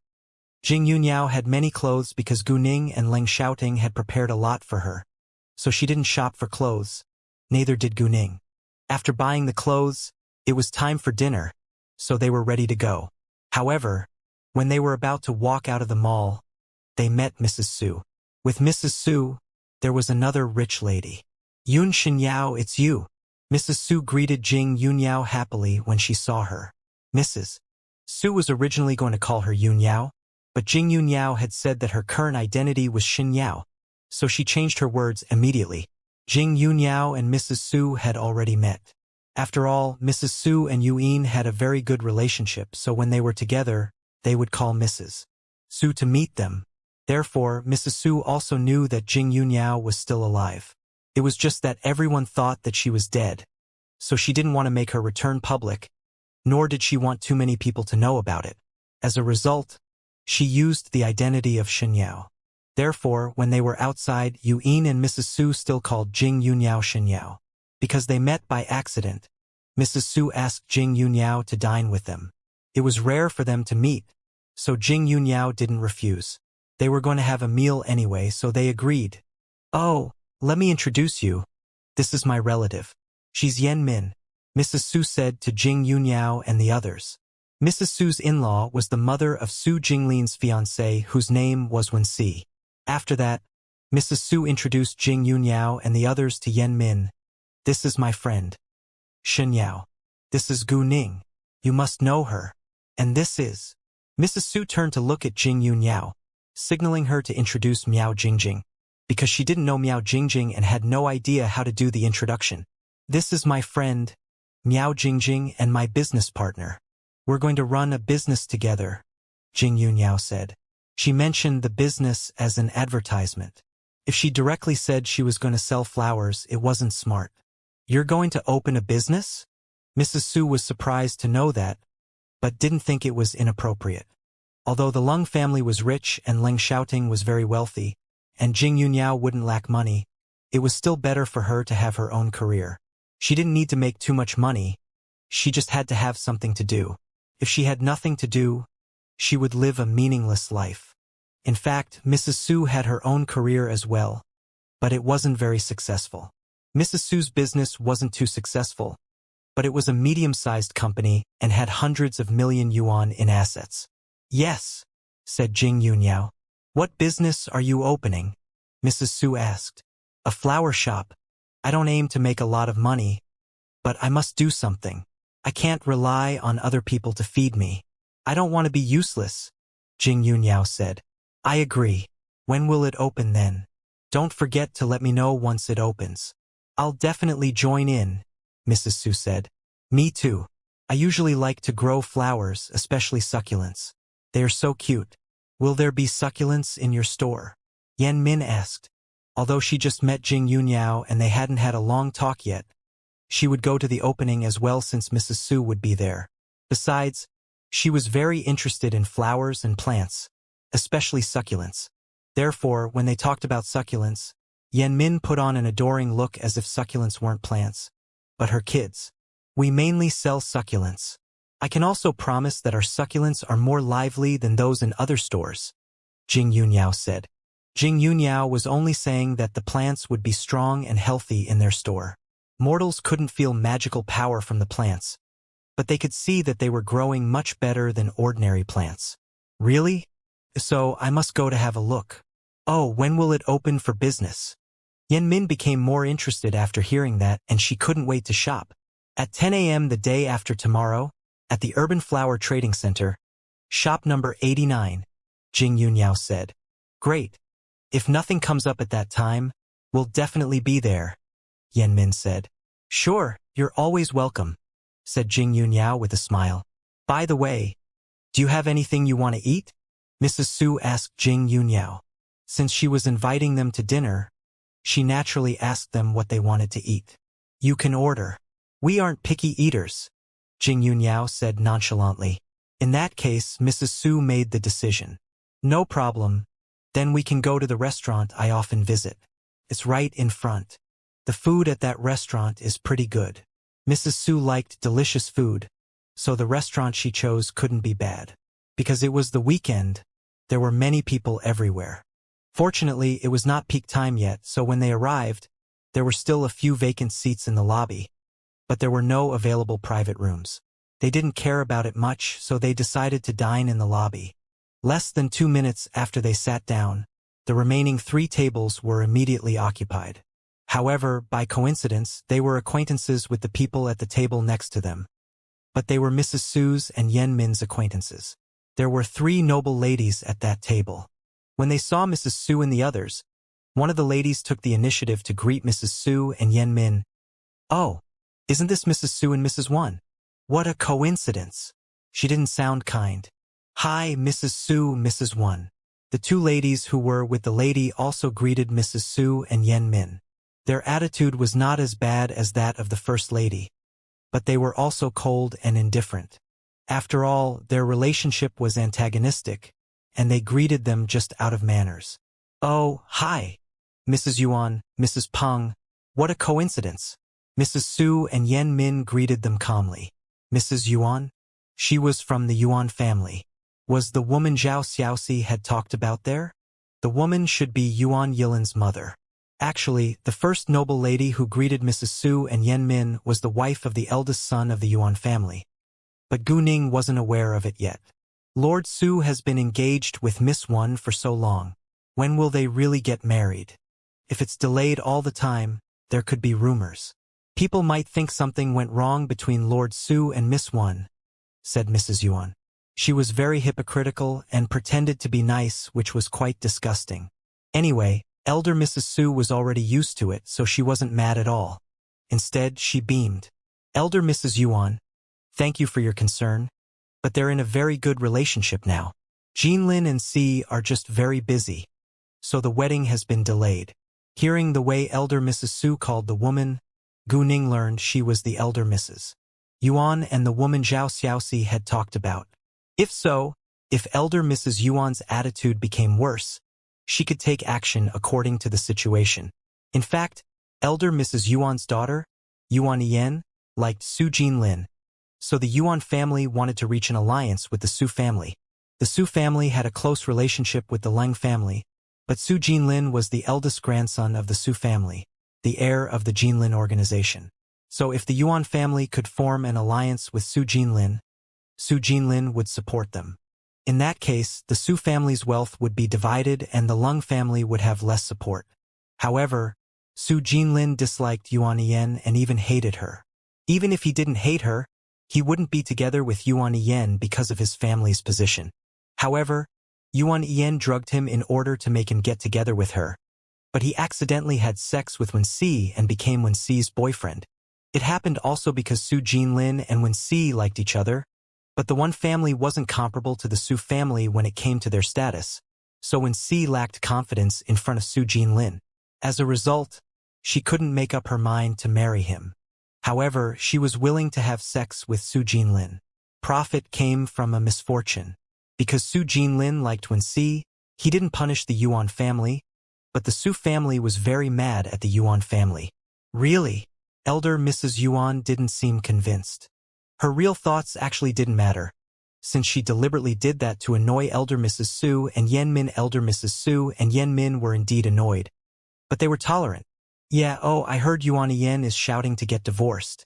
What happened? Why did she have to divorce? Elder Mrs. Su asked with concern, but she wasn't sincere. She purposely asked that question to embarrass Elder Mrs. Yuan. Elder Mrs. Su never judged other people, but it didn't mean she was easy to bully. As the matriarch of the Su family, she couldn't be weak.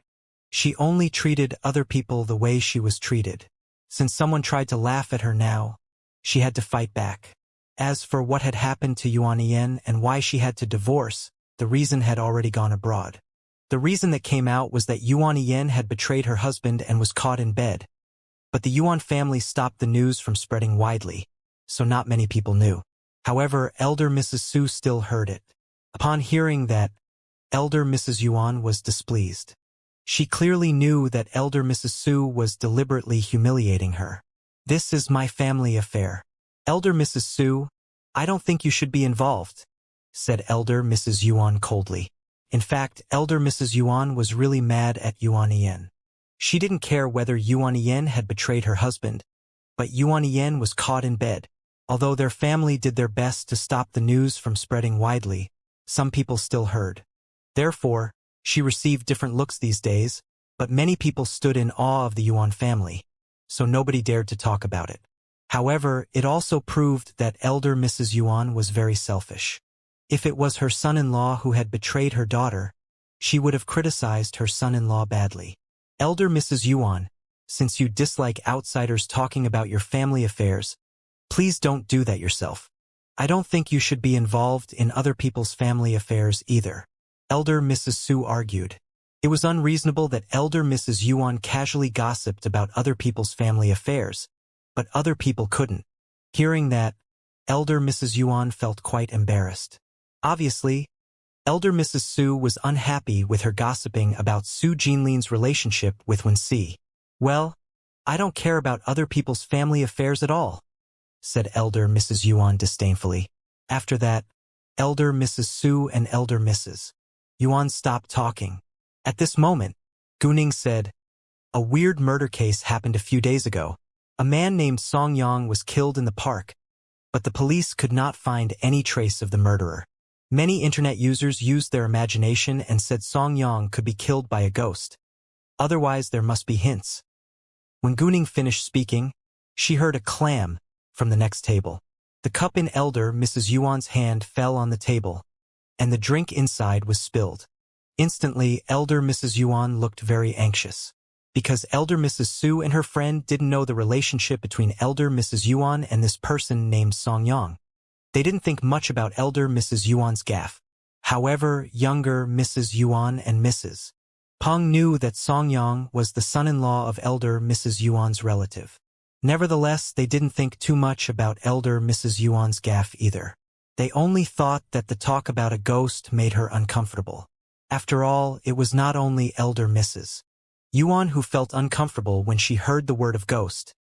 Younger Mrs. Yuan and Mrs. Peng also felt it was creepy. Haha. These internet users are really imaginative. There couldn't be ghosts in this world, said Yen Min and felt amused. Elder Mrs. Su didn't believe in ghosts either. Right? The man named Song Yang must have offended someone and was killed through a scheme. As long as the murderer was smart enough, it was very normal that the police couldn't find any hints. The man named Song Yang is really not a good person. I heard that he once had a girlfriend named Zhao Xiaoxi, but later because he met a wealthy heiress, he abandoned Zhao Xiaoxi. After that, Zhao Xiaoxi disappeared. Some people speculated it might be possible that she was killed by Song Yang, and her soul came back for revenge. Gu Ning said deliberately to Elder Mrs. Yuan. Without surprise, when Elder Mrs. Yuan heard Zhao Xiaoxi's name and about her death, she looked even more anxious because of her guilty conscience, and she unconsciously felt a little cold down her back. Although she didn't kill Zhao Xiaoxi with her hands, she made the arrangement so she caused Zhao Xiaoxi's death. It was hard for her not to feel guilty. However, when Elder Mrs. Yuan heard from Gu Ning that Song Yang might have been killed by Zhao Xiaoxi's soul for revenge, she suddenly lost control and yelled at Gu Ning, "Shut up!" Mrs. Yuan's gaffe caused many eyes to fall on her. People at other tables didn't hear Gu Ning's words, so they didn't know what had happened, but they knew they were in conflict. Actually, Elder Mrs. Su and Yen Min, as well as younger Mrs. Yuan and Mrs. Peng, only thought that Elder Mrs. Yuan had just heard the talk of a ghost and felt scared. In addition to Gu Ning, who knew the truth, Jing Yunyao and Miao Jingjing also saw Elder Mrs. Yuan panicked. Because she couldn't hide her guilty conscience, they figured out that she must have something to do with Zhao Xiaoxi's disappearance. Elder Mrs. Yuan soon realized she just lost her manners. In case other people became suspicious of her, she immediately explained, "Can't they just enjoy the meal? Why did they have to talk about ghosts? It's scary. If they want to talk about it, they can go home and do whatever they want to do there." Unfortunately, when she said that, she still failed to hide her guilty conscience. When Elder Mrs. Su and Yen Min heard that, they also felt that Gu Ning shouldn't have talked about ghosts in public. But Jing Yunyao and Miao Jingjing knew Gu Ning very well. They knew that Gu Ning did it for a reason. Other people at other tables thought that Gu Ning had scared Elder Mrs. Yuan by talking about ghosts, so they stopped watching them and continued to eat. Gu Ning didn't listen to Elder Mrs. Yuan, but said meaningfully, "Oh, I also heard Zhao Xiaoxi is an illegitimate daughter of the Yuan family." Gu Ning's voice wasn't loud, and only the people at the two tables could hear it, because her original intention wasn't to cause a scene. She simply wanted to destroy Elder Mrs. Yuan's mood. Elder Mrs. Yuan was in a complete panic. How did Gu Ning know? It shouldn't be known to many people. Even in the Yuan family, only she and her husband were aware of it. Thinking of that, Elder Mrs. Yuan subconsciously asked, "How did you know?" Once she said it aloud, everyone looked surprised, especially younger Mrs. Yuan. She was also a member of the Yuan family, but she knew nothing about it. Although Gu Ning only mentioned the Yuan family and didn't point out its eldest son, Elder Mrs. Yuan's reaction said everything. In that case, Zhao Xiaoxi's disappearance or death might have something to do with Elder Mrs. Yuan. That was younger Mrs. Yuan's subconscious thoughts. Many other people had the same idea, if Zhao Xiaoxi really disappeared or died. No one could accept illegitimate kids, especially people like Elder Mrs. Yuan, who was very domineering. By now, Elder Mrs. Su and her friends realized that Gu Ning deliberately brought up Zhao Xiaoxi to annoy Elder Mrs. Yuan. She didn't know why Gu Ning did that, but she had to be doing that for a reason. However, it was just a guess that Zhao Xiaoxi's disappearance and death might have something to do with Elder Mrs. Yuan. Without evidence, it meant nothing, and Gu Ning just said Zhao Xiaoxi could be killed by Song Yang. Elder Mrs. Su and Yen Min had that idea because they didn't know Elder Mrs. Yuan's relationship with Song Yang, but younger Mrs. Yuan and Mrs. Peng were aware of it. Therefore, even if it was Song Yang who killed Zhao Xiaoxi, Elder Mrs. Yuan wasn't completely innocent. However, none of them knew what really had happened to Zhao Xiaoxi, so they didn't dare to think too much about it nor say anything about it. Once Elder Mrs. Yuan asked that question aloud, she changed her attitude before Gu Ning could answer it. No, I mean you should stop. I don't know Zhao Xiaoxi at all. She can't be my husband's illegitimate daughter." Even though Elder Mrs. Yuan denied it, her reaction proved everything. Did I say she's your husband's illegitimate daughter? There are many members in the Yuan family. Didn't you just tell the truth by denying it? Gu Ning said, feeling amused. You, Elder Mrs. Yuan was mad. She knew it was useless now no matter how she explained it. No one would believe her, so she gave up explaining it. The next second, she stared at Gu Ning fiercely and coldly threatened her. Who are you? Aren't you afraid to get in trouble for damaging the Yuan family's reputation? She was trying to put pressure on Gu Ning with the influence of the Yuan family. Although Gu Ning came with Elder Mrs. Su, the Su family wasn't comparable to the Yuan family, so the Elder Mrs. Yuan didn't think Gu Ning could be more influential than the Yuan family. Those children of families who enjoyed the same high status as the Yuan family were very familiar to Elder Mrs. Yuan. After all, there were only several influential families who were as influential as the Yuan family. Will the Yuan family punish people for telling the truth? That's horrifying, Gu Ning said in great shock, as if the Yuan family was an evil family. You? Elder Mrs. Yuan was furious and gave Gu Ning a glare. Shut your mouth now. Don't damage the reputation of our family. Although they did become violent because of unimportant things, they didn't want their reputation to be damaged. The more influential a family was, the more it cared about its reputation. Therefore, they normally wouldn't do bad deeds by themselves. Instead, they would hire other people to do that. Even if their dirty secrets were exposed, other people would be the scapegoat. So what did you mean by saying that just now, Elder Mrs. Yuan? Do you think I can't understand a threat? Gu Ning asked bluntly. You? Elder Mrs. Yuan was full of anger because Gu Ning had the gift of gab.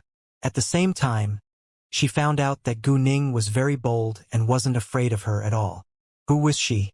Elder Mrs. Yuan was very curious and asked, Who are you? Me? Oh, I'm Gu Ning, the fiancé of Leng Xiaoting, who's the eldest grandson of the Leng family, said Gu Ning. Hearing that, Elder Mrs. Yuan and her companions were surprised. Leng Xiaoting's fiancé? How come they didn't know Leng Xiaoting was already engaged? I didn't know Leng Xiaoting is already engaged, said Elder Mrs. Yuan with doubts. That's because we keep a low profile. We didn't hold a grand engagement party. It's just an engagement instead of a wedding. Our families shared a meal and settled the betrothal. That's it, said Gu Ning. Gu Ning is indeed Xiaoting's fiancé, said Elder Mrs. Su. She knew they hadn't formally gotten engaged yet, but it was settled since the two families agreed. Because Elder Mrs. Su proved it, Elder Mrs. Yuan didn't doubt it again. However, even though Gu Ning was Leng Xiaoting's fiancé, she wasn't afraid at all. On the contrary, she said unfriendly, Oh, no wonder you have no respect for the Yuan family. It meant Gu Ning was relying on the Leng family's influence to bully her. Elder Mrs. Yuan, you're wrong. First, I have respect for the Yuan family. Actually, in my eyes, everyone is equal. I won't fawn over you just because your family has a high status. Second, you jumped into my conversation by yourself. Couldn't I retort after you snapped at me?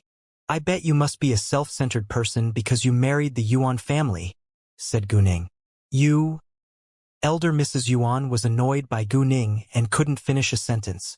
Although Gu Ning said everyone was equal in her eyes, it meant she didn't take Elder Mrs. Yuan seriously. Elder Mrs. Yuan was furious that Gu Ning slighted her. However, it was the truth that Gu Ning argued with her after she jumped into their conversation and snapped at her. In that case, if Elder Mrs. Yuan kept on making things difficult for Gu Ning, she would really be regarded as a self-centered person. She was selfish, arrogant, and self-centered, but it didn't mean she was stupid and shameless. If Gu Ning was an ordinary girl, it wasn't a big deal, but she was the future granddaughter-in-law of the Leng family. If Elder Mrs. Yuan didn't stop arguing with her, it could soon become a conflict between the Yuan family and the Leng family, which wouldn't do Elder Mrs. Yuan any good. Very well. What a girl with the gift of gab. Great. I shouldn't argue with you any longer today. But kid, you better not be so naive. People aren't equal in today's society. There are classes and power means everything. So, learn to keep a low profile, said Elder Mrs. Yuan to educate Gu Ning. She wouldn't continue to argue with Gu Ning, but still refused to lose face. Therefore, she made that speech in order to make other people believe she stopped arguing with Gu Ning because she was tolerant instead of lacking abilities to defeat Gu Ning. Gu Ning couldn't deny elder Mrs. Yuan's words, and she actually agreed with her on that, but it didn't matter. She would be arrogant when it was necessary. Well, I also have advice for you, elder Mrs. Yuan. Although power is influential, it can't do anything beyond the law. If you're guilty, you will end up in jail sooner or later, said Gu Ning meaningfully. She stared straight at elder Mrs. Yuan as if she could see through her. Elder Mrs. Yuan also felt it, so she avoided Gu Ning's eyes. However, an idea dawned on elder Mrs. Yuan. Gu Ning suddenly brought up Song Yang and Zhao Xiaoxi just now in front of her. Could Gu Ning really know something about it? Thinking of that, elder Mrs. Yuan had a premonition. Although she doubted whether Gu Ning really knew something, she didn't dare to ask about it. If Gu Ning didn't know, her dirty secret would be exposed if she asked her about it. Anyway, since both Zhao Xiaoxi and Song Yang were dead, no one would know what she had done. As long as she kept the secret properly and refused to admit it, no one could do anything to her. Thinking of that, elder Mrs. Yuan relaxed a little and stopped arguing with Gu Ning. She turned to eat her food. However, after what had happened just now, she already lost her appetite, but she forced herself to have some food in order to not let other people see her guilty conscience. Unfortunately, no matter how elder Mrs. Yuan tried to compose herself, other people already learned what they should know. Elder Mrs. Su and Yen Min were unwilling to cause more trouble, so they didn't add fuel to the flames. Elder Mrs. Yuan lost her appetite, but Gu Ning enjoyed the food very much. She kept on complimenting the dishes, which made elder Mrs. Yuan even unhappier. She really wanted to throw her chopsticks down and walk away, but she had to keep her manners. Younger Mrs. Yuan and Mrs. Peng understood that elder Mrs. Yuan was in a very bad mood, so they finished eating as soon as possible, then left quickly. Once they were gone, elder Mrs. Su asked Gu Ning, "Gu Ning, did you deliberately talk about Song Yang and Zhao Xiaoxi?" Although she asked that question, she actually already had the answer. Even if Gu Ning didn't do it on purpose, elder Mrs. Su didn't feel it was wrong or inappropriate. Although she didn't know much about Gu Ning, she could see that Gu Ning wasn't an unreasonable person. So, Gu Ning must be causing elder Mrs. Yuan trouble for a reason. Yes, I did it on purpose. In fact, I found out what had happened between Song Yang and Zhao Xiaoxi by accident. I went to a bar for fun and saw Song Yang talking with a woman on the terrace. I have a good hearing, so I heard their conversation. The woman was Zhao Xiaoxi's friend. She asked Song Yang whether he killed Zhao Xiaoxi. Song Yang didn't admit it, but his response proved Zhao Xiaoxi's death has something to do with him. Afterwards, I learned from their conversation that Zhao Xiaoxi is an illegitimate daughter of the Yuan family's eldest son. Elder Mrs. Yuan wanted to get rid of her, so she paid Song Yang to deal with Zhao Xiaoxi for her. Shortly after Zhao Xiaoxi disappeared, Song Yang got together with the daughter of elder Mrs. Yuan's relative. They got married after graduation. Song Yang's family's business developed rapidly after he married, so it obviously has something to do with elder Mrs. Yuan, said Gu Ning. Gu Ning said that to them in order to explain her behavior towards elder Mrs. Yuan earlier. At the same time, she knew they wouldn't tell other people.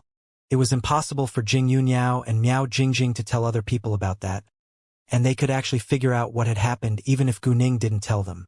After hearing Gu Ning's explanation, both elder Mrs. Su and Yen Min took a long breath in. To their surprise, the truth was so scary.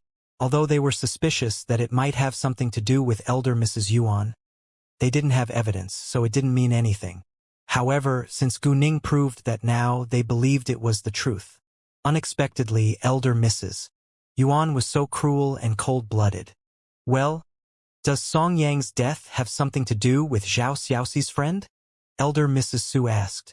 I don't know, but don't tell other people what I just told you, or I'll get in trouble. Gu Ning trusted them, but she still reminded them to keep it a secret. Don't worry, we won't tell anyone else. Elder Mrs. Su and Yen Min also understood the importance, so they showed their attitude right away. As soon as elder Mrs. Yuan walked out of the restaurant, she separated from Mrs. Pong, but she said before leaving, I hope you can keep what has happened today among us. Zhao Xiaoxi is indeed Wenye's illegitimate daughter. I hated her, but I wouldn't do anything to hurt her, so please don't think too much about it. Elder Mrs. Yuan understood she couldn't keep the fact that Zhao Xiaoxi was Yuan Wenye's illegitimate daughter a secret forever, so she admitted it right away. They were close friends after all. However, she couldn't admit that she caused Zhao Xiaoxi's death, and she had to make it very clear in case younger Mrs. Yuan and Mrs. Peng became suspicious. Because of that, younger Mrs. Yuan and Mrs. Peng were less suspicious of elder Mrs. Yuan. But they weren't fully convinced. Anyway, even if it really had something to do with elder Mrs. Yuan, they wouldn't tell other people because it wouldn't do them any good. Sure, we understand, said younger Mrs. Yuan and Mrs. Peng.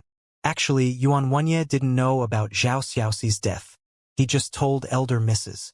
Yuan to give Zhao Xiaoxi a certain amount of money and let her leave the capital and stay away from the Yuan family for the rest of her life. Therefore, Yuan Wenye always believed that Zhao Xiaoxi was left with the money. Elder Mrs. Su and the others kept on enjoying their meal and casual chat.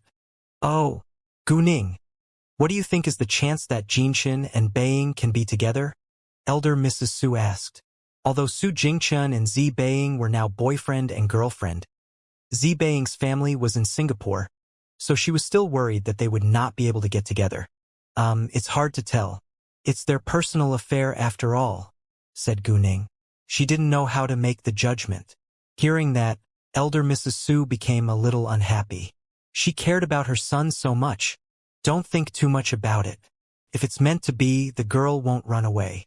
If it isn't, you can't force her to stay, said Yen Min to comfort elder Mrs. Su. It was hard to manipulate a romantic relationship. Right, no need to think much about it. Give them some privacy, said Jing Yunyao. I can't wait to see them get married right now, said elder Mrs. Su. That night, elder Mrs. Yuan had a nightmare. She dreamed that Zhao Xiaoxi came to her for revenge. She was so scared that she called out in her dream, No, no, no! The movement of elder Mrs. Yuan immediately awakened Yuan Wenye, who was beside her pillow. Yuan Wenye woke up and saw that Mrs. Yuan was having a nightmare, so he shook her at once. Yuru, wake up, wake up. Elder Mrs. Yuan's full name was Zhang Yuru. Zhang Yuru didn't wake up and continued to shout in horror, No! Don't come to me! Don't come to me! I didn't kill you! I didn't! When Yuan Wenye heard that, he was shocked into a cold sweat. Although Zhang Yuru said, I didn't kill you, Yuan Wenye wasn't a simple-minded person. From a psychological perspective, if Zhang Yuru said that, whether the person was killed by her or not, the death of this person must have something to do with her. Otherwise, she wouldn't dream that the person came to pay her back. Who was the person killed by her? Yuan Wenye wasn't timid. He had harmed a lot of people before for benefits, but he had never killed. Therefore, even though he was bold, he was afraid of killing. At this moment, Yuan Wenye didn't bother to wake Zhang Yuru up. Instead, he directly asked, Who was killed? Although Yuan Wenye wasn't sure whether he could get the answer, he still had to give it a try. When people were talking in their dreams, they could really blurt their secrets out. Zhao Xiaoxi, don't come to me. Don't come to me. I didn't kill you. I didn't. Zhang Yuru could hear Yuan Wenye's question, or it might have been a coincidence, but she said Zhao Xiaoxi's name aloud. Hearing that, Yuan Wenye had a shiver run through him, and he couldn't believe his ears. What? Zhao Xiaoxi was dead? It had something to do with Zhang Yuru? Didn't she tell him that Zhao Xiaoxi already left the capital with the money and would stay away from the Yuan family forever? It seemed, although Zhao Xiaoxi was only an illegitimate daughter and Yuan Wenye disliked her, she was his daughter after all. If she just left the capital, it would be fine, but if she died, he would still be somewhat uncomfortable. The most important thing was that Zhao Xiaoxi's death had something to do with Zhang Yuru, which was unacceptable in his eyes. Zhang Yuru, wake up now! Yuan Wenye immediately pulled Zhang Yuru a few times rudely and shouted angrily. At this time, Zhang Yuru was awakened. Because of the nightmare, Zhang Yuru was sweating profusely. After discovering that the horrifying scene just now was just a dream, Zhang Yuru was relieved. But when she saw Yuan Wenye madly glaring at her, she was a little puzzled. "Honey, what's wrong?" Zhang Yuru knew that she had a nightmare. She dreamed that Zhao Xiaoxi had come to her to seek revenge, but she didn't know that she had said something that shouldn't be said and Yuan Wenye had heard it. So she didn't think Yuan Wenye was mad because of Zhao Xiaoxi. "You had a nightmare," Yuan Wenye said solemnly, holding back his anger. Zhang Yuru didn't think further about it and said, "Yes." At this moment, Zhang Yuru was still a little frightened. Luckily, it was just a dream. "What did you dream about?" Yuan Wenye asked. Zhang Yuru was a little guilty when she heard that, and she subconsciously avoided his eyes. "Yeah, but it's nothing. I just dreamed of ghosts." "Ghosts? Did you do anything shameful?" Yuan Wenye asked and curbed his anger. "How is it possible?" Zhang Yuru subconsciously denied it after hearing that, but she seemed more guilty by denying it too quickly. "How long do you plan to keep it a secret from me? Tell me, what did you do to Zhao Xiaoxi?" Yuan Wenye couldn't stand it any longer, so he asked angrily. Upon hearing that, Zhang Yuru was stunned. How did he know what she had done to Zhao Xiaoxi? Could it be that when she was dreaming, she told the story? "You killed her, right?" Yuan Wenye deliberately asked to trap her. "It's not me. It was Song Yang," Zhang Yuru subconsciously retorted.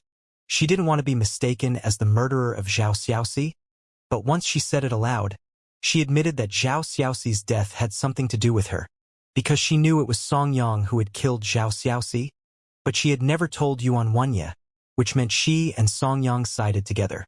Unfortunately, she couldn't take back her words that had already been said. Seeing Yuan Wenye's mad face, Zhang Yuru explained at once. "Wenye, let me explain it. I really didn't kill Zhao Xiaoxi. It's Song Yang. Since you know it's Song Yang who killed Zhao Xiaoxi, why didn't you tell me? Why did you still let him marry the Zheng family? Do you think I'll believe you're innocent? You must have told him to do that," Yuan Wenye said. It was too obvious and he wasn't dumb. Zhang Yuru didn't know what to say all of a sudden. She wanted to deny it, but it was too late and useless now because she already said it aloud. "Are you still trying to hide the truth away from me?" Yuan Wenye snapped at her. Knowing that she couldn't hide it away from her husband, Zhang Yuru summoned up her courage and said, "Okay, fine. I know it's Song Yang who killed Zhao Xiaoxi. I hate Zhao Xiaoxi to death. Her existence is a humiliation to me. It reminded me that you had betrayed me, but I never thought about killing her. It was just an accident. I just wanted Song Yang to abandon Zhao Xiaoxi. That's it. I didn't tell Song Yang to kill her. It has nothing to do with me." She didn't tell the full truth. Although she originally had no intention of killing Zhao Xiaoxi, she aimed to torture her. Zhao Xiaoxi's death was really an accident. However, it was caused by her after all, so Zhang Yuru felt guilty. Once Zhang Yuru mentioned the betrayal, Yuan Wenye was a little guilty, because it was indeed his fault and he knew he had hurt Zhang Yuru. Therefore, his anger slightly went away. However, it was very serious, so he couldn't give up searching for the real reason. "You could just let her leave the capital. Why did you have to kill her? I know it's my mistake, but didn't you agree to let it go?" "Yes, I agreed to let it go, but I can't get over it. I just can't. Zhao Xiaoxi has been dead for so long. Song Yang is also dead now. Will you punish me for that?" Zhao Yeqing asked. She dared to talk to Yuan Wenye in that way because she believed Yuan Wenye wouldn't really punish her. It wasn't because Zhang Yuru believed Yuan Wenye loved her and wouldn't punish her. There was barely love between them right now. She believed that Yuan Wenye wouldn't punish her because they already had children. Yuan Wenye needed a good reputation as well, so he wouldn't cause a sensation. Yuan Wenye was mad. Although he was really angry, he couldn't punish Zhang Yuru. As Zhang Yuru just said, Zhao Xiaoxi had been dead for years and Song Yang who killed her was dead now too, which was fair. Although Zhang Yuru wasn't completely innocent in it, for the sake of their children and his reputation, he couldn't punish her. Most importantly, he didn't have much affection for Zhao Xiaoxi, so he didn't care much about Zhao Xiaoxi's life. However, even if he had no affection for Zhao Xiaoxi was his daughter after all. His wife killed his daughter and had kept it a secret from him for so long. It was impossible for him not to be mad. He wouldn't punish his wife for that, but he was reluctant to see her now. I won't punish you because I don't want other people to know the murder has something to do with the Yuan family. I'll stay in the study these days, said Yuan Wanya coldly. Then he stood up and left the bedroom. Looking at Yuan Wanya's back, Zhang Yuru wanted to say something, but didn't know what she could say.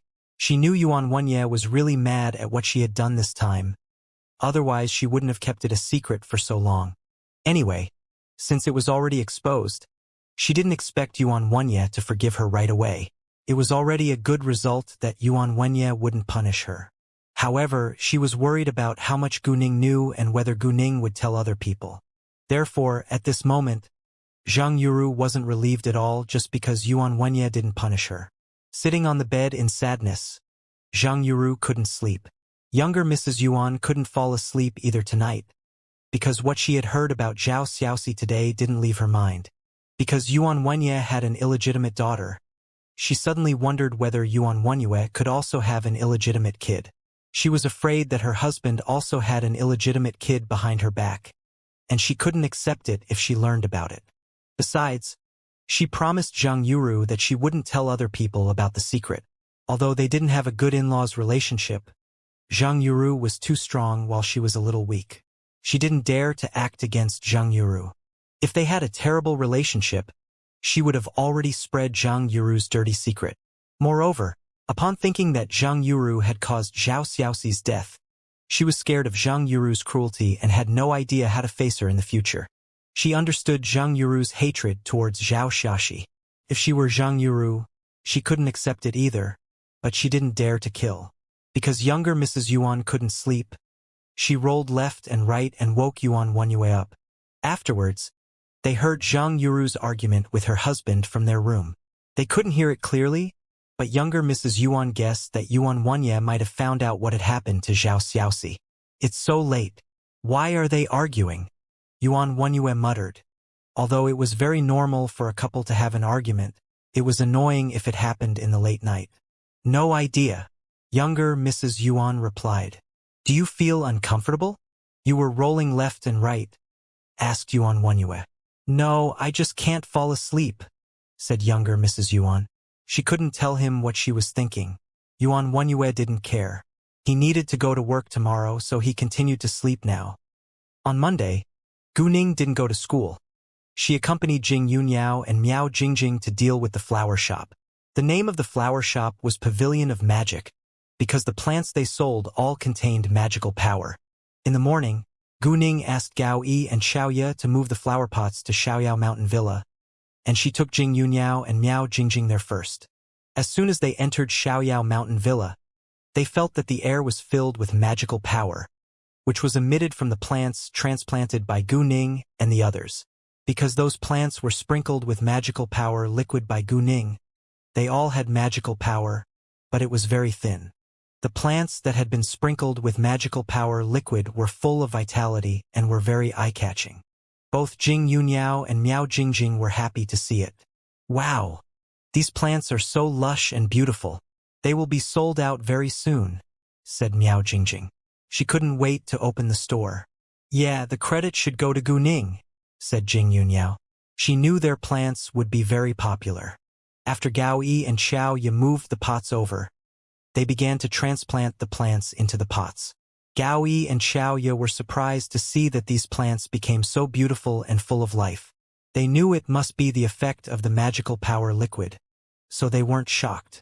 After they planted the required number of plants in pots, they moved them to the car and went to the shop. Because the car couldn't reach the front of the store, the plants could only be moved in with a trolley several times. Once the plants were moved into the shop, they began to place them. However, shortly after they moved out 10 pots of succulents, they attracted a lot of attention. Wow! This succulent looks so good. It looks so vibrant. A girl was surprised. Right, compared with those in other shops, it's so different at first glance, but I think it should be more expensive than those in other shops, another girl said. Of course, good things are always more expensive. Let me ask how much it is, the girl said and asked, Hey, may I know who's the boss? How much is this succulent? Upon hearing that, Jing Yunyao walked over and smiled softly. The price of each pot of succulent is different. For example, this pot and this pot are the same species and size, so their prices are the same. But the two pots are different. This flower pot is an ordinary flower pot and only costs 10 yuan. But this flower pot costs 50 yuan. This flower pot is an ordinary flower pot, while this flower pot is made by Shangyun Antique Store and its quality is much better. Therefore, it's much more expensive. This pot of succulent costs 60 yuan in all, but this pot costs 100 yuan. In addition to these prices, there are more expensive ones and some cheaper ones. Common succulents cost 10 to 20 yuan per pot, but the flower pots cost extra money. When the two girls heard the prices, they felt that it was indeed not cheap, but they didn't think it was ridiculous either. After all, the succulents make them believe they were worth the prices. Well, then I'll look around after you move all of them out, said the girl. She wanted to buy some, but she wouldn't make the decision until she looked at all of them. Great, I'll go to move them out now, said Jing Yunyao, then went to continue to move the plants. After that, a few people saw the plants and were attracted too. Most of the people who were attracted to plants were interested in plants and knew about plants. Otherwise, they wouldn't be able to easily see how these plants were different from other plants. Before the plants were all moved, more and more people walked in to look at the plants. After asking for the prices, many people thought they were much more expensive than those in other stores, but they also felt that the plants here were worth the prices. After all, the plants in this shop were indeed much more vibrant and beautiful than those in other stores. Therefore, most people who liked the plants paid for them without caring about the prices. However, for flower pots, most of them chose ordinary pots. Because they only knew plants well instead of flower pots, they felt that flower pots weren't important. Some other people thought that good plants were worthy of good pots, so they bought expensive pots. Owners and clerks of the surrounding flower shops were all surprised when they saw the situation. The shop hadn't opened yet, but so many people already went in to look at plants and also bought a lot, which was amazing. Because of that, many people felt envy, jealousy, and a strong sense of crisis. Some people wondered if the owner of that store deliberately hired people to create a sensation and used this method to attract customers. In order to find out, owners of several stores walked over to see what was going on. However, when they saw the plants in the shop, they were immediately attracted. The plants in this shop gave people a sense of vitality, and they were also very beautiful. Even they couldn't help being attracted. Where did the plants in this shop come from? A few people pushed each other to ask the boss. They wanted to know where their plants were bought from, but they felt that even if they asked, the boss wouldn't tell them. If the boss told them, they would go to the same place to buy the plants in a large quantity, which could affect this boss's business. They felt people were all selfish and were unwilling to share their secrets of success. Not to mention other people, they themselves wouldn't tell other people their secrets of success, so they believed the boss wouldn't tell them. However, they were reluctant to leave without hearing an answer. In the end, someone went forward to ask that question, and she asked Jing Yunyao. Jing Yunyao didn't bother to keep it a secret from them. She directly said that it was the XX flower base, but their own later processing was their secret. After they got the answer, they hurried to take a look. These plants were very attractive. If they also purchased these plants, they would certainly attract many customers too.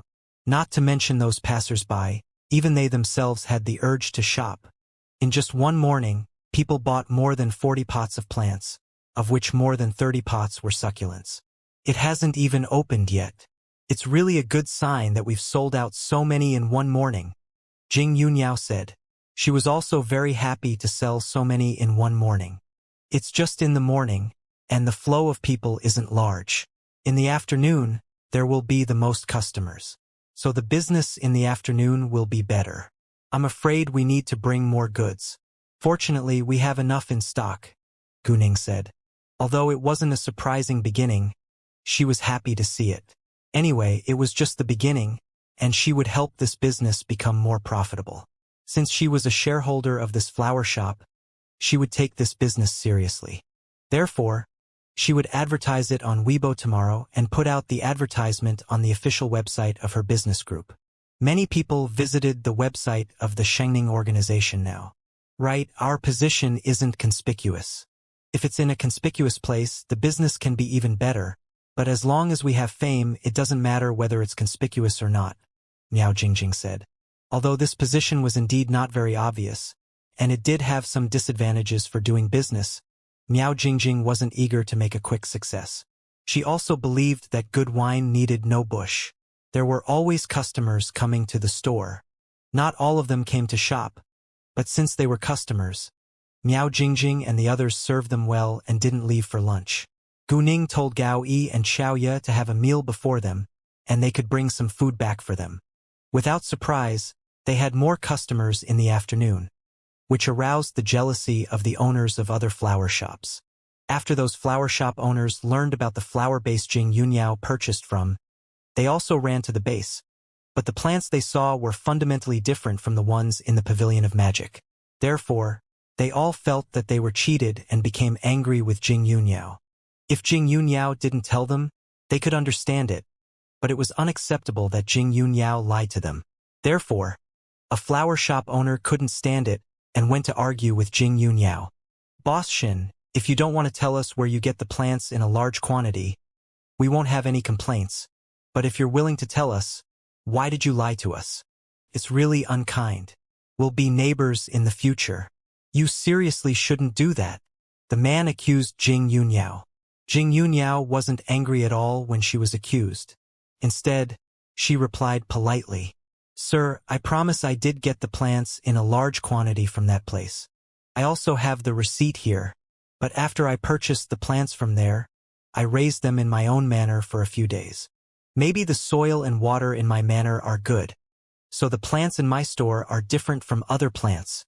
Well, hearing that, the flower shop owner still had doubts, but he said nothing further after Jing Yunyao's explanation. If he kept on criticizing her, it would be his fault, so he left looking upset. Gu Ning and the others didn't take it to heart, so they didn't bother to punish the flower shop owner. In the afternoon, Gu Ning told her good friends about the opening of the Pavilion of Magic tomorrow morning at 10 a.m.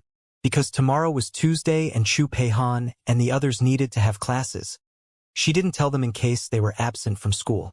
Therefore, Gu Ning only shared the news with Zi Beiying, Su Qinin, Gu Anna, and Leng Xiaoxi. She didn't force them to come, and it depended on whether they had time. After all, except for Zi Beiying, they all needed to work. Jing Yunyao also sent an invitation to Yu Yin, elder Mrs. Su, and Yen Min in person. They were her only familiar people in the capital.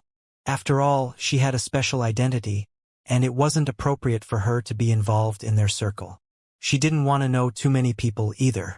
After the flower shop was opened, it would be enough for her to make friends with some ordinary customers. The flower trading center usually closed at 7 or 8 p.m., so on the first day, they left at 7:30 p.m. After leaving, they went directly to a nearby restaurant for dinner. They didn't go back until they finished the meal. This time, Jing Yunyao and Miao Jingjing didn't go to the Sihiyuan, they went to Mountain River Garden. Because they were two women, and it was inconvenient for them to stay in the Sihiyuan all the time. Jing Yunyao had only stayed in the Sihiyuan for a long time before because she wasn't in good health back then. Miao Jingjing stayed with Jing Yunyao for the time being. She didn't have any savings, so she wasn't able to live alone. Their house at Mountain River Garden was very large and Jing Yunyao lived alone, so they could live together as friends. Gu Ning also stayed in Mountain River Garden that night. The next day, because Gu Ning needed to go back to school after the opening today, she wouldn't be able to drive Jing Yunyao and Miao Jingjing home. Therefore, Jing Yunyao drove to the store. Leng Xiaoding had prepared a car for Jing Yunyao, but she normally didn't need to use it. However, as of today, she might drive every day. Gu Ning and the others arrived at the Pavilion of Magic at 8:30 a.m. However, when they had almost reached the Pavilion of Magic, they saw many onlookers standing at its door. Gu Ning and the others immediately realized that something was wrong, so they directly ran there. At the door of Pavilion of Magic, they saw it was splashed with paint, and several pits were left on it. Many eggs had been thrown on the door sign as well. In an instant, Gu Ning and the others were angry. Who did that? The first idea that came to Gu Ning and the others was that it must be done by those people who came to ask Jing Yunyao where they got the plants in a large quantity yesterday, or one of them. As for their motive, they must have believed that they had deceived them.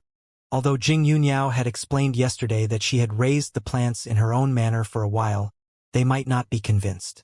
Some of them could be convinced, so Gu Ning and the others were suspicious of them as well as other peers.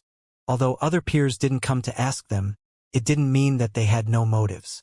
As long as they were jealous of the Pavilion of Magic, they could have motives. Gu Ning and the others didn't forget a person, Jiang Dajuan. Although Gu Ning had told those men to warn him, he might not listen. No matter who did it, Gu Ning was determined to get to the bottom of it, or others might think they were weak and easy to bully. They weren't easy to bully at all and even held grudges longer than ordinary people. Therefore, if anyone dared to mess with them, they would pay their enemies back. Onlookers stepped away once they saw Gu Ning and the others coming, in case they mistook them for the guilty. When we came, your store was already like this. It has nothing to do with us. The owner of the flower shop next to Pavilion of Magic explained right away.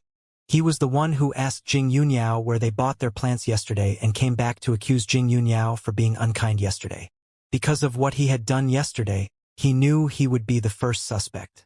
They were mad at what had happened yesterday, but Jing Yunniao had done nothing wrong, so they wouldn't damage her store. Besides, they had all witnessed their fighting skills. They were so strong and none of them dared to mess with them. Right?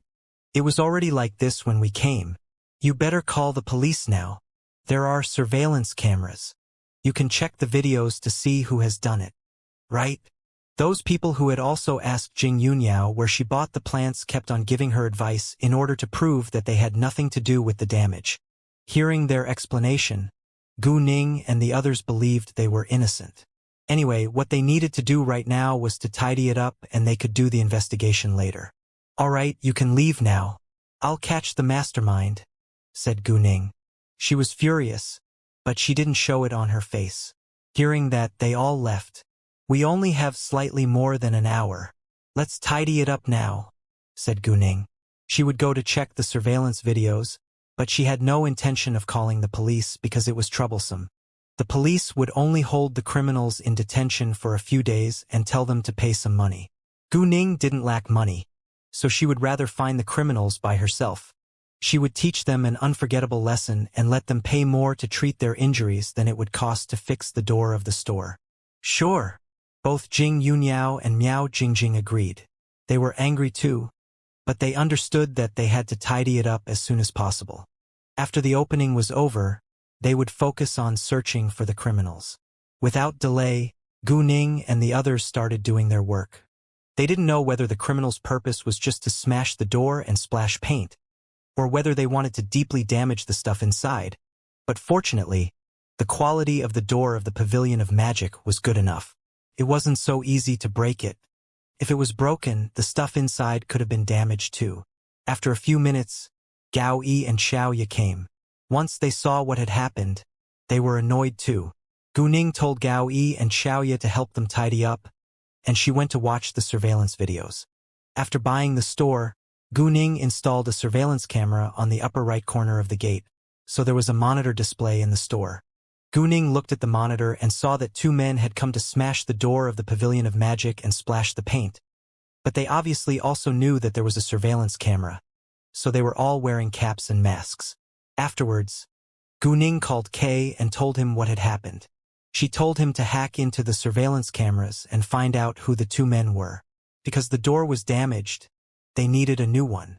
They removed the door directly, then cleared the shop sign. It didn't take them much time and it was all clean after about a dozen minutes and they were free later. Although they didn't have a pleasant morning, their mood wasn't greatly affected and soon went back to normal. And Kay soon found out who the two men were. The two men smashed the door and left, then got into a van at the parking lot and left. The car drove to a residential area in a suburb before stopping. After the two people got out of the car, they had removed their caps and masks so their faces were exposed. Kay also figured out the owner of the car through its license plate number, and it was one of two men. At the same time, he also collected their information. These two people were both punks from a small gang. In the capital, there weren't large gangs, but there were many small gangs. Most large gangs needed to run a profitable business to stay afloat and their businesses were naturally illegal. The capital was the center of politics, so there were strict regulations. Illegal businesses were easily caught in the capital. As a result, the Qin gang and the Kirin gang weren't active in the capital. They mainly had legal businesses there. Actually, even if there were strict regulations in the capital, the law couldn't cover everywhere. The government was very busy after all. Therefore, as long as they didn't behave against the government publicly, they normally wouldn't be punished. The government only punished the illegal activities when they became serious. Therefore, there were many small gangs of about 100 people in the capital. Even though they wanted to take action, they weren't high profile, and they always avoided the government, so they hadn't been heavily hit. Some had bad luck and did illegal things at bad times, so they were caught, or they were punished when the government made a sweep. Although the government generally wouldn't vigorously crack down on them, the government occasionally restricted them. Although the government had semi-acquisition of the existence of gangs, they couldn't be left unattended. Otherwise, the illegal gangs would become more aggressive. They could exist, but they couldn't challenge the government's authority, so it was necessary to punish some of them as a warning to others. Since their identities and address were found out, Gu Ning immediately arranged for Gao Yi and Xiaoya to capture them first, and she would go to interrogate them after everything was done in the store. Since they were just gangsters, they wouldn't cause trouble for the Pavilion of Magic for no reason. Obviously, someone hired them to cause the damage.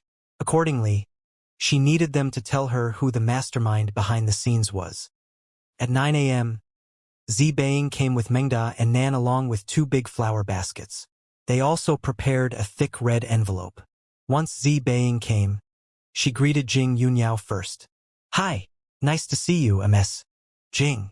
Jing Yunyao was Lang Xiaoting's mother, but she looked very young, so Zi Beiying somehow felt a little embarrassed to take Jing Yunyao as one of the older generation. Jing Yunyao seemed to only be 10 years older than her.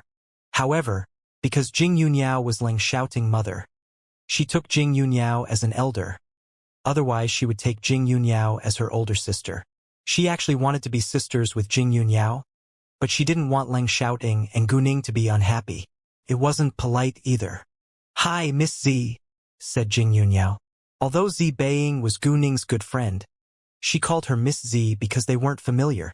After greeting Jing Yunyao, Zi Beiying was excited to see the succulent plants in the store. Her eyes lit up at once. "Wow! These succulent plants are so adorable." On her way there, Zi Beiying had seen many succulent plants in other flower shops, but she wasn't attracted. However, she got interested as soon as she saw the succulent plants in Gu Ning's store. These succulent plants are very attractive. They're so different from those in other flower shops. Nan didn't know much about succulent plants, nor did she have much interest in them. She only knew they were called succulent plants, but she could also see they were different from those in other flower shops. The succulent plants in Gu Ning's shop were much more lush and vibrant. Of course, Gu Ning's products are always the best, Zi Beiying said proudly. She felt Gu Ning's products were always of good quality. As for the reason, there was no reason. She simply believed in Gu Ning blindly. Gu Ning was amused. After that, Su Qinin and Gu Anna came. Tang Qingyang, Jiang Ruiqin, and Song Nan showed up along with them. Gu Ning didn't call them, but given Su Qinin's relationship with Tang Qingyang, it wasn't surprising that he knew and came when they had nothing important to deal with. After all, he had a close relationship with Gu Ning too. Gu Ning was his lifesaver. Since Tang Qingyang learned the news, Jiang Ruiqin and Song Nan naturally knew as well. They had a relationship with Gu Ning too. Although they weren't close, they weren't strangers either. As her friends, they surely would come. Each of them brought a pair of flower baskets, so they soon piled up at the door. "Gu Ning, aren't we friends? Why didn't you tell us that your store is going to open? It's Qinin who told us that." Tang Qingyang acted mad and criticized Gu Ning. Gu Ning smiled and apologized. "I was afraid to interrupt you at your work. Do you think we're insincere friends? If we don't have time, we won't come, but it's your fault that you didn't tell us the news," said Jiang Ruiqin, and he seemed mad too. "Fine, it's my fault. My apologies," said Gu Ning to them. "No, we don't accept your apologies. You must drink more to apologize," said Song Nan. He wouldn't forgive Gu Ning easily. "No problem. Gu Ning agreed without hesitation. It wasn't a big deal for her to drink more later. After that, elder Mrs. Su and younger Mrs. Su came with Yen Min younger Mrs. Su didn't know Jing Yunyao was Leng Xiaoting's mother because she rarely stayed in the capital that year. She didn't have much interaction with Jing Yunyao, so she had no deep impression of her. Elder Mrs. Su didn't tell her either. Seeing younger Mrs. Su, both Su Qinyin and Tang Qingyang were a little nervous. Although the Su family was aware that they were dating, Tang Qingyang hadn't had a formal meeting with the Su family yet. They just became boyfriend and girlfriend for a short time, so it was too early to meet the parents now. Knowing that Tang Qingyang was nervous, Jiang Ruiqin deliberately made fun of him. Hey, isn't this a meeting with your girl's parents? Whether they were successful in other people's eyes, they were unavoidably nervous at the meeting with their girl's parents. They cared about their girl's parents' opinions about them. It mattered a lot after all. If they didn't leave a good impression on their girl's parents, their parents might stop them from being together. Tang Qingyang rolled his eyes at Jiang Ruiqin. Stop gloating. You'll have this day sooner or later. Hearing that, Jiang Ruiqin shrugged. He would see how to handle it when the day came. Tang Qingyang was nervous, but he was the chairman of a large business group, so he was able to control himself. Therefore, when elder Mrs. Su and the others came, Tang Qingyang politely greeted them. Hi, elder Mrs. Su, younger Mrs. Su, and Mrs. Wan, it's very nice to see you. My name's Tang Qingyang. Once elder Mrs. Su and younger Mrs. Su saw Tang Qingyang, they looked very pleased. It was obvious that they were very satisfied with this future son-in-law. Before Tang Qingyang got together with Su Qinyin, they always wanted to set them up, so they were very happy to see them be together in the end. They weren't clear about Tang Qingyang's character, but he had a good reputation and he was very outstanding. He took over the Tang organization when it was in crisis and soon stabilized it. It wasn't easy to achieve that at his young age. Don't call us Mrs. You can directly call us mother-in-law and aunt, said younger Mrs. Su. Tang Qingyang could call elder Mrs. Su aunt and call younger Mrs. Su mother-in-law. Sure, mother-in-law aunt, said Tang Qingyang at once, but he still felt a little nervous. Anyway, he was very glad that they were so close to him. Wonderful. Younger Mrs. Su was satisfied. Hi, Mom, Aunt, and Aunt Yen. Su Qinyin greeted them too. After that, other people also exchanged greetings with them. All right, you young people can enjoy yourselves. You don't need to pay special attention to us, said younger Mrs. Su, then walked away with elder Mrs. Su and Yen Min. She knew Tang Qingyang felt nervous at their first meeting, so she didn't talk much with him. However, although she didn't talk much with Tang Qingyang, the happiness on her face proved that she really liked him. Su Qinyin had actually already told Tang Qingyang that her mother and aunt had a very good impression of him. They also hoped that they could get together. Su Qinyin told Tang Qingyang that in order to help him relax, it seems your mother-in-law really likes you. After younger Mrs. Su was gone, Song Nan joked. It was a good thing that Tang Qingyang could win his future mother-in-law's approval.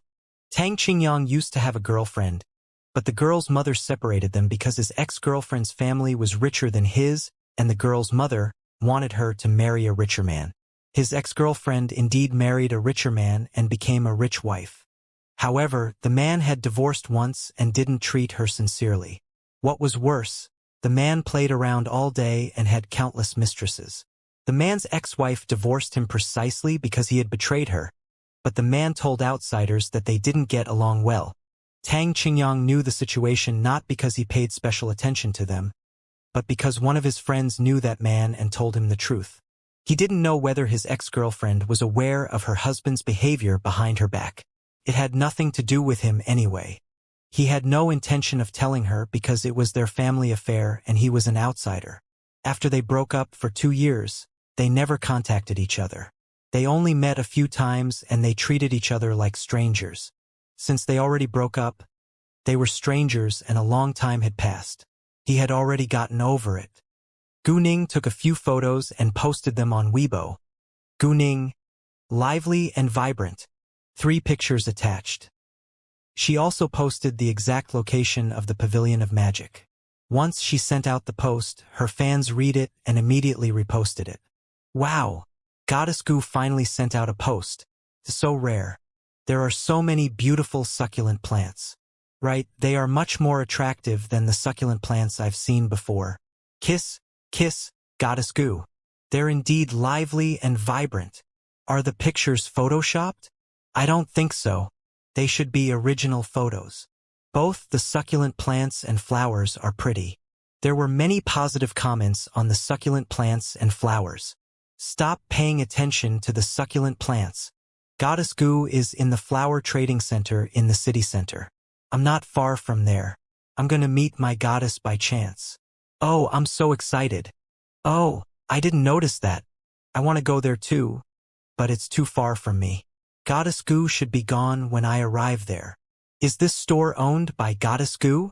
It's rare to see Goddess Goo send out a post on Weibo. Whether it's her store or not, whether I can see her or not, I'm going to visit the shop and buy several succulent plants. After discovering that Gu Ning was in the flower trading center in the city center, many people said that they would go to meet Gu Ning by chance.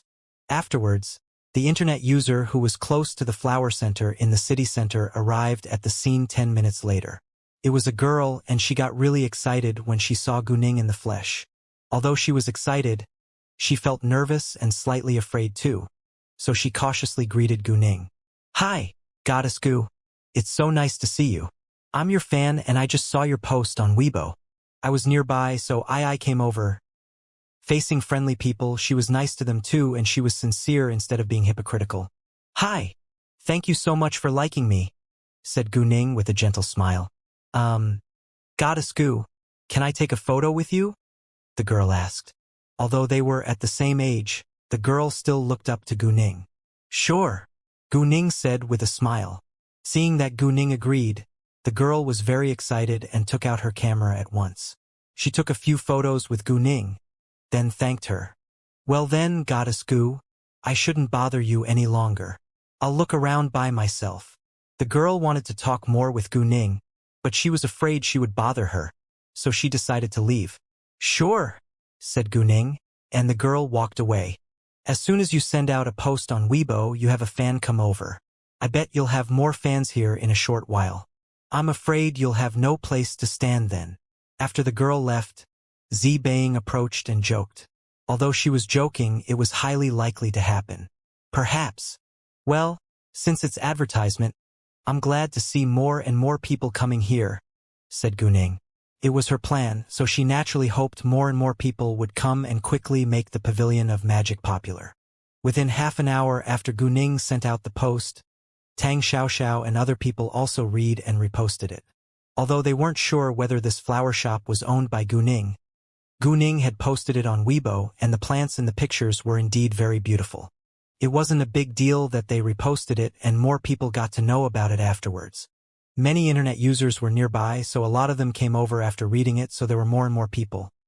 At 9:30 a.m., 20 minutes after the post was sent out, about 30 internet users had come. In fact, it was also because today wasn't a weekend. Many people were in class or had to work, so they couldn't come. If it was a weekend, more people would come. Gu Ning didn't want these students to be absent from classes, but she couldn't stop them from coming. If anyone blamed her for posting those photos, Gu Ning wouldn't accept it. There was no rule saying that posts shouldn't be sent out on Weibo on weekdays. Those internet users weren't kids, so they knew what they were doing and they should take responsibility for their own behavior. Because there were too many people, nobody came to take photos with Gu Ning, but Gu Ning kept on interacting with them and wouldn't leave them aside. Afterwards, people who came to shop for flowers saw them and came over out of curiosity. As a result, there were more people in Gu Ning's flower shop. Almost all the internet users came for Gu Ning. After all, many of them knew Gu Ning's name, but had never met her in reality. Now they met her in the flesh and were amazed. Most people were prettier in photos, but Gu Ning was more beautiful in person. Because most of them came here for Gu Ning, they didn't have high expectations for the succulent plants. However, once they saw the plants sold by Pavilion of Magic, they were attracted because those plants were indeed lively and vibrant. Therefore, they began to look around. Owners and staff of other flower shops were surprised when they saw so many people in the Pavilion of Magic after it opened. They stood together and began to discuss it. What's going on here? Why are there so many people? It's unbelievable. Right? I've never seen so many customers on the opening day of a store. Most of them are young people. Could they be the girls' schoolmates? Because most of them seem to be as young as Guning, many people had that idea. I think half of them could be schoolmates at most because some are too young and some are much older. The older ones couldn't be her schoolmates. Is it possible that they made the arrangement and it's just a publicity stunt? It's also possible. I don't think so. They seem to come for the young girl. They all look excited when they see the girl. They also called her Goddess Gu. Is the girl a star or something? Right, there are many fans of different idols nowadays. They can be very crazy. Why don't we go over and ask them? You can do that. You can do that. Several people pushed each other to go ahead and ask what was happening here. Was it because this girl was a star and it was just a star effect? Or did they make the arrangement on purpose? They hoped it was just a publicity stunt because it meant Pavilion of Magic wasn't really that popular and they would feel better. They didn't dare to harm the Pavilion of Magic, but they were quite envious. After a while, someone finally stepped forward. She didn't go to ask Guning or Jing Yunyao. She asked the onlookers. Hey, miss, did you all come for that girl? She asked. Yes. The girl replied. Is she a star? The person asked again. Goddess Gu is more than just a star. She's really amazing. She isn't only beautiful. She is also an excellent student. She's good at martial arts too. Most importantly, she's only 19 and she's already the chairman of a large business group with billions of yuan in assets. Have you heard of the Shengning organization? It's her business empire, said the girl. When the girl was introducing Gu Ning's achievements, she almost jumped up in excitement as if she was the achiever. What? She has billions of yuan in wealth. The person was stunned. She didn't know about the Shengning organization, but billions of yuan was a lot of money. It was a number she could never imagine. In fact, she couldn't even take out millions of yuan. Most importantly, Gu Ning was only 19. It was too unbelievable to be true. The girl stopped talking to her because she wanted to be closer to Gu Ning and take more photos. The next second, she ran away in a hurry. The person was still in shock and several other people who pushed her to go ahead immediately stepped forward to ask her what had happened. How is it? Is the girl a star? Right. Tell us, did they hire those people? Or is it just a publicity stunt? Neither. The person shook her head mechanically because she was still in shock. Then what's the reason? Those people asked her right away. The person came back to her senses and swallowed before saying. The girl told me that that girl is the chairman of a large business group with billions of yuan in wealth. What? Hearing that, they were all stunned. The chairman of a large business group? She had billions of yuan in wealth? She was so young and was probably younger than 20. They refused to believe that such a young girl could be so rich. How is it possible? The girl looks about 20 years old. She must be a student. How can she own a business group and have so much money? Right? I don't believe it. Were they hired to make the flower shop seem popular? What the girl said is also fake. At the beginning, the person was shocked and didn't think much about it. But now she somehow felt it was impossible after hearing the other people's discussion. Did the girl tell you what business group it is? Another person asked. Although he didn't believe it, he didn't deny it right away. They had to learn more about it before making a conclusion. The girl told me it's the Shengning organization, said the person. The Shengning organization? Hearing that, the man immediately took a long breath in. It was obvious that he knew about the Shengning organization. Right, that person had heard of the Shengning organization. Oh, I've heard of it before. It's a newly established business group. It indeed has billions of yuan in assets, but I didn't pay much attention to it, so I don't know who its owner is. Anyway, since the girl said it's the Shengning organization, we can check by searching the internet, said that person. Right, be quick. Let's search the internet for it right now. Without delay, they took out their phones to search for the boss of the Shengning organization. Within seconds, the result came out.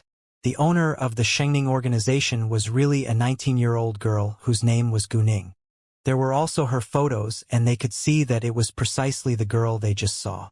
At this moment, they were completely shocked. At the beginning, they refused to believe it, but unexpectedly it was the truth. It was so amazing. To their surprise, this girl was so rich. It's incredible. She's only 19, but she's so rich. Right. How did she make it? Did she rely on dirty tricks? I think it's possible. Hush, don't say that. Whether she has abilities or not, it's the reality that she's the chairman of the Shengning organization. We can't mess with her. If she hears our discussion, we won't be able to bear the consequences. One person immediately interrupted it in panic. Hearing that, other people also realized that it was inappropriate. Right, we can't say that. If it's heard, we might be punished. Well, since we can't mess with her, we can only keep a distance from her. Let's go back now. Although most of the customers are going to her store, we still have some in ours anyway. A person said resignedly, then turned around and went back to his store. He was unwilling to be involved in trouble.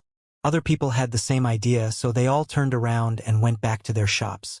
After they went back, they continued to read information about Gu Ning on the internet.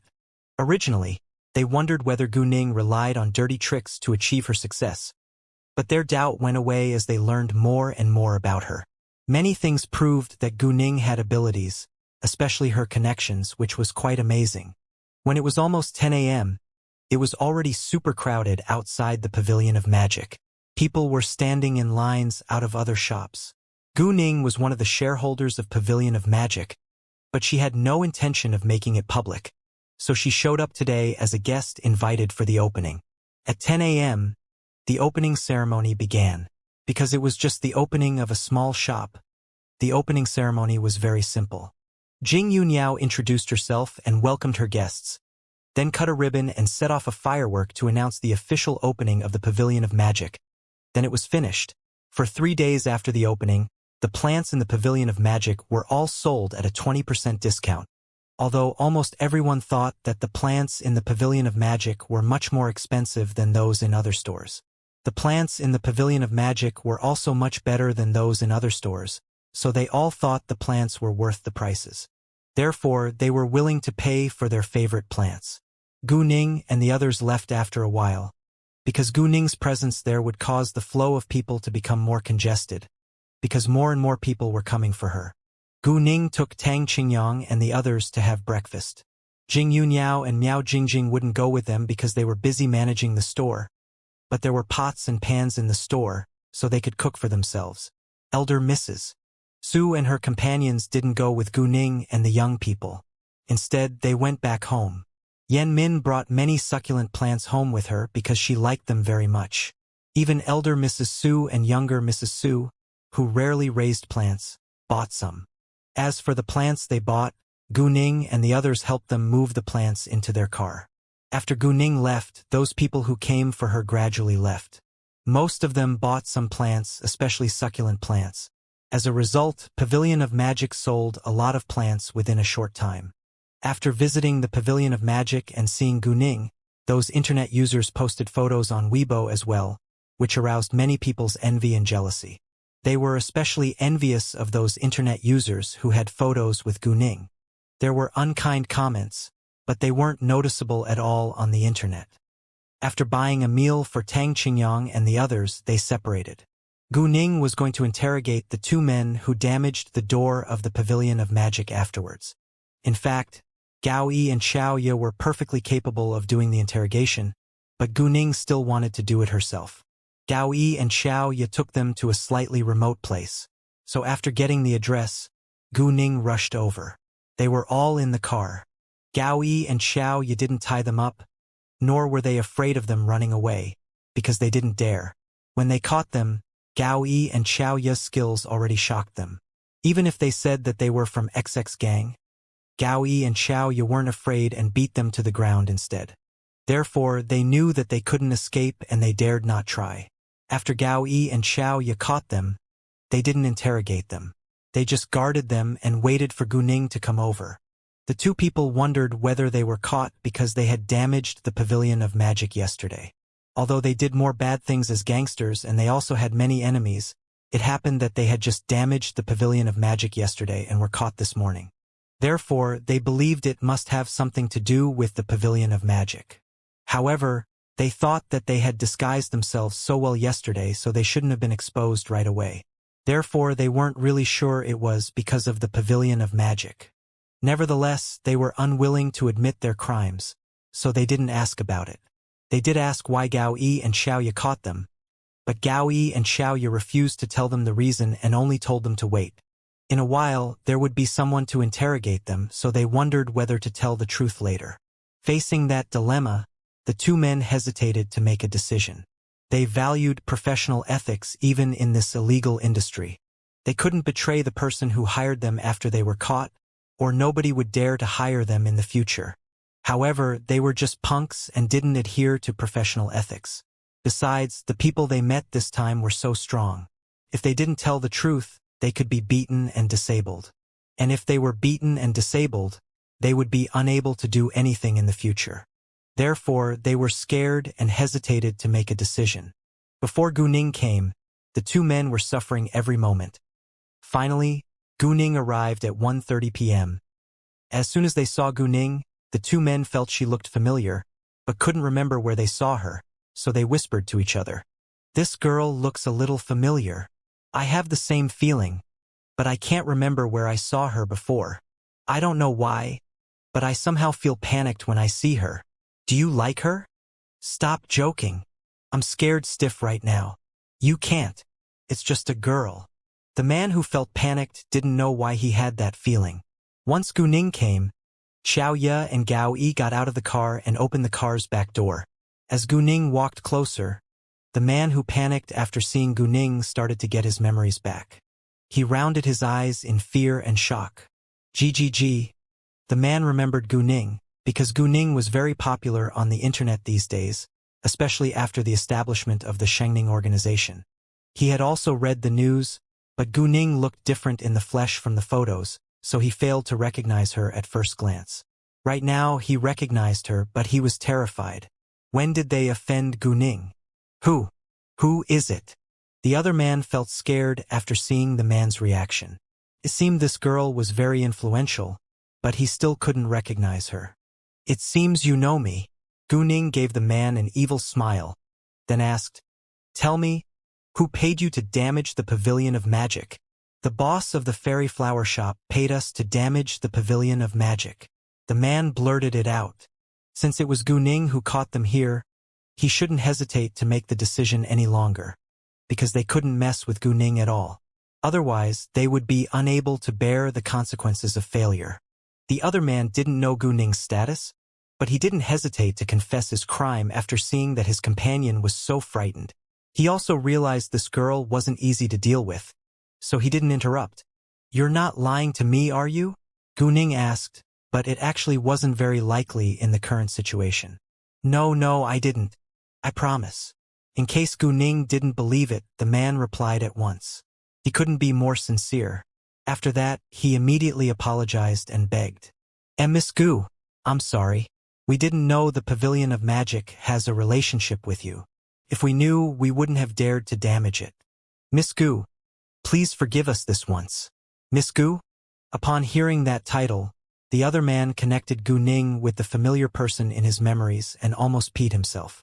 Jesus, they had such bad luck. They had offended a super influential figure. Miss Gu, I'm sorry. Please forgive us. We won't do it again." The man who just recognized her apologized as well.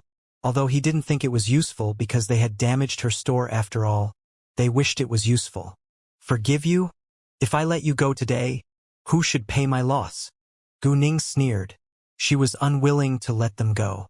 "We'll pay for it. We'll doubt your loss." Yeah, we're willing to pay." The two men answered right away. Although they didn't have much money, they could afford dozens of thousands of yuan. Even if they didn't have much money with them right now, they could borrow some. Although dozens of thousands of yuan was a lot, they were unwilling to make the trouble more serious. "Of course you should pay for it, but I don't lack money, so I don't want money," said Guning. "Then what do you want?" Two of them said with one accord. Strangely, they had a premonition. I prefer to use violence, said Guning coldly. Then she stopped wasting more time on them. She turned to say to Gao Yi and Xiaoya, drag them out to teach them a lesson. Just don't disable them. Sure, said Gao Yi and Xiaoya, then immediately went to drag the two men out. The man was full of fear and begged repeatedly. Miss Gu, please forgive us. No. Before he could finish, he moaned in pain. After that, there were moans of pain in the air. He didn't even have a chance to beg. After a while, Guning told them to stop and directly threw the two men at the side of the road, then left. The two men were injured, but not seriously.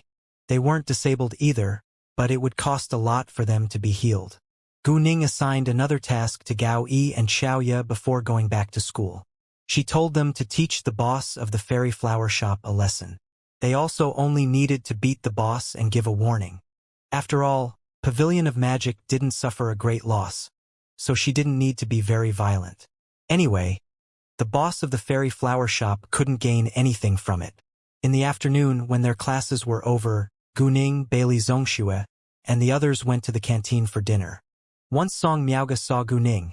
She asked, Guning, I saw the Weibo you posted today. The succulent plants are so lovely. I originally wanted you to bring me 2 pots and take them home to raise them. But after thinking about it twice, I decided it's better to wait until the weekend to look at them myself. No problem, when you go there, you can say that you're my classmate, and the boss will give you a 20% discount, Guning said. She didn't say that she held shares of the Pavilion of Magic. It wasn't because she was embarrassed to take their money, but because it wasn't a big deal. I want to buy 2 pots too. We can go there together, said Bailey Zongxue. Hearing that, Guning felt she should tell Jing Yunyao to avoid them. Even if she didn't say it, Jing Yunyao could sense the air of cultivators from Bailey Zongxue. However, Guning wanted Jing Yunyao to be mentally prepared. Although Miao Jingjing was only a mortal now without the air of cultivators, Bailey Zongxue saw Miao Jingjing when they ran into her that day. Therefore, if Bailey Zongxue was going to the store, Miao Jingjing better avoid meeting her too. In addition, because plants in the Pavilion of Magic all had magical power, cultivators would be attracted over sooner or later. Therefore, in order to avoid cultivators, the Pavilion of Magic needed to hire 1 or 2 staff. If there were really cultivators, Jing Yunyao could sense them beforehand as long as they weren't at a higher level than her. But sometimes she didn't have enough time to close the shop. Most importantly, Miao Jingjing lost her skills as a cultivator now, so she couldn't sense the air of cultivators. If Jing Yunyao was absent and cultivators came, she couldn't recognize them. Although not many people knew her in the cultivation world, she had acquaintances, so she could never be too careful. Miao Jingjing lost her skills as a cultivator now, but she still had the body of a cultivator, so cultivators of high levels could feel it once they saw her. As for the plants with magical power in the Pavilion of Magic, Bailey Zongxue knew Guning wasn't an ordinary mortal. So Bailey Zongxue would know the magical power was from her even if Guning didn't say that she held shares of the shop. Therefore, there wouldn't be a problem. Sure, we can go together. Zikai, how about you? Song Miaoga asked. I have something to do on the weekend, so I can't go. Zhang Zikai complained because she wanted to go too, but she couldn't go. Do you want succulent plants? I can bring 2 pots for you, said Song Miaoga. Great. You can send me photos at that time, and I'll choose 2 pots, Zhang Zikai said. She didn't have much interest in succulent plants, but she also had the idea to buy some after seeing the beautiful succulent plants in Guning's photos. When they were enjoying the meal, they heard people talking about Zhou Wei around them. I heard that Zhou Wei had a car accident. She's in a coma now. She also had a miscarriage. I didn't expect Zhou Wei to be pregnant, since she obviously doesn't have a boyfriend. How could you know whether she has a boyfriend? If she doesn't, how could she be pregnant? Well, actually I heard Zhou Wei was kept by a man as a mistress, but I don't know whether it's true. Really? No way. It's possible. After all, it's not uncommon that female college students are kept as mistresses by rich men. If Zhou Wei is a mistress, I think she deserves the punishment for being the other woman in other people's marriage. Right? I hate mistresses. Hey, Is it possible that the wife of the man who kept Zhou Wei as a mistress found out about their affair and paid someone to cause the car crash? I think it's possible. If it were me, I would do something like that. Although it's understandable, it's illegal. When you're so mad, you can't care less about the law. You're right. Many people were talking about it, so the news obviously spread abroad. Zhou Wei had a car accident. She was in a coma now. She also had a miscarriage. Although Gu Ning didn't know whether the car accident was really an accident or a murder attempt, she felt it could be a scheme. Hearing their discussion, Song Miaoge and the others also agreed that Zhou Wei deserved the punishment. They also said the man was really bad and should be punished too. Gu Ning had the same idea, so if it was just an accident, she wouldn't get involved. However, if it had something to do with Huang Zhenlong, she wouldn't stand on the sidelines. Even if it had nothing to do with her, no matter what the truth was, she ran into their private talk. Gu Ning knew she was interfering in other people's business, but she couldn't accept it and had to do something to fight for justice. After that, Gu Ning told Kay to investigate Zhou Wei's car accident. The driver was the focus. She wanted to know whether the driver had contacted Huang Zhenlong before. In the following hours, more and more people learned of Zhou Wei's car accident and believed that she had been kept as a mistress. At this moment, Gu Ning really wanted to know how Huang Zhenlong felt now. If he didn't do it, he would be relieved. If he did, would he be anxious? After all, not everyone could be at ease after trying to kill someone. They mainly pretended to be fine on the surface. In slightly more than half an hour, Kay had the result. The car accident happened yesterday afternoon. When the car accident happened, Zhou Wei was crossing the road, and a car rushed up out of control and hit her. After the accident, the driver didn't escape, but instead called an ambulance and the police, then took the initiative to take responsibility. Because if he took the initiative to take responsibility, he would be punished much more lightly. As long as the victim or the victim's family was willing to deal with it privately, it would just be a matter of paying some money. However, if he ran away, he had to pay the money and would be put in jail. Most importantly, as long as the driver took the initiative to take responsibility, the police wouldn't bother to figure out the truth. It turned out the driver had met Huang Zhenlong at a parking lot 2 days ago. No one knew what they had said to each other at that meeting, but Huang Zhenlong transferred 500,000 yuan to the driver's card after the meeting. There were also surveillance videos to prove that Huang Zhenlong had entered and left Zhou Wei's place these days. Although it couldn't directly prove that Huang Zhenlong caused the car accident, it could prove his relationship with Zhou Wei and the driver, which made him a suspect. As the investigation went further, the truth would come out. Because Huang Zhenlong felt the problem could easily be solved by money as long as the driver took the initiative to take responsibility, he didn't bother to hide and could be easily exposed.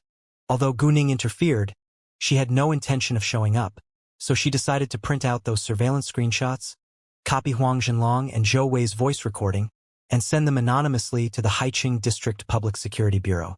Because it happened in Haiqing District, it was under the management of Haiqing District Public Security Bureau. Gu Ning wasn't afraid that the police wouldn't do anything even if they had the evidence. She had the original files in her hands after all, and she would have as many copies as she wanted. If the police refused to deal with it, she would make it public on the internet. It was late now, so she decided to do that tomorrow. At 8 p.m. that evening, Gaoi stopped at the flower trading center and caught the owner of Fairy Flower Shop, then beat him violently, but the injuries were all superficial. After teaching him a lesson, Gaoi directly told the owner of Fairy Flower Shop that he came because of what had happened to the Pavilion of Magic. The 2 people who damaged Pavilion of Magic had already confessed that it was him who paid them to do the damage. He beat him today to teach him a lesson. If it happened again, or if he tried to retaliate, or if he called the police, he would only be punished more seriously. The owner of the Fairy Flower Shop was shocked to learn that his dirty trick was already exposed. But since it was already exposed, he felt guilty. Although he was very angry that he was beaten, he didn't dare to retaliate or call the police because he was also afraid of more serious consequences. After all, he didn't have connections in the government, so he was afraid of being in danger. At the same time, he regretted hiring people to damage the Pavilion of Magic. Although the door of the Pavilion of Magic was damaged, There was no major loss, and it didn't have any impact on its opening and business. He, however, was beaten and in a lot of pain now. And because he was beaten today, he had to take a break for a while, and his loss would be great. During these days, Yuan Wenye had been sleeping in the study and refused to talk to Zhang Yuru. The Yuan family thought they just had a quarrel and didn't ask about it. After all, it was very normal for a couple to quarrel. However, during these days, Zhang Yuru had nightmares every night, dreaming that Zhao Xiaoxi came to her again. So she became haggard and couldn't even hide it with makeup. Therefore, after a nice dinner today, Master Yuan asked them what was going on between them. Neither Yuan Wenye nor Zhang Yuru would say anything about the existence of Zhao Xiaoxi. Master Yuan knew nothing about Zhao Xiaoxi. Even if Master Yuan knew, they wouldn't admit it nor admit that Zhao Xiaoxi's death had something to do with them. Although it was Song Yang who killed Zhao Xiaoxi, Zhang Yuru caused her death after all, so she was also a murderer. The Yuan family wasn't kind and they had done many bad deeds for their own benefits. But it was a different situation. Yuan Wenye and Zhang Yuru said nothing was wrong between them. Zhang Yuru only explained that she didn't feel well recently and was unable to sleep well. Since they said that, Master Yuan didn't ask further about it. He only told Zhang Yuru to see a doctor if she didn't feel well. Zhang Yuru agreed. The next day, Gu Ning told Gao Yi to hand the evidence to the Haiqing District Public Security Bureau, because she needed to have classes and there was no need to ask for leave for this matter. At 2 p.m., a police car came to the capital university. Then Huang Zhenlong was taken away by the police. In an instant, it became a sensation in their school, and there were discussions everywhere about what happened to Huang Zhenlong and why he was taken away by the police. When Huang Zhenlong was approached by the police, he was dumbfounded, because the reason for taking him away turned out to be related to Zhou Wei's car accident. However, the person he arranged had already taken the initiative to take responsibility, and it was impossible for the police to continue the investigation. Did the driver betray him? Otherwise, how did the police know he was behind the accident? Huang Zhenlong was furious, but he refused to admit it because he would be doomed if he admitted it. After Huang Zhenlong was taken to the Public Security Bureau, he glared at the driver who hit Zhou Wei. The driver knew that he was misunderstood. He wanted to explain it, but there were policemen and he couldn't explain anything, or he would be exposed. When he was under interrogation earlier, he didn't betray Huang Zhenlong. At the same time, he was also confused about how the police found out it was a scheme planned by him and Huang Zhenlong. He had taken the initiative to take responsibility, so the police should have stopped investigating it. Did anyone hear their conversation and report it to the police? The police didn't separate Huang Zhenlong and the driver, but let them sit in the same interrogation room. Huang Zhenlong, what's your relationship with him? A policeman asked Huang Zhenlong about his relationship with the driver. We're friends, Huang Zhenlong replied. Because he knew this was undeniable, he didn't deny it. Anyway, it didn't matter to admit that they were friends, and it was enough to not admit that he asked him to hit Zhou Wei. Then what's the relationship between you and Zhou Wei? The policeman asked again. We're teacher and student, said Huang Zhenlong. That's it? The policeman asked. Yes, Huang Zhenlong answered. But someone reported to us that you and Zhou Wei had an affair. Zhou Wei was also carrying your baby. You visited her place several times these days, said the policeman. Hearing that, Huang Zhenlong was in utter panic. Who told you that? Zhou Wei and I are just ordinary student and teacher. Because of the guilty conscience, his voice of rebuttal was also louder. Some people thought that as long as the retort was louder, it could conceal their guilty conscience and prove their innocence, but actually such reactions were more abnormal. If you only have an ordinary teacher-student relationship, would you visit her place? The policeman asked disdainfully. In fact, when he saw the evidence, he believed that Zhou Wei's car accident had something to do with Huang Zhenlong, but the evidence must be solid enough to close the case. Now that they had collected enough evidence, the case would be closed sooner or later. However, he was also curious to know who sent them the evidence. The person must have connections since he or she could get so many surveillance videos. Someone reported it to you, so you believe it? Why don't you believe me after I deny it? Huang Zhenlong angrily argued, as if he was innocent. Of course we aren't convinced by words, but evidence, said the policeman. Then he took out a few photos and showed them to Huang Zhenlong. Once Huang Zhenlong saw the photos, he was mad and argued. That's still not enough to prove that Zhou Wei and I had an affair. Okay, then I'll play a voice recording for you, the policeman said. After that, he took out the voice recording that Gu Ning had recorded and played it publicly. Huang Zhenlong was angrier when he heard the content of the voice recording. It was what he and Zhou Wei had talked about at the future lake of their school. Who recorded that? It couldn't be Huang Ming. So Huang Zhenlong wasn't mad at Huang Ming any longer. Huang Ming was the driver who caused the accident. He was a relative of Huang Zhenlong. Huang Ming relied on Huang Zhenlong to get everything he owned today. So Huang Zhenlong always felt he was reliable and wouldn't betray him. That was the reason why Huang Zhenlong paid Hang Ming to cause the car accident. Although he was suspicious of Huang Ming at the beginning, he wasn't very sure of it, and now he was sure it wasn't Huang Ming.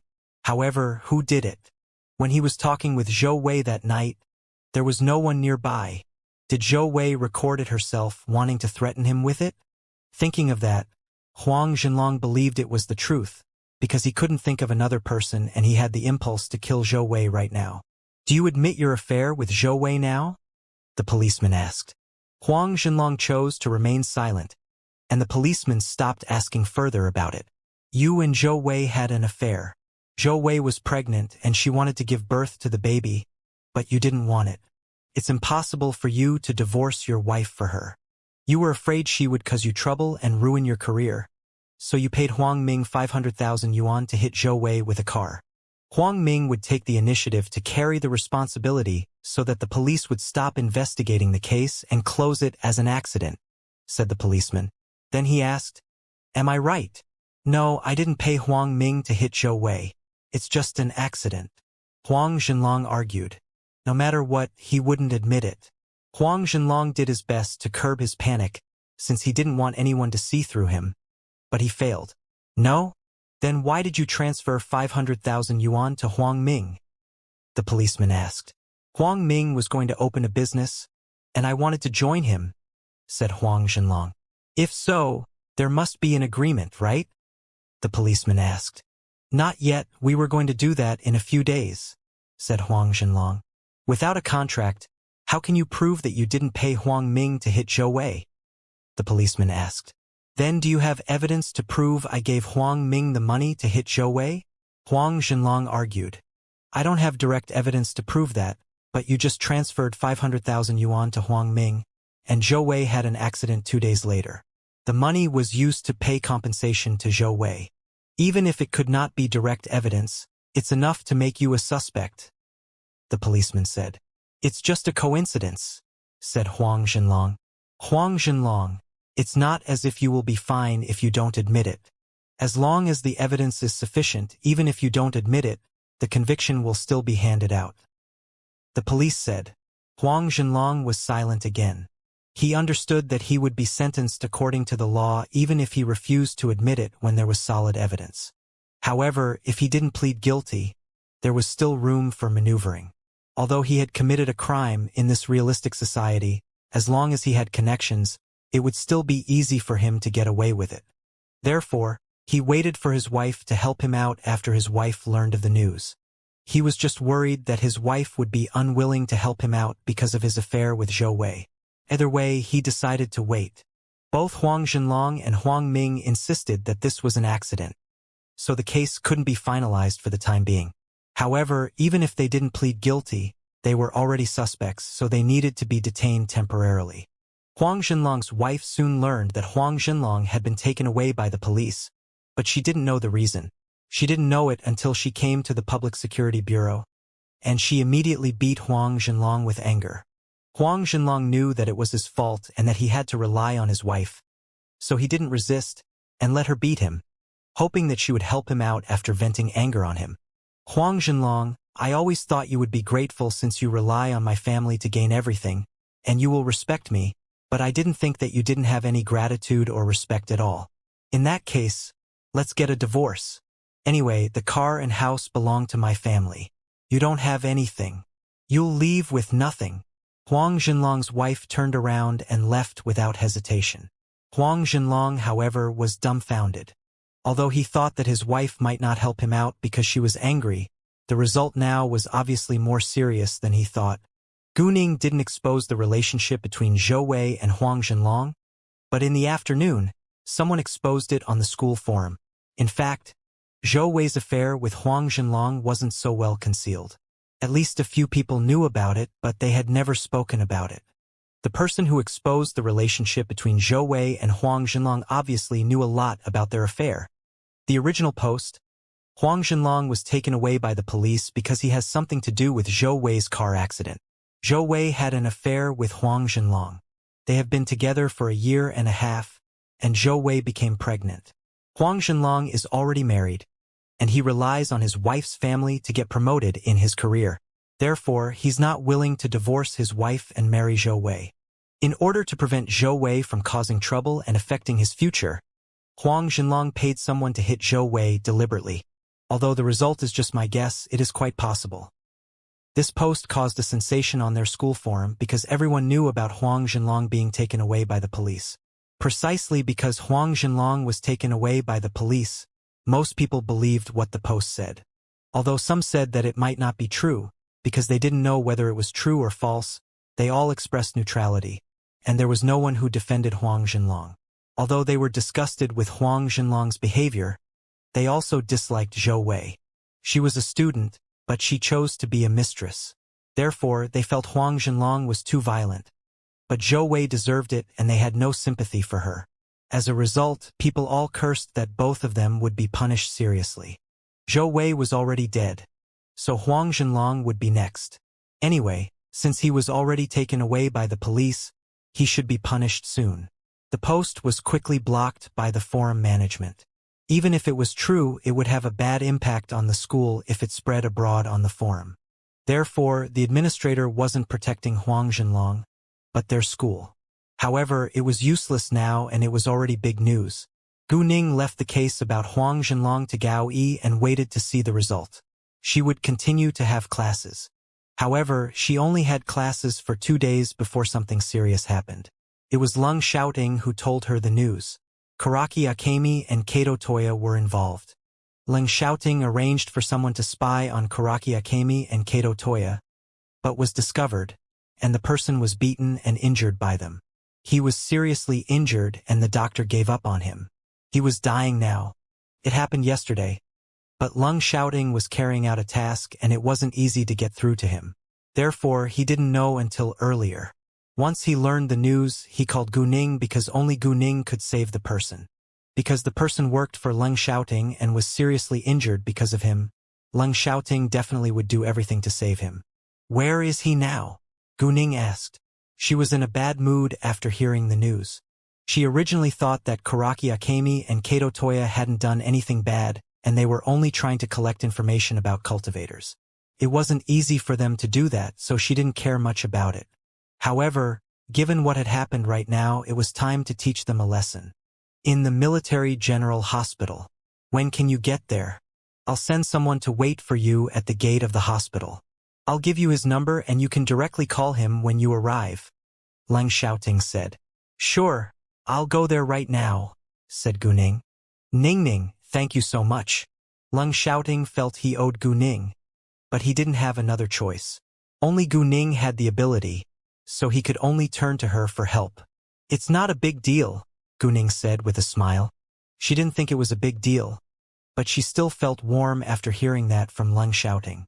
Ning, I miss you, said Leng Xiaoting gently. He really missed Gu Ning. I miss you too. Although it wasn't the first time that Gu Ning had heard that from his mouth, she still felt shy and really happy every time she heard that. Ning, I love you, said Leng Xiaoting. Xiaoting, I love you too, said Gu Ning. They only chatted with each other for a short while, because Gu Ning still needed to save a person's life at the Military General Hospital, because the person's life was in great danger now and the doctor had given up on him. He could die at any second.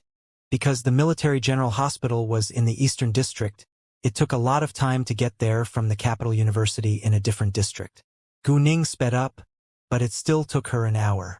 As early as when Gu Ning set out, Leng Xiaoting had already sent Gu Ning the number of the person who came to pick her up, so after Gu Ning arrived, she called the person right away.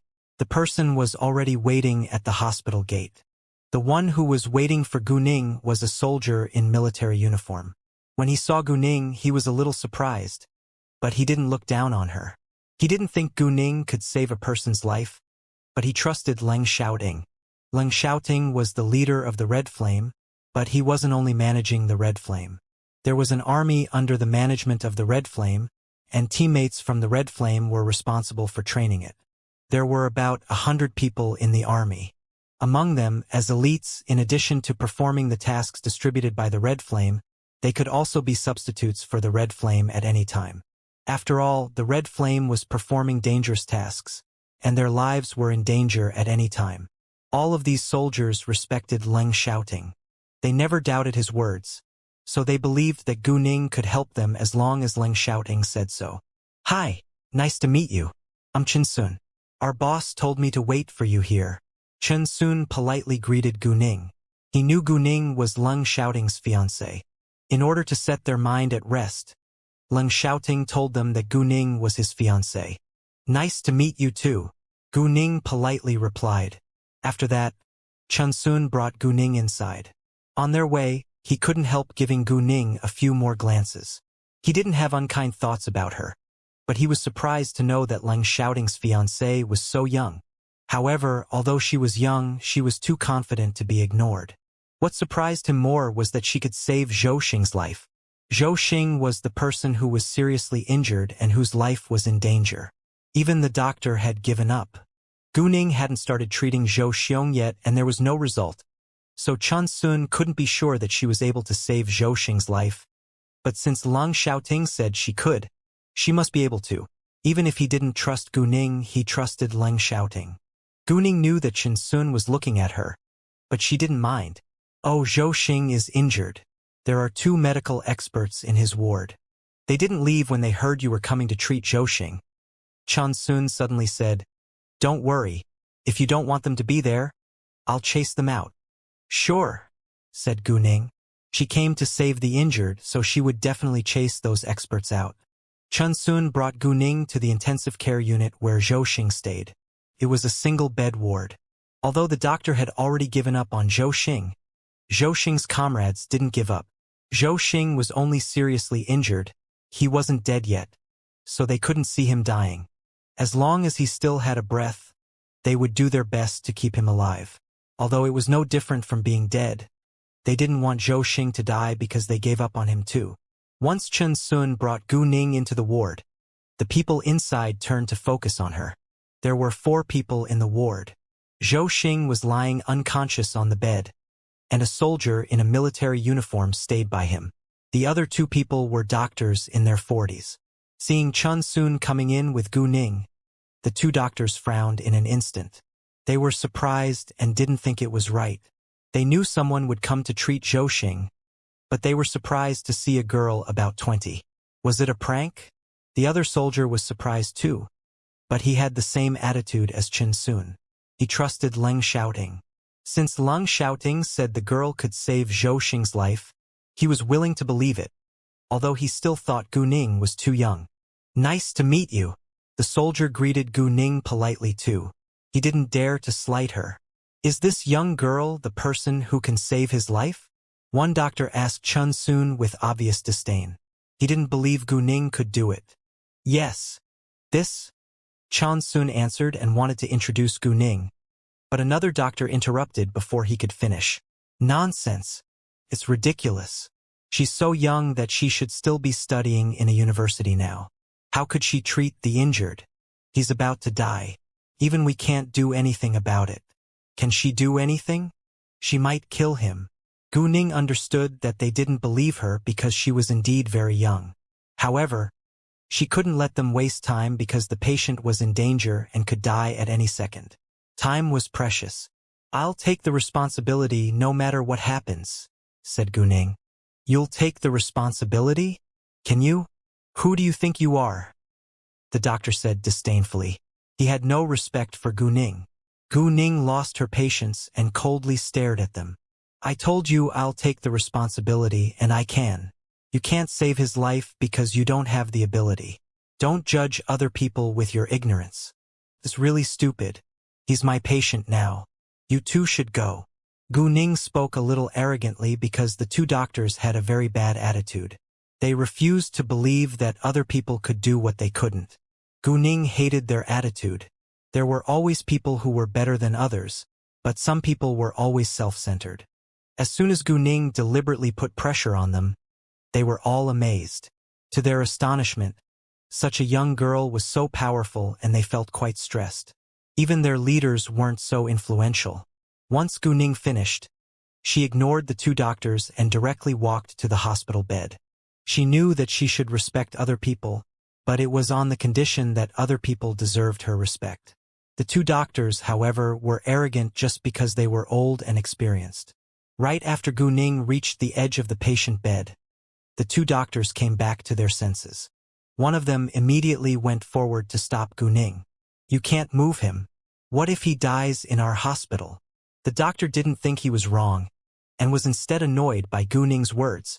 He felt greatly humiliated, so he didn't want Gu Ning to treat the patient. He also refused to believe that Gu Ning could help. The other doctor, on the contrary, stopped once Gu Ning said that it wasn't because he believed that she could save Zhou Xing's life, but because her words made sense. Although it couldn't prove Gu Ning's abilities, he felt that he shouldn't argue with Gu Ning for a dying man. If he was dragged into trouble, his life would be affected. I told you I'll take the responsibility if anything bad happens. If you won't leave, the responsibility will fall on your shoulders, said Gu Ning coldly. Although the doctor was slightly scared by Gu Ning's confidence, his pride didn't allow him to give in. If you want to treat him, cool. Show me your certificate as a doctor, said the doctor. Gu Ning got mad after being interrupted again and again, so she directly used violence. She grabbed the doctor's collar and lifted him up, then quickly walked outside. This doctor wasn't tall and was just slightly taller than 1.7 m, so Gu Ning, who was 1.65 m, could lift him up. The doctor was a little fat, but it was still easy for Gu Ning to do that. That scene shocked the other people and they suddenly didn't know what to say. A young girl easily lifted up a slightly fat, grown man. In an instant, Chun Soon and his comrades had a better impression of Gu Ning. Their boss's girl was indeed special. Gu Ning directly threw the doctor out and the doctor screamed in pain. It attracted attention from people around them, but Gu Ning didn't care. She turned around at once and looked at the other doctor who was still in the ward. The moment the doctor saw Gu Ning's eyes, he shivered. To prevent being treated the same way as the first doctor, he immediately walked out. Close the door, said Gu Ning. Hearing that, the doctor closed the door right after he walked out. Wow, you're so awesome. Chun Soon and his comrades complimented her sincerely. Although they could do that too, Gu Ning was different from them. They had served in the army for years and they were special forces. Gu Ning had received training, but she was only about 20. They didn't and wouldn't disdain women. After all, there were about a dozen female soldiers in their team, and none of them was weak. However, because normal women were weak and it was rare to see a strong woman, they were greatly surprised. There is something more amazing to come. Be prepared or you won't believe your eyes, Gu Ning said, half joking. Although it sounded as if she was showing off her abilities, Chun Soon didn't think she was bragging. Instead, he believed that Gu Ning was really outstanding. After all, she was Leng Xiaoting's girl. It wasn't because Leng Xiaoting was shallow, but because Leng Xiaoting wouldn't be attracted if the girl was too ordinary. Great, we're looking forward to seeing it, said Chun Soon and his comrade. They were both excited to see how amazing Gu Ning could be. Gu Ning stopped wasting time speaking with him and told Chun Soon to give her Zhou Xing's test reports. Zhou Xing's external injuries were negligible, but his internal injuries were extremely serious. His internal organs were severely damaged. The blood vessels were blocked in many places, restricting the blood flow. If he were an ordinary person, he would have died on the spot. The reason why Zhou Xing was able to stay alive was because he had a strong desire to survive. After reading the test report, Gu Ning directly put her hand on Zhou Xing's pulse first, and used the pulse as a cover to put her magical power into Zhou Xing's body. Zhou Xing was almost on his last breath, so magical power crystals weren't useful. Even magical power might not be very helpful, and she could only keep him alive for the time being. In fact, magical power wasn't useful for all kinds of diseases and injuries. It could cure minor injuries and diseases in an instant, but Zhou Xing was seriously injured. It was already very good if he could recover a lot. Anyway, as long as he could recover a lot, it would be enough for him to live to 80 and he would have no problem moving around. His body would only be a little worse than other people, but it wouldn't make his normal life difficult. Chun Sun and his comrade didn't know what Gu Ning was doing. They thought Gu Ning knew Chinese medicine, and she was testing Zhou Xing's heartbeat. Although Western medicine was much more popular than Chinese medicine nowadays, they didn't think Chinese medicine was useless or a trick. Instead, they felt it was impressive that someone knew Chinese medicine. Experienced Chinese medicine doctors deserved great respect, but they had no interest in those who knew little about it. "Wait outside now, please," Gu Ning said.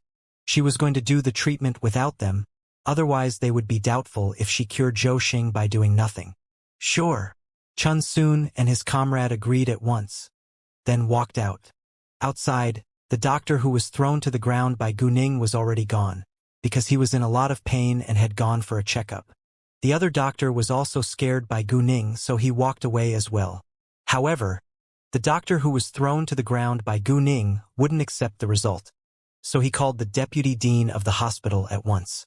When the deputy dean learned of the situation, he was mad too and said that he would come later. In the ward, Gu Ning put a lot of magical power into Zhou Xing's body and Zhou Xing finally survived. Now, Zhou Xing's blood vessels were unblocked, and his internal organs were recovered by 50%, which was the best result because the amount of magical power that a person could bear was limited. If he wanted to continue to recover, he had to rely on himself and have a good rest. Zhou Xing's blood vessels returned to normal function and his breathing gradually became noticeably steadier. After a while, his face gradually became ruddy. Although Gu Ning's face became a little pale after putting a lot of magical power into Zhou Xing's body, she was still fine. Right after Gu Ning finished putting magical power into his body, she heard noises from outside, but she didn't go out. She only used her jade eyes to see what was happening. Several doctors were having a conflict with Chun Sun and his comrade. Among the doctors, there was the deputy dean. It seemed that the doctor she had thrown out had told on her. Anyway, Gu Ning wasn't afraid.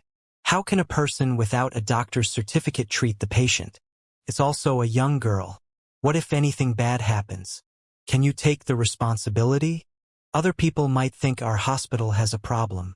The deputy dean snapped at Chun Sun and his comrade. It seemed he didn't care about the patient's health, only the reputation of their hospital. "Deputy Dean, don't worry. We'll take the responsibility by ourselves," said Chun Sun. He understood it wasn't acceptable, but his comrade's life mattered much more than the rules.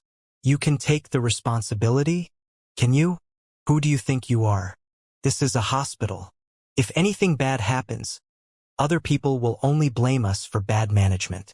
For the deputy dean, he didn't care who took the responsibility. He was only afraid the hospital might be affected. The deputy dean didn't know that Chun Sun worked for Leng Xiaoting. If he knew, he wouldn't dare to be so impolite to him.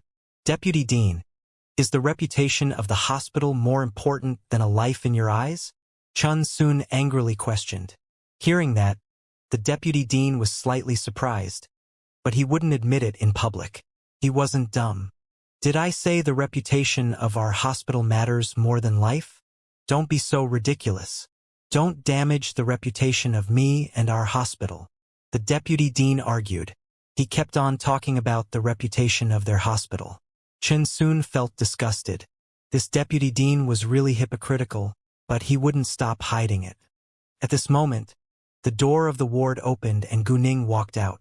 Seeing Gu Ning coming out, Chun Sun and his comrade asked nervously, "How is Zhou Xing now? Go inside and have a look by yourself," Gu Ning said to them. After that, Chun Sun and his comrade went in, leaving Gu Ning behind. When the deputy dean and other doctors saw Gu Ning, they were subconsciously surprised and stunned. Although they knew it was a young girl, they didn't know she was so beautiful. However, they were mad afterwards. They were mad at Gu Ning, who was so young and had no doctor certificate. She also dared to treat the patient without caring about the rules set by the hospital. As a result, the deputy dean wanted to criticize Gu Ning. However, when the deputy dean just opened his mouth, Gu Ning interrupted him. "Deputy Dean, you better check the patient's condition before you say anything. I don't want you to apologize after finding out the patient is fine. I won't accept it anyway if you want to snap at me." "What do you mean?" The deputy dean was struck dumb. He understood what Gu Ning meant. Gu Ning implied that the patient was fine and was saved by her. Precisely because of that, he was struck dumb.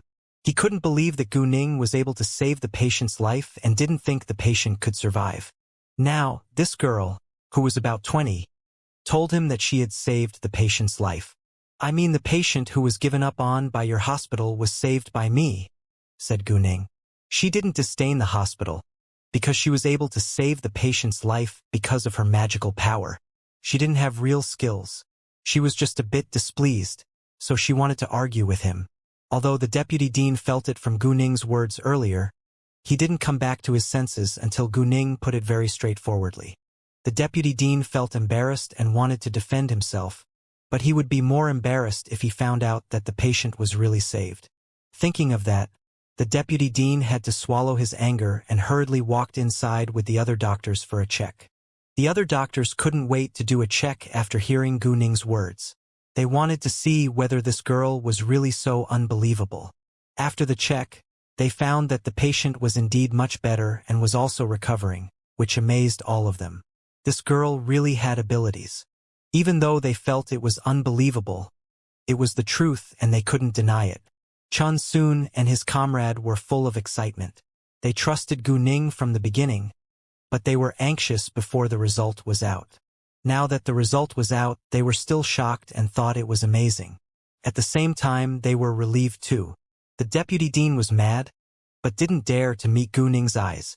Right when he was about to criticize Gu Ning earlier, he was interrupted by her, otherwise he would be greatly embarrassed. Although the doctors who came with the deputy dean didn't think highly of Gu Ning and felt it was ridiculous, they said nothing to Gu Ning's face. Therefore, they didn't feel guilty and turned to ask Gu Ning how she did it. Gu Ning only told them that it was her unique skill and was a secret. Without getting the answer, those doctors were disappointed. Some of them tried to persuade Gu Ning by saying that it was a virtue to save people. If she could teach them, they would be able to help more people. Gu Ning, however, wasn't convinced and even disdained them. "I am neither a doctor nor a savior. It's a virtue to save people. But are you willing to save patients who don't have money? If you're unwilling to do that, stop talking about these meaningless principles. I'm not a naive girl who's easy to fool," Gu Ning retorted unceremoniously. Well, hearing Gu Ning's words, those doctors didn't know what to say next. Gu Ning ignored them and directly took out a bottle with 3 power crystals.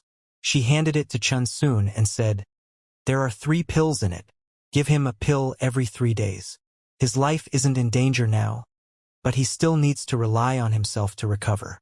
Except for a physical examination, he doesn't need injections, medicines, or infusions."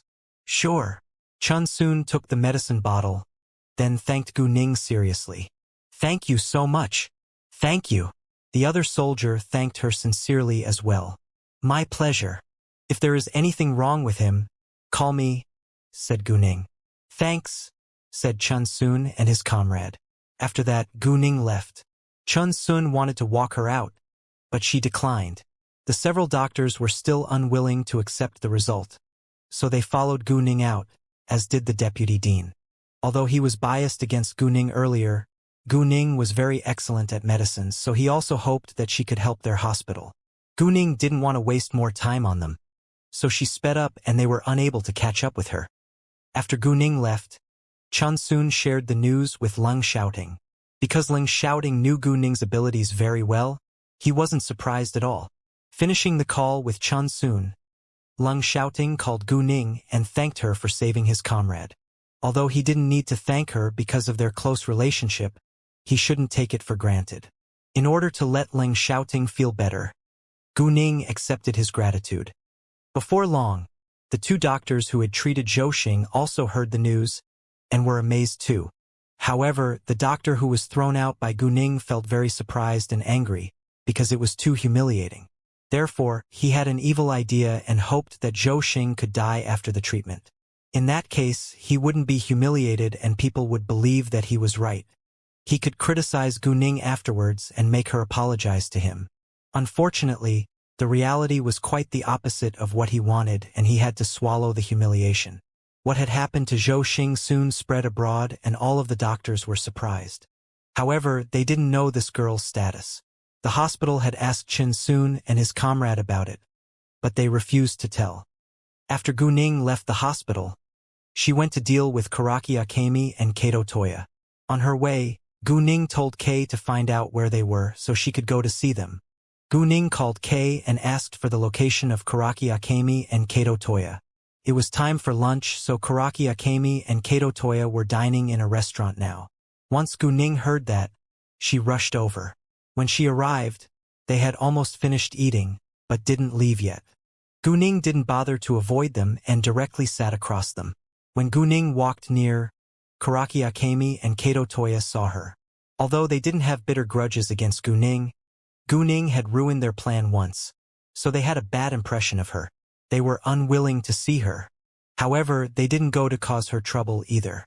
Besides, they weren't very familiar, so neither of them greeted each other. After Gu Ning sat down, she began to order. After ordering, Gu Ning stared straight at them, releasing cold magical power. Although the magical power followed her consciousness to the place she wanted it to be, the surroundings would also be affected. Fortunately, there usually weren't many people in the restaurant in the morning, so it wouldn't have much impact. Karaki Akemi and Kato Toya felt Gu Ning's look. They were both confused and turned to look at her. They didn't understand why she was staring at them. However, they soon felt the familiar coldness and panicked. They still couldn't figure out what had happened. Once they felt something was wrong, they wanted to run away. But they didn't dare to stand up at all because they were afraid of falling all of a sudden.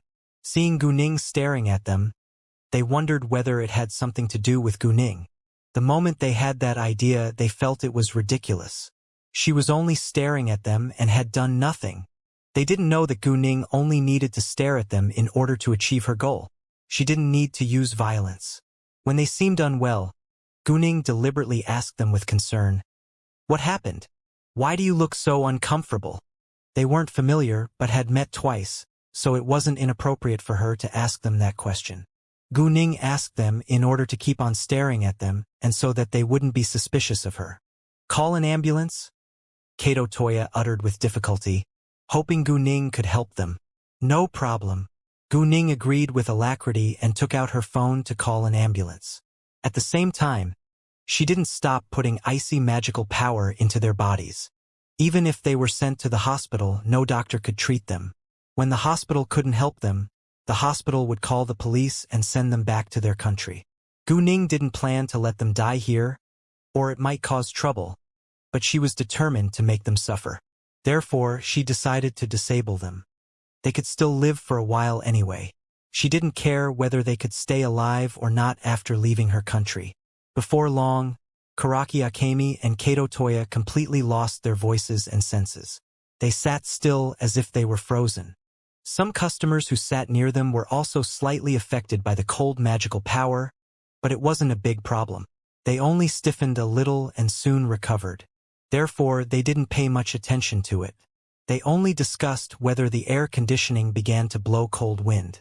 After freezing Karaki Akemi and Kato Toya, Gu Ning reported what had happened to a waiter who reported it to their manager at once. The manager didn't know what else he could do and could only wait for the ambulance to come. An ambulance soon came and took Karaki Akemi as well as Kato Toya to the hospital. The dishes Gu Ning ordered were being delivered now, so she decided to enjoy her meal. After dealing with Karaki Akemi and Kato Toya, Gu Ning was in a good mood, so she sent a message to Leng Xiaoting and told him what she had done. She didn't directly call him in case she interrupted him. She was right. Leng Xiaoting was busy with his work now, so he didn't immediately reply to Gu Ning. It only took about a dozen minutes, and it would take about 20 minutes for Gu Ning's order to be finished. Therefore, after Karaki Akemi and Kato Toya were taken away, the dishes Gu Ning ordered were placed on the table. However, right when Gu Ning began to eat, she felt a cultivator quickly come over. Gu Ning was surprised, but soon composed herself and continued to eat. Gu Ning understood that the cultivator must have come for the magical power she just released. However, even if the cultivator came, she wouldn't be exposed because she was just a mortal in cultivator's eyes. Before long, the cultivator appeared in the restaurant. Gu Ning calmly gave the cultivator a glance and found it was a familiar face, Dongfang Jinghong. Although Dongfang Jinghong felt the magical power was already gone when he approached the restaurant, he was reluctant to leave right now. He wanted to see what had happened here and tried to find some clues. Dongfang Jinghong wanted to figure it out, because the magical power was an evil magical power. He thought it might be an evil cultivator or ghosts or monsters. When Dongfang Jinghong walked into the restaurant, he saw nothing was wrong and found no clue. But he noticed Gu Ning instead. Subconsciously, Dongfang Jinghong felt the evil magical power might have something to do with Gu Ning. Gu Ning was a mortal, but she indeed had something to do with magical power in her hands. However, it was just a guess and he didn't think it was the truth. Dongfang Jinghong hadn't met Gu Ning before, but now he felt he could have a talk with her. "Hi, Miss Gu." Dongfang Jinghong politely greeted her. "May I know you?" Gu Ning raised her eyes to look at him and pretended that she didn't know him. "My surname is Dongfang. I've got a jewelry business as well, so I know you're the owner of Jade Beauty Jewelry. I also know you have many other companies. I've always admired you and I didn't expect to see you here." Dongfang Jinghong said, "Miss Gu, can I have a seat?" Dongfang Jinghong was very kind. He was much nicer to her than Jing Yunfei. "Please." Gu Ning didn't refuse. Although she knew his purpose, she also wanted to seize this chance to stop Dongfang Jinghong from spying on her. It wasn't difficult for her to avoid them, but she felt uncomfortable when someone was secretly watching her. Hearing that, Dongfang Jinghong sat down. "Have you eaten, Mr. Dongfang?" Gu Ning asked politely. "Yes," said Dongfang Jinghong. "If so, then I'll eat alone," said Gu Ning. Then she began to enjoy her meal. "Oh, Miss Gu, did anything happen here just now?" Dongfang Jinghong asked casually. "Yeah, a man and a woman sat at the opposite table from me, but they suddenly couldn't move. They asked me to call an ambulance for them. They were just taken away by doctors," Gu Ning said. It was very easy for other people to find out what had happened here just now, so she didn't need to lie. When she said that, she didn't have any guilty conscience. Instead, she looked confused and it seemed she also wanted to know what exactly had happened. They suddenly couldn't move? What happened to them? Dongfang Jinghong frowned. Were they affected by the evil magical power? "I have no idea. I was curious too, so I asked them about it. They could barely say a word, so I didn't get an answer," said Gu Ning resignedly. "What else did you feel isn't right?" Dongfang Jinghong asked. "Something isn't right? I don't think so. If there is anything, it might be that I felt very cold all of a sudden for a few minutes at that time. My body stiffened a little. I thought it was a problem with the air conditioning, but other people asked a waiter about it. The air conditioning was working properly, so I don't know what's the reason. Perhaps it's something that isn't right," said Gu Ning. It was easy to find it out and she was very close to Karaki Akemi and Kato Toya. If she felt nothing when they had trouble, it wouldn't be right. Hearing that, Dongfang Jinghong understood that they must have been affected by magical power, but whether it had something to do with Gu Ning. He wasn't very suspicious of Gu Ning, but couldn't trust her. In addition, who were the two people? He couldn't ask Gu Ning about it because he didn't think Gu Ning knew it.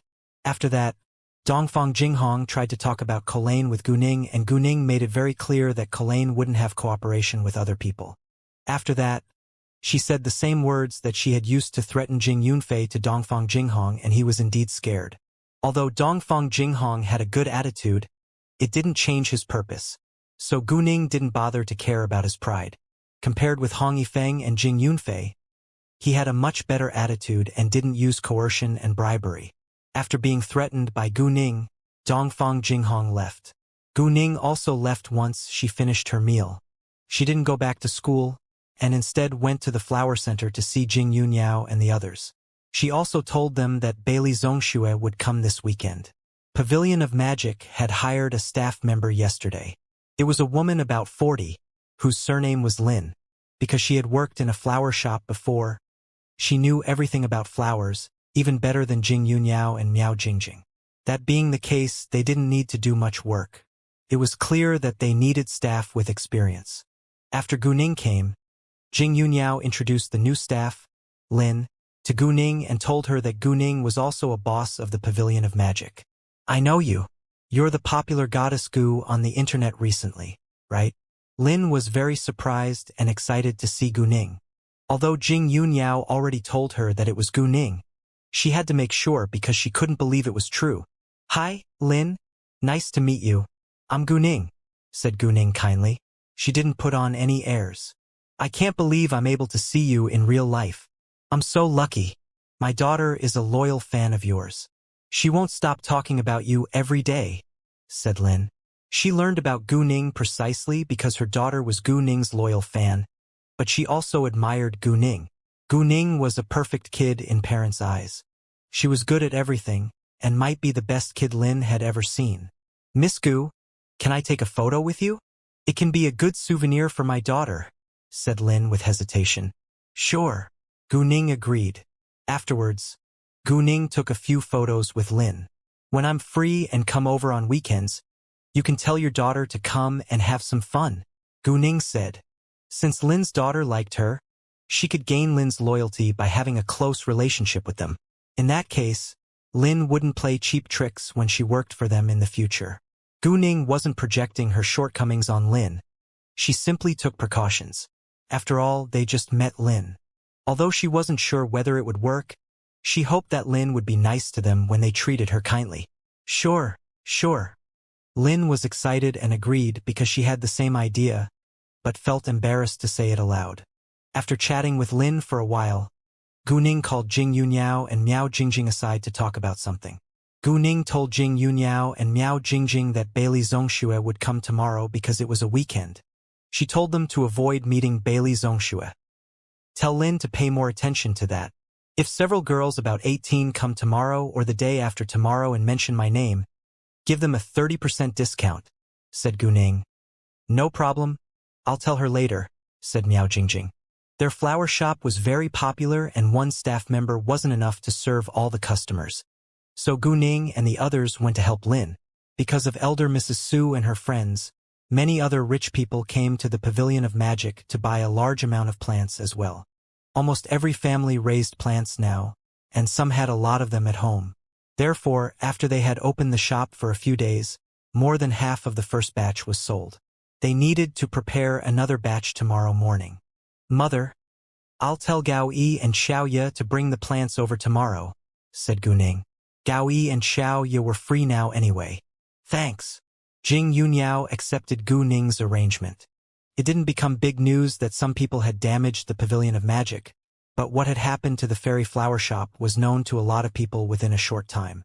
Therefore, many people believed that it must have something to do with the damage to the Pavilion of Magic. It couldn't be a coincidence that the two flower shops were damaged one after another. However, it was just a guess without proof, so no one could be sure. Some people even came to the Pavilion of Magic to comfort Jing Yunniao, but actually tried to get some information about the drama. They asked Jing Yunniao whether she had found the criminal. Jing Yunniao gave them an affirmative answer and said that it was already settled, but she didn't tell them who the criminal was. When they asked whether it was the owner of the fairy flower shop, Jing Yunniao only told them not to think about it too much. Some people also went to the fairy flower shop to ask about the drama, and the female owner of the fairy flower shop denied it too. Without an answer, they remained doubtful. If it was really the owner of the fairy flower shop, it would be a warning to them. They wouldn't mess with the Pavilion of Magic. Most of them had a business here, but did not have many connections, so they were reluctant to get in trouble. It was 3 hours after Guning texted Leng Xiaoting that Leng Xiaoting called her back. They didn't have a long talk and soon hung up because Leng Xiaoting was still busy and didn't have much time to talk with her. Guning didn't leave until she had a meal with Jing Yunniao and the others in the shop. When she got back to school, it would be time for the evening class. As soon as Guning walked into the parking lot, she sensed the air of cultivators and turned to look for them. Then she saw Dongfang Ziyu and Wu Shunhua, who had been absent for a long time. Did they come here for the Pavilion of Magic? No matter what, since they showed up here, Jing Yuniao and Miao Jingjing had to avoid them. Without delay, Guning called Jing Yuniao and told her Dongfang Ziyu and Wu Shunhua appeared. They might come for the Pavilion of Magic. Once Jing Yuniao learned the news, she got off work earlier with Miao Jingjing, and Guning went back to the shop. If they really came for the Pavilion of Magic, they had to be determined to get an answer. If she didn't solve the problem right now, they would come again. As a result, Guning went back in order to tell them that the flower shop was hers. Because they already knew Cultivation medicines contained power crystals, they would stop paying special attention to the Pavilion of Magic after they knew it was also owned by Guning. They knew they wouldn't get any useful information. This time, in order to completely stop them from looking for magical power, Guning planned to use the effect of Shangguanyang. She would tell them that it was Shangguanyang who gave her the magical medicine. Because Shangguanyang wasn't exposed before, she didn't talk about him with other people. Seeing Guning coming back, Lin wasn't surprised, because Jing Yuniao had already told her that Guning would come back in a while to deal with something before they left. 2 minutes later, Dongfang Ziyu and Wu Shunhua came. Without surprise, they came for the Pavilion of Magic. Dongfang Ziyu and Wu Shunhua were slightly surprised to see Guning, but it wasn't a big surprise. They knew it could have something to do with Guning, but weren't sure of it before they saw her. "Oh, hi, Miss Dongfang, Mr. Wu. What rare visitors you are. Are there any plants you like? If you want, I can give you a 20% discount," said Guning to welcome them. "Are you the boss of this shop?" Dongfang Ziyu asked, although she already had the answer. "Yes," Guning said. "Your plants are so different from those in other shops," said Dongfang Ziyu. "Yeah, I know what you want to know, Miss Dongfang. The plants here have something different. I don't know what it is, but I do know it attracts you here. This isn't the first time that you've come to see me. You've already visited Cultivation," said Guning. She knew their intention but wasn't mad. Hearing that, Dongfang Ziyu and Wu Shunhua stayed calm, because they knew they came here to see Guning for the magical power. They were also aware that Guning wasn't dumb, so she must know their purpose. "Miss Gu, can you tell us what you add to Cultivation medicines and these plants?" Dongfang Ziyu asked, but didn't have hopes. However, Guning chose to be honest with them this time. "Well, I'm so bothered these days when people won't stop spying on and investigating me. Let me tell you then. I told you before that I added a substance that isn't recorded in the formula to the medicines. The plants in my shop are also watered with that substance. If you ask me what the substance is called, I don't know either, but I can tell you who gave it to me," said Guning. "Really?" Hearing that, Dongfang Ziyu's and Wu Shunhua's eyes lit up. They were greatly surprised that Guning was willing to tell them now. However, since Guning was willing to tell them right now, she must have told other people about it too. Thinking of that, they were less excited, but it was better to know the answer. "It's a senior called Shangguan. He only told me the substance can greatly improve the effects of medicines. If plants are watered with it, they could grow to be more vital and attractive," said Guning. Senior Shangguan. Knowing that, both Wu Shunhua and Dongfang Ziyu were shocked. To their surprise, it turned out to be Senior Shangguan. In an instant, Dongfang Ziyu and Wu Shunhua were disappointed, because they didn't dare to mess with Shangguanyang at all. "Do you know Senior Shangguan as well?" Guning acted surprised. "We were honored to meet him once," said Dongfang Ziyu. "Thank you so much for your answer, Miss Gu. See you." Since they had the answer, Dongfang Ziyu felt they should leave. They didn't doubt Guning's words, because it couldn't be a lie since Guning knew Shangguanyang. In addition, given Shangguanyang's level and status, it wasn't strange that he had magical things. "All right, see you, Miss Dongfang, Mr. Wu," said Guning. After that, Dongfang Ziyu and Wu Shunhua left. "Since it's from Senior Shangguan, I'm afraid there is nothing we can do. Let's go report it to the Patriarch," said Wu Shunhua. "Yeah, let's go back now. Since Senior Shangguan is involved, other cultivators can't get the magical power either," said Dongfang Ziyu. If none of them could have it, she could keep the balance. A few minutes after Dongfang Ziyu and Wu Shunhua left, Gu Ning told Lin to go home. It was already 7 p.m., and she could get off work. Before Dongfang Ziyu and Wu Shunhua went back to their world, they contacted Dongfang Jinghong and told him the news. They wanted him to go back with them because the investigation was meaningless now. Hearing that, Dongfang Jinghong was amazed and had doubts. He thought Gu Ning might be deceiving them. Don't you know Shangguan Yang's status? If Gu Ning doesn't really know him, she wouldn't have mentioned him. And she also has power crystals.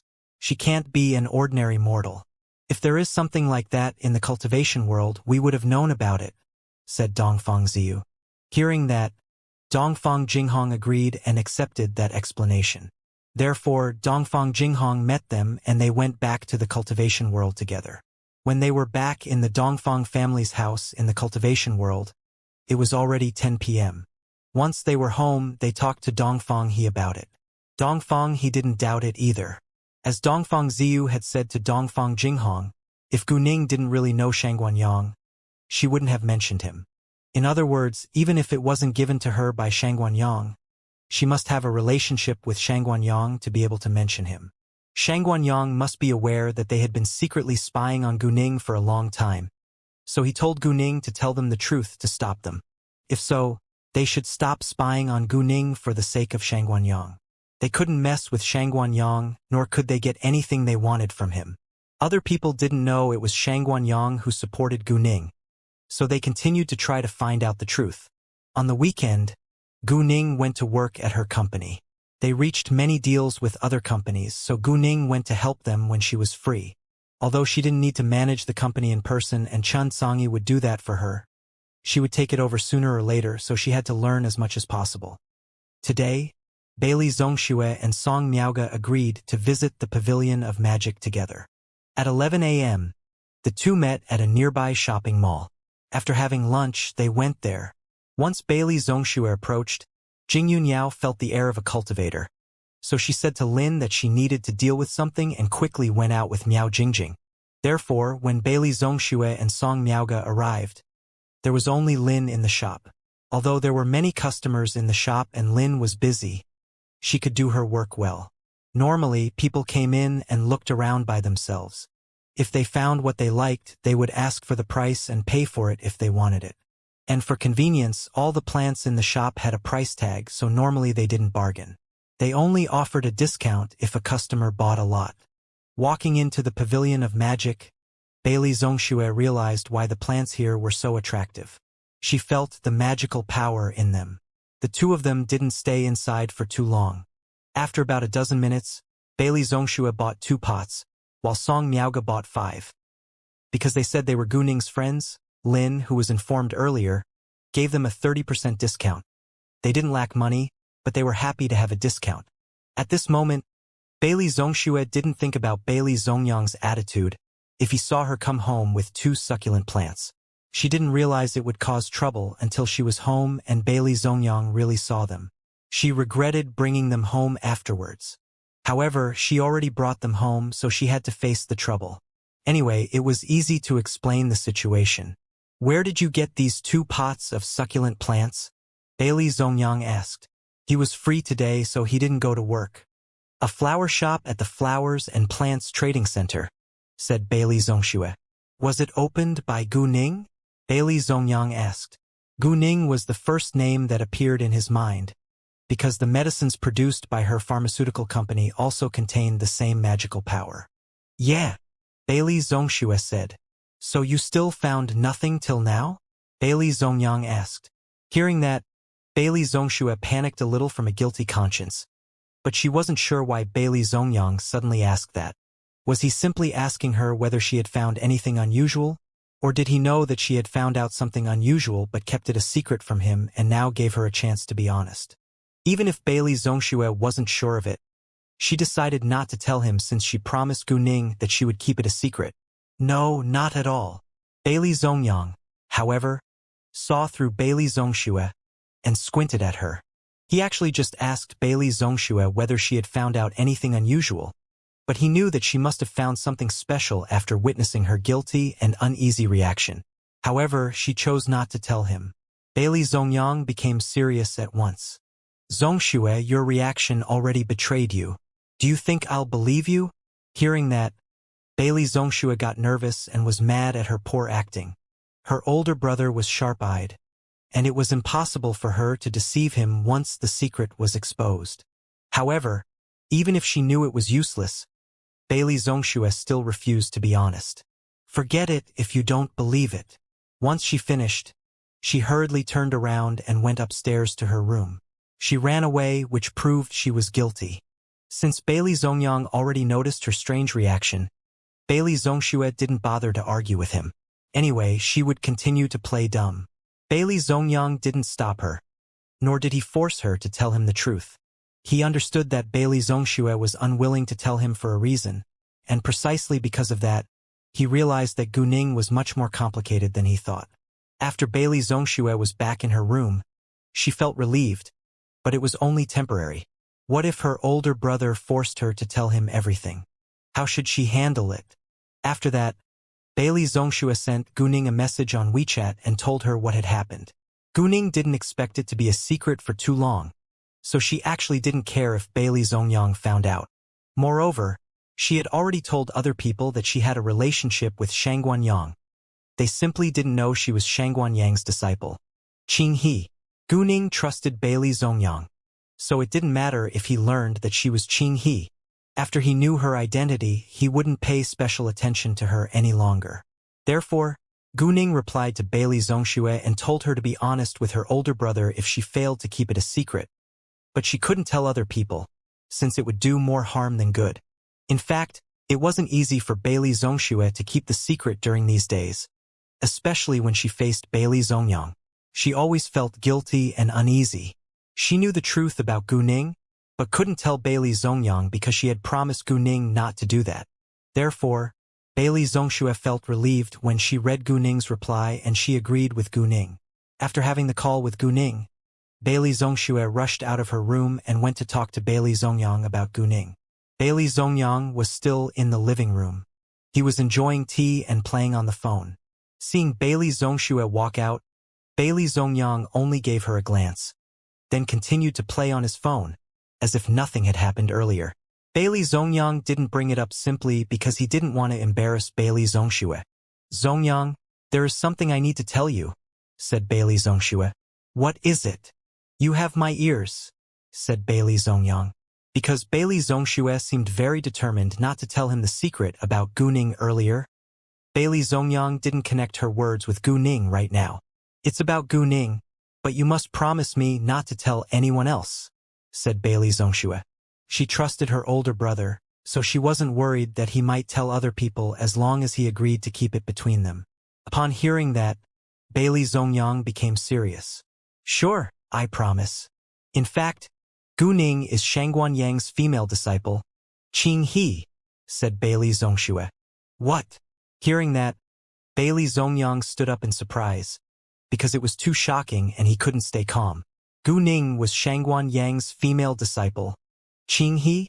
They had different appearances, but he could understand it, because it was easy to change one's appearance with makeup. However, there was no air of a cultivator on Guning. Do you mean Guning is Shangguan Yang's female disciple, Qing He? But there is no air of a cultivator on her, Bailey Zongyang asked. After that, Bailey Zongxue told him what had happened that day. Guning said she has a different physical condition. She can hide the air of a cultivator. We ran into an evil cultivator that day, and she was forced to show her level as a cultivator to save me. She told me her real identity afterwards, but she didn't want me to tell other people, so I kept it a secret from you, said Bailey Zongxue. Hearing that, Bailey Zongyang was stunned for a long while. He couldn't believe his ears.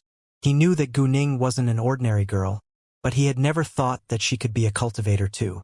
She was even the female disciple of Shangguan Yang, Qing He. No wonder she saved Bailey Zongxue twice. They had a close relationship. If it was another person, Guning might not have been so helpful. Zongyang, you've promised me not to tell other people, and you must keep your word. Don't tell anyone, including our grandfather. Bailey Zongxue trusted Bailey Zongyang, but she thought it was necessary for her to remind him to be careful. If Bailey Zongyang told other people, she would feel guilty when she met Guning again. "Sure. I promise I won't tell anyone," said Bailey Zongyang. He honestly wouldn't tell other people about it since Guning's identity was exposed for saving Bailey Zongxue. Hearing Bailey Zongyang's answer, Bailey Zongxue was relieved. On Monday again at noon, Guning met Chu Hanjiao in the canteen. Because of the disappearance of the female water ghost, the yin on Chu Hanjiao's body had faded a little, but it would take some time for her to completely get rid of it. Chu Hanjiao still had a gloomy expression and liked to be in a corner without anyone around her. When Guning and the others were halfway through their meal, Chu Hanjiao suddenly walked towards Guning, but Guning didn't look at her and continued to eat. Song Miaoge and the others looked at Chu Hanjiao, then at Guning. Seeing that Guning didn't mean to say anything, they said nothing as well. Most people around them were aware of Guning's grudge against Chu Hanjiao, so they all turned to look at them when Chu Hanjiao walked to Guning. They guessed whether Chu Hanjiao was going to cause Guning trouble. Does Chu Hanjiao plan to make things difficult for Guning? No idea. But if she wants to do that, she better think twice. She's no match for Guning after all. Right? Because Chu Hanjiao had grudges against Guning, people all believed that she was going to cause Guning trouble. As a result, they all laughed at Chu Hanjiao for her lack of self-awareness. Chu Hanjiao heard their discussions. She would have been furious in the past, but now she stayed calm. "Guning, can we talk?" Chu Hanjiao said. She seemed to be in a bad mood, so she didn't have a good attitude, but she wasn't forcing or ordering Guning either. Given her condition now, she had no ability to be arrogant. In addition, after going through a lot recently, she became a lot more mature. She knew people disliked bad attitudes. "About what?" Guning asked in a flat voice. Actually, given their relationship, it was very nice of Guning to even reply to her. "Can we have a private talk?" Chu Hanjiao said. "Fine, but I need to finish my meal first," said Guning. She could ignore Chu Hanjiao because of their bad relationship, but Guning wanted to know what Chu Hanjiao planned to talk about with her. Although Guning didn't know what Chu Hanjiao wanted to talk about with her, she guessed it probably didn't have something to do with Chu Hanjiao's idea of taking revenge. It was just her guess. After all, they weren't friends, and it wasn't likely to be true. It was just a strange feeling Guning had. If Chu Hanjiao really told her that she wanted to take revenge, Guning would be curious about her thoughts. No matter what, Guning didn't think Chu Hanjiao would know that she was the woman who appeared by the future lake that night. Guning had confidence in Thay. Sure. Chu Hanjiao felt relaxed when Guning agreed to have a private talk with her. She nodded and didn't show any dissatisfaction because Guning made her wait. It was very nice of Guning to have a private talk with her, so Chu Hanjiao didn't dare to force Guning to be quick. If Guning was annoyed, she wouldn't talk to her and she wouldn't have any chances. Moreover, when Guning agreed to have a private talk with her, she suddenly felt she had hope and became more nervous. Actually, it was a misunderstanding and Chu Hanjiao didn't have much hope, but she was willing to try, or she would regret giving up so quickly. Guning didn't deliberately keep her waiting by eating slowly. She ate at a usual speed, then left once she finished. Yuan Xian soon heard that Chu Hanjiao went to see Guning. Yuan Xian was curious about the reason too, but she wouldn't ask Chu Hanjiao about it because of their bad relationship now. It had nothing to do with her now. Guning and the others went to the football field. Then Guning asked her friends to walk by themselves while she walked with Chu Hanjiao alone. When they were far away from the crowd, Guning asked, "What do you want to talk about with me?" "I would like to ask you to help me teach a few people a lesson by disabling them." "I can pay you," Chu Hanjiao said without much confidence.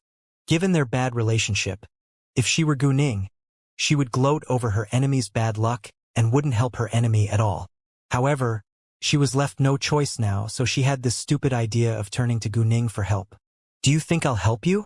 And do you think I lack money?" Guning asked. She wasn't mocking Chu Hanjiao, and she could see that Chu Hanjiao was left with no choice since she decided to turn to her for help. In fact, except for what had happened to Chu Linen, the conflicts between Chu Hanjiao and her weren't serious. There was no bitter grudge between them. If Chu Hanjiao knew that her father actually dug his own grave, she wouldn't be like this right now. Hearing that, Chu Hanjiao bit her lips. It seemed she was doing her best to fight back her sadness. She didn't think Gu Ning would help her or lacked money. After all, Gu Ning had dozens of billions of yuan in wealth. She, however, could only pay 200,000 yuan, which was all she had. I don't think you'll help me. I was so bad to you after all. I don't think you lack money either. You have dozens of billions of yuan after all. I'm just begging you to help me, because I'm left with no choice. Only you can help me now. For what I've done to you, I'm so sorry. Please accept my apologies, said Chu Hanjiao. She then gave Gu Ning a deep bow and apologized sincerely. In the past, it would be a great humiliation for her if she had to apologize to Gu Ning. She wouldn't do that. However, she thought it was nothing compared with the revenge she wanted to take. She gradually learned that people needed to pay for what they had done. Therefore, she slowly built her values and no longer thought that she could do whatever she wanted to do relying on power and money. She used to be high up in the air and bully other people as she wanted. Now she was bullied by someone else who was at a higher status than her and she was too weak to take revenge. Are you sure you can really get over the grudge between us? I can't believe it. I'm afraid you might trap me by begging me to help you teach other people a lesson. Then you would have the evidence of me beating other people and use that to destroy my reputation. Or you can kill two birds with one stone. You can make both me and those people you hate get in trouble at the same time, said Gu Ning. Gu Ning actually could feel Chu Hanjiao's sincerity, and she didn't see any hints of a scheme from her words and behavior. So Chu Hanjiao might not have the thoughts she just pointed out. However, Gu Ning wasn't sure of it, so she said it aloud in order to feel her out. Hearing that, Chu Hanjiao was struck dumb for a second. She hadn't thought about it yet. I understand your worries, but I never thought about that, said Chu Hanjiao.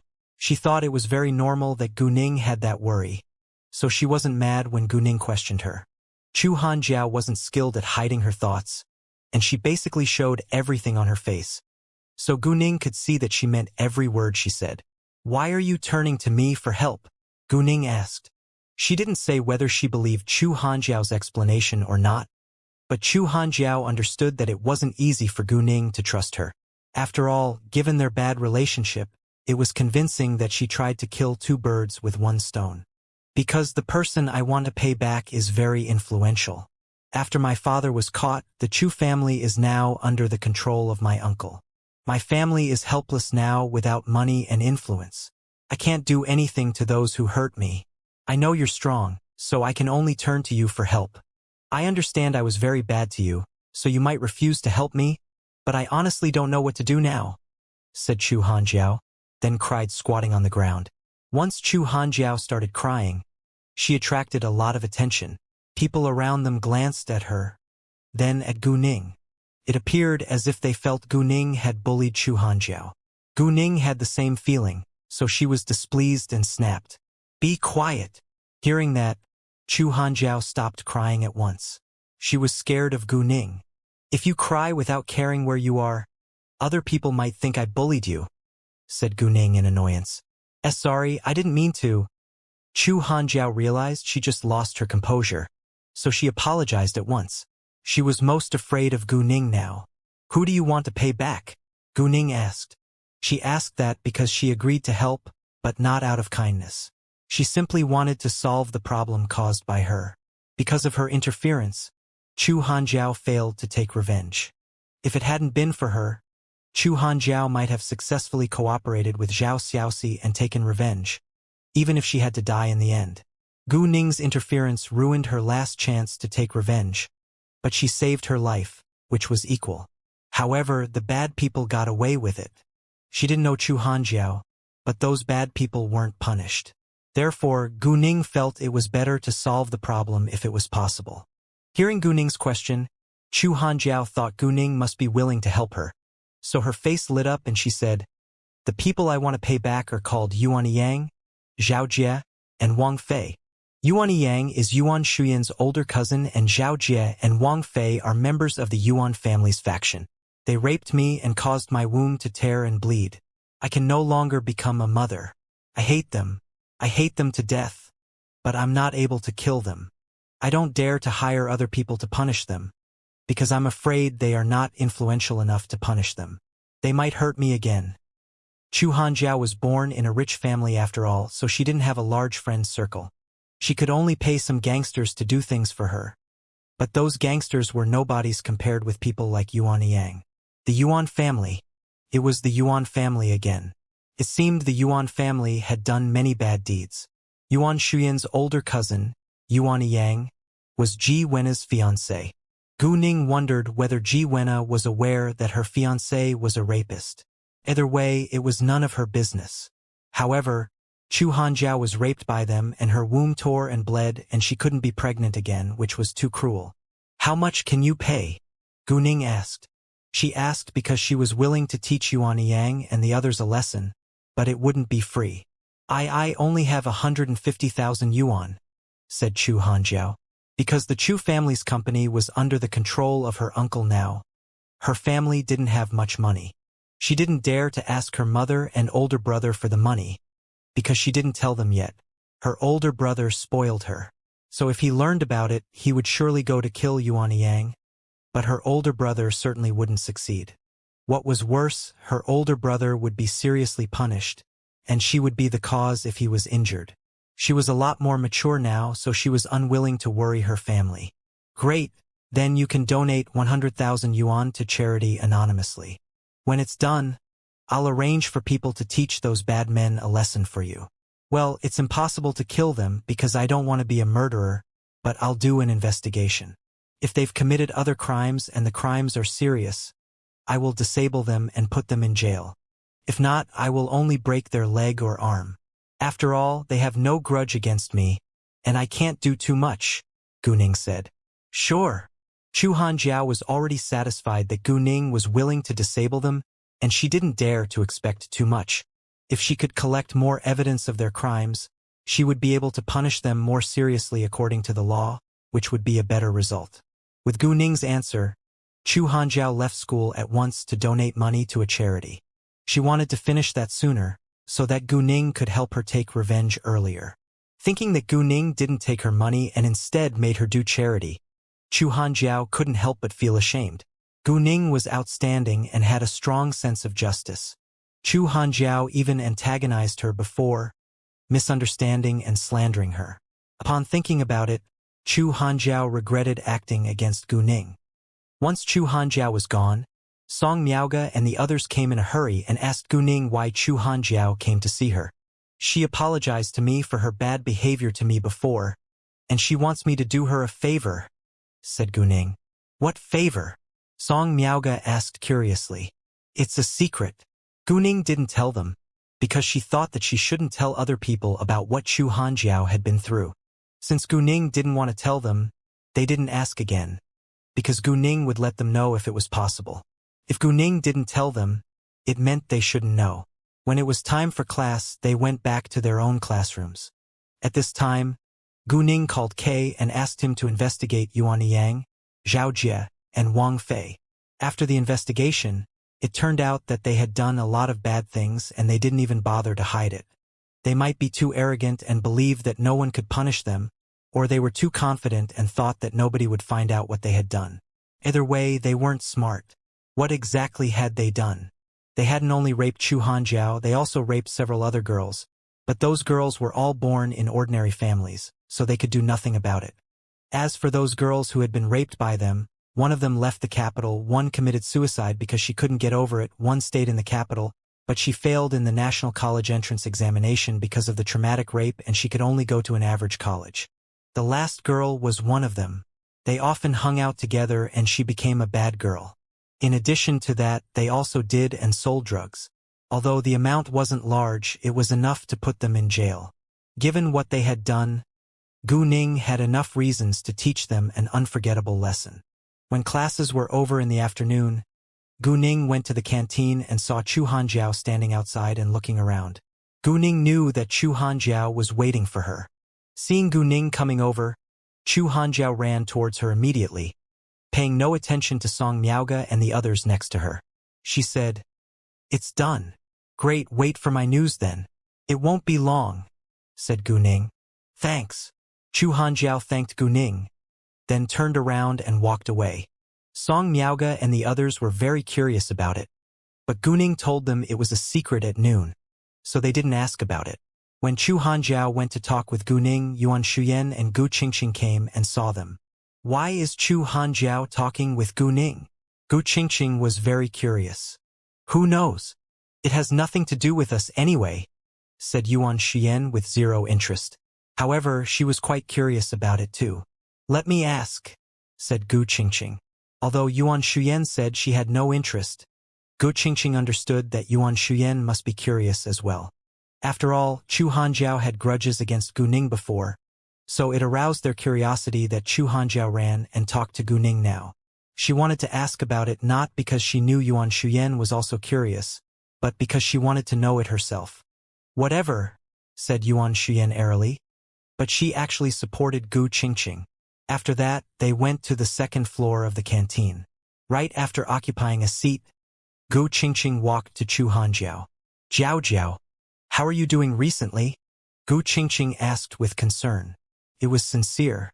Although they hadn't hung out together for a long time, there was no conflict between them, so they were normal friends. Do you think I can be good after what has happened to my family? Chu Hanjiao asked in a flat voice. Facing Chu Hanjiao's question, Gu Qingqing suddenly didn't know what to say, because it made her seem impolite. However, she asked simply to show her concern.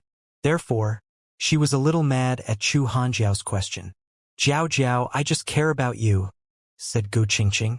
Thank you for asking, said Chu Hanjiao. Because she knew Gu Qingqing was sincere, she thanked her. Oh, why did you go to talk with Guning today? Don't you have a grudge against her? I don't mean to interfere. I'm just worried about you, said Gu Qingqing. It's private, said Chu Hanjiao, but didn't tell her any details. What is it? Can you tell me? Gu Qingqing asked. The second she finished, she felt it was too straightforward. In case Chu Hanjiao felt she had a purpose, she immediately changed her tone. Well, I mean, if you need any help, you can tell me. I'll help you as long as I can. Even though Gu Qingqing changed her tone at once, Chu Hanjiao already figured out her intention. Gu Qingqing was simply trying to find out what she had talked about with Guning. She actually didn't care much about her. She was upset, but didn't bother to argue with her. She replied in a flat voice again. Thanks, but not now. Chu Hanjiao gave that answer and deliberately ignored Gu Qingqing's question about what she had talked about with Guning. And you talked with Guning? Gu Qingqing was unwilling to give up. Qingqing, I know you came to me simply wanting to know why I went to talk with Guning. You don't care about me at all, right? Before Gu Qingqing could finish, Chu Hanjiao interrupted, staring straight in Gu Qingqing's eyes. Gu Qingqing felt guilty at once and denied it right away. No, I came because I'm worried about you. After all, don't worry, she won't hurt me, said Chu Hanjiao. Then she lowered her head to enjoy her meal. She was unwilling to talk with Gu Qingqing any longer. Seeing that Chu Hanjiao refused to tell her what she had talked about with Guning, Gu Qingqing felt embarrassed to continue to ask her. Afterwards, she turned around and went back to Yuan Shuyan. After Gu Qingqing went back, she told Yuan Shuyan the result. Chu Hanjiao talked about something private with Guning and refused to tell her any details. Because Gu Qingqing failed to get the answer, Yuan Shuyan was a little displeased, but there was nothing she could do about it. Guning quickly took action at night. She didn't do it in person, and instead had Gao Yi and Xiao Ye do it. They were going to disable their penises. Yuan Yang and his friends were typical playboys who always had fun in pubs till dawn. So after Kay spied on them for a while, he easily figured out which bar they went to today. Gao Yi and Xiao Ye were professional killers, so it couldn't be easier for them to disguise themselves.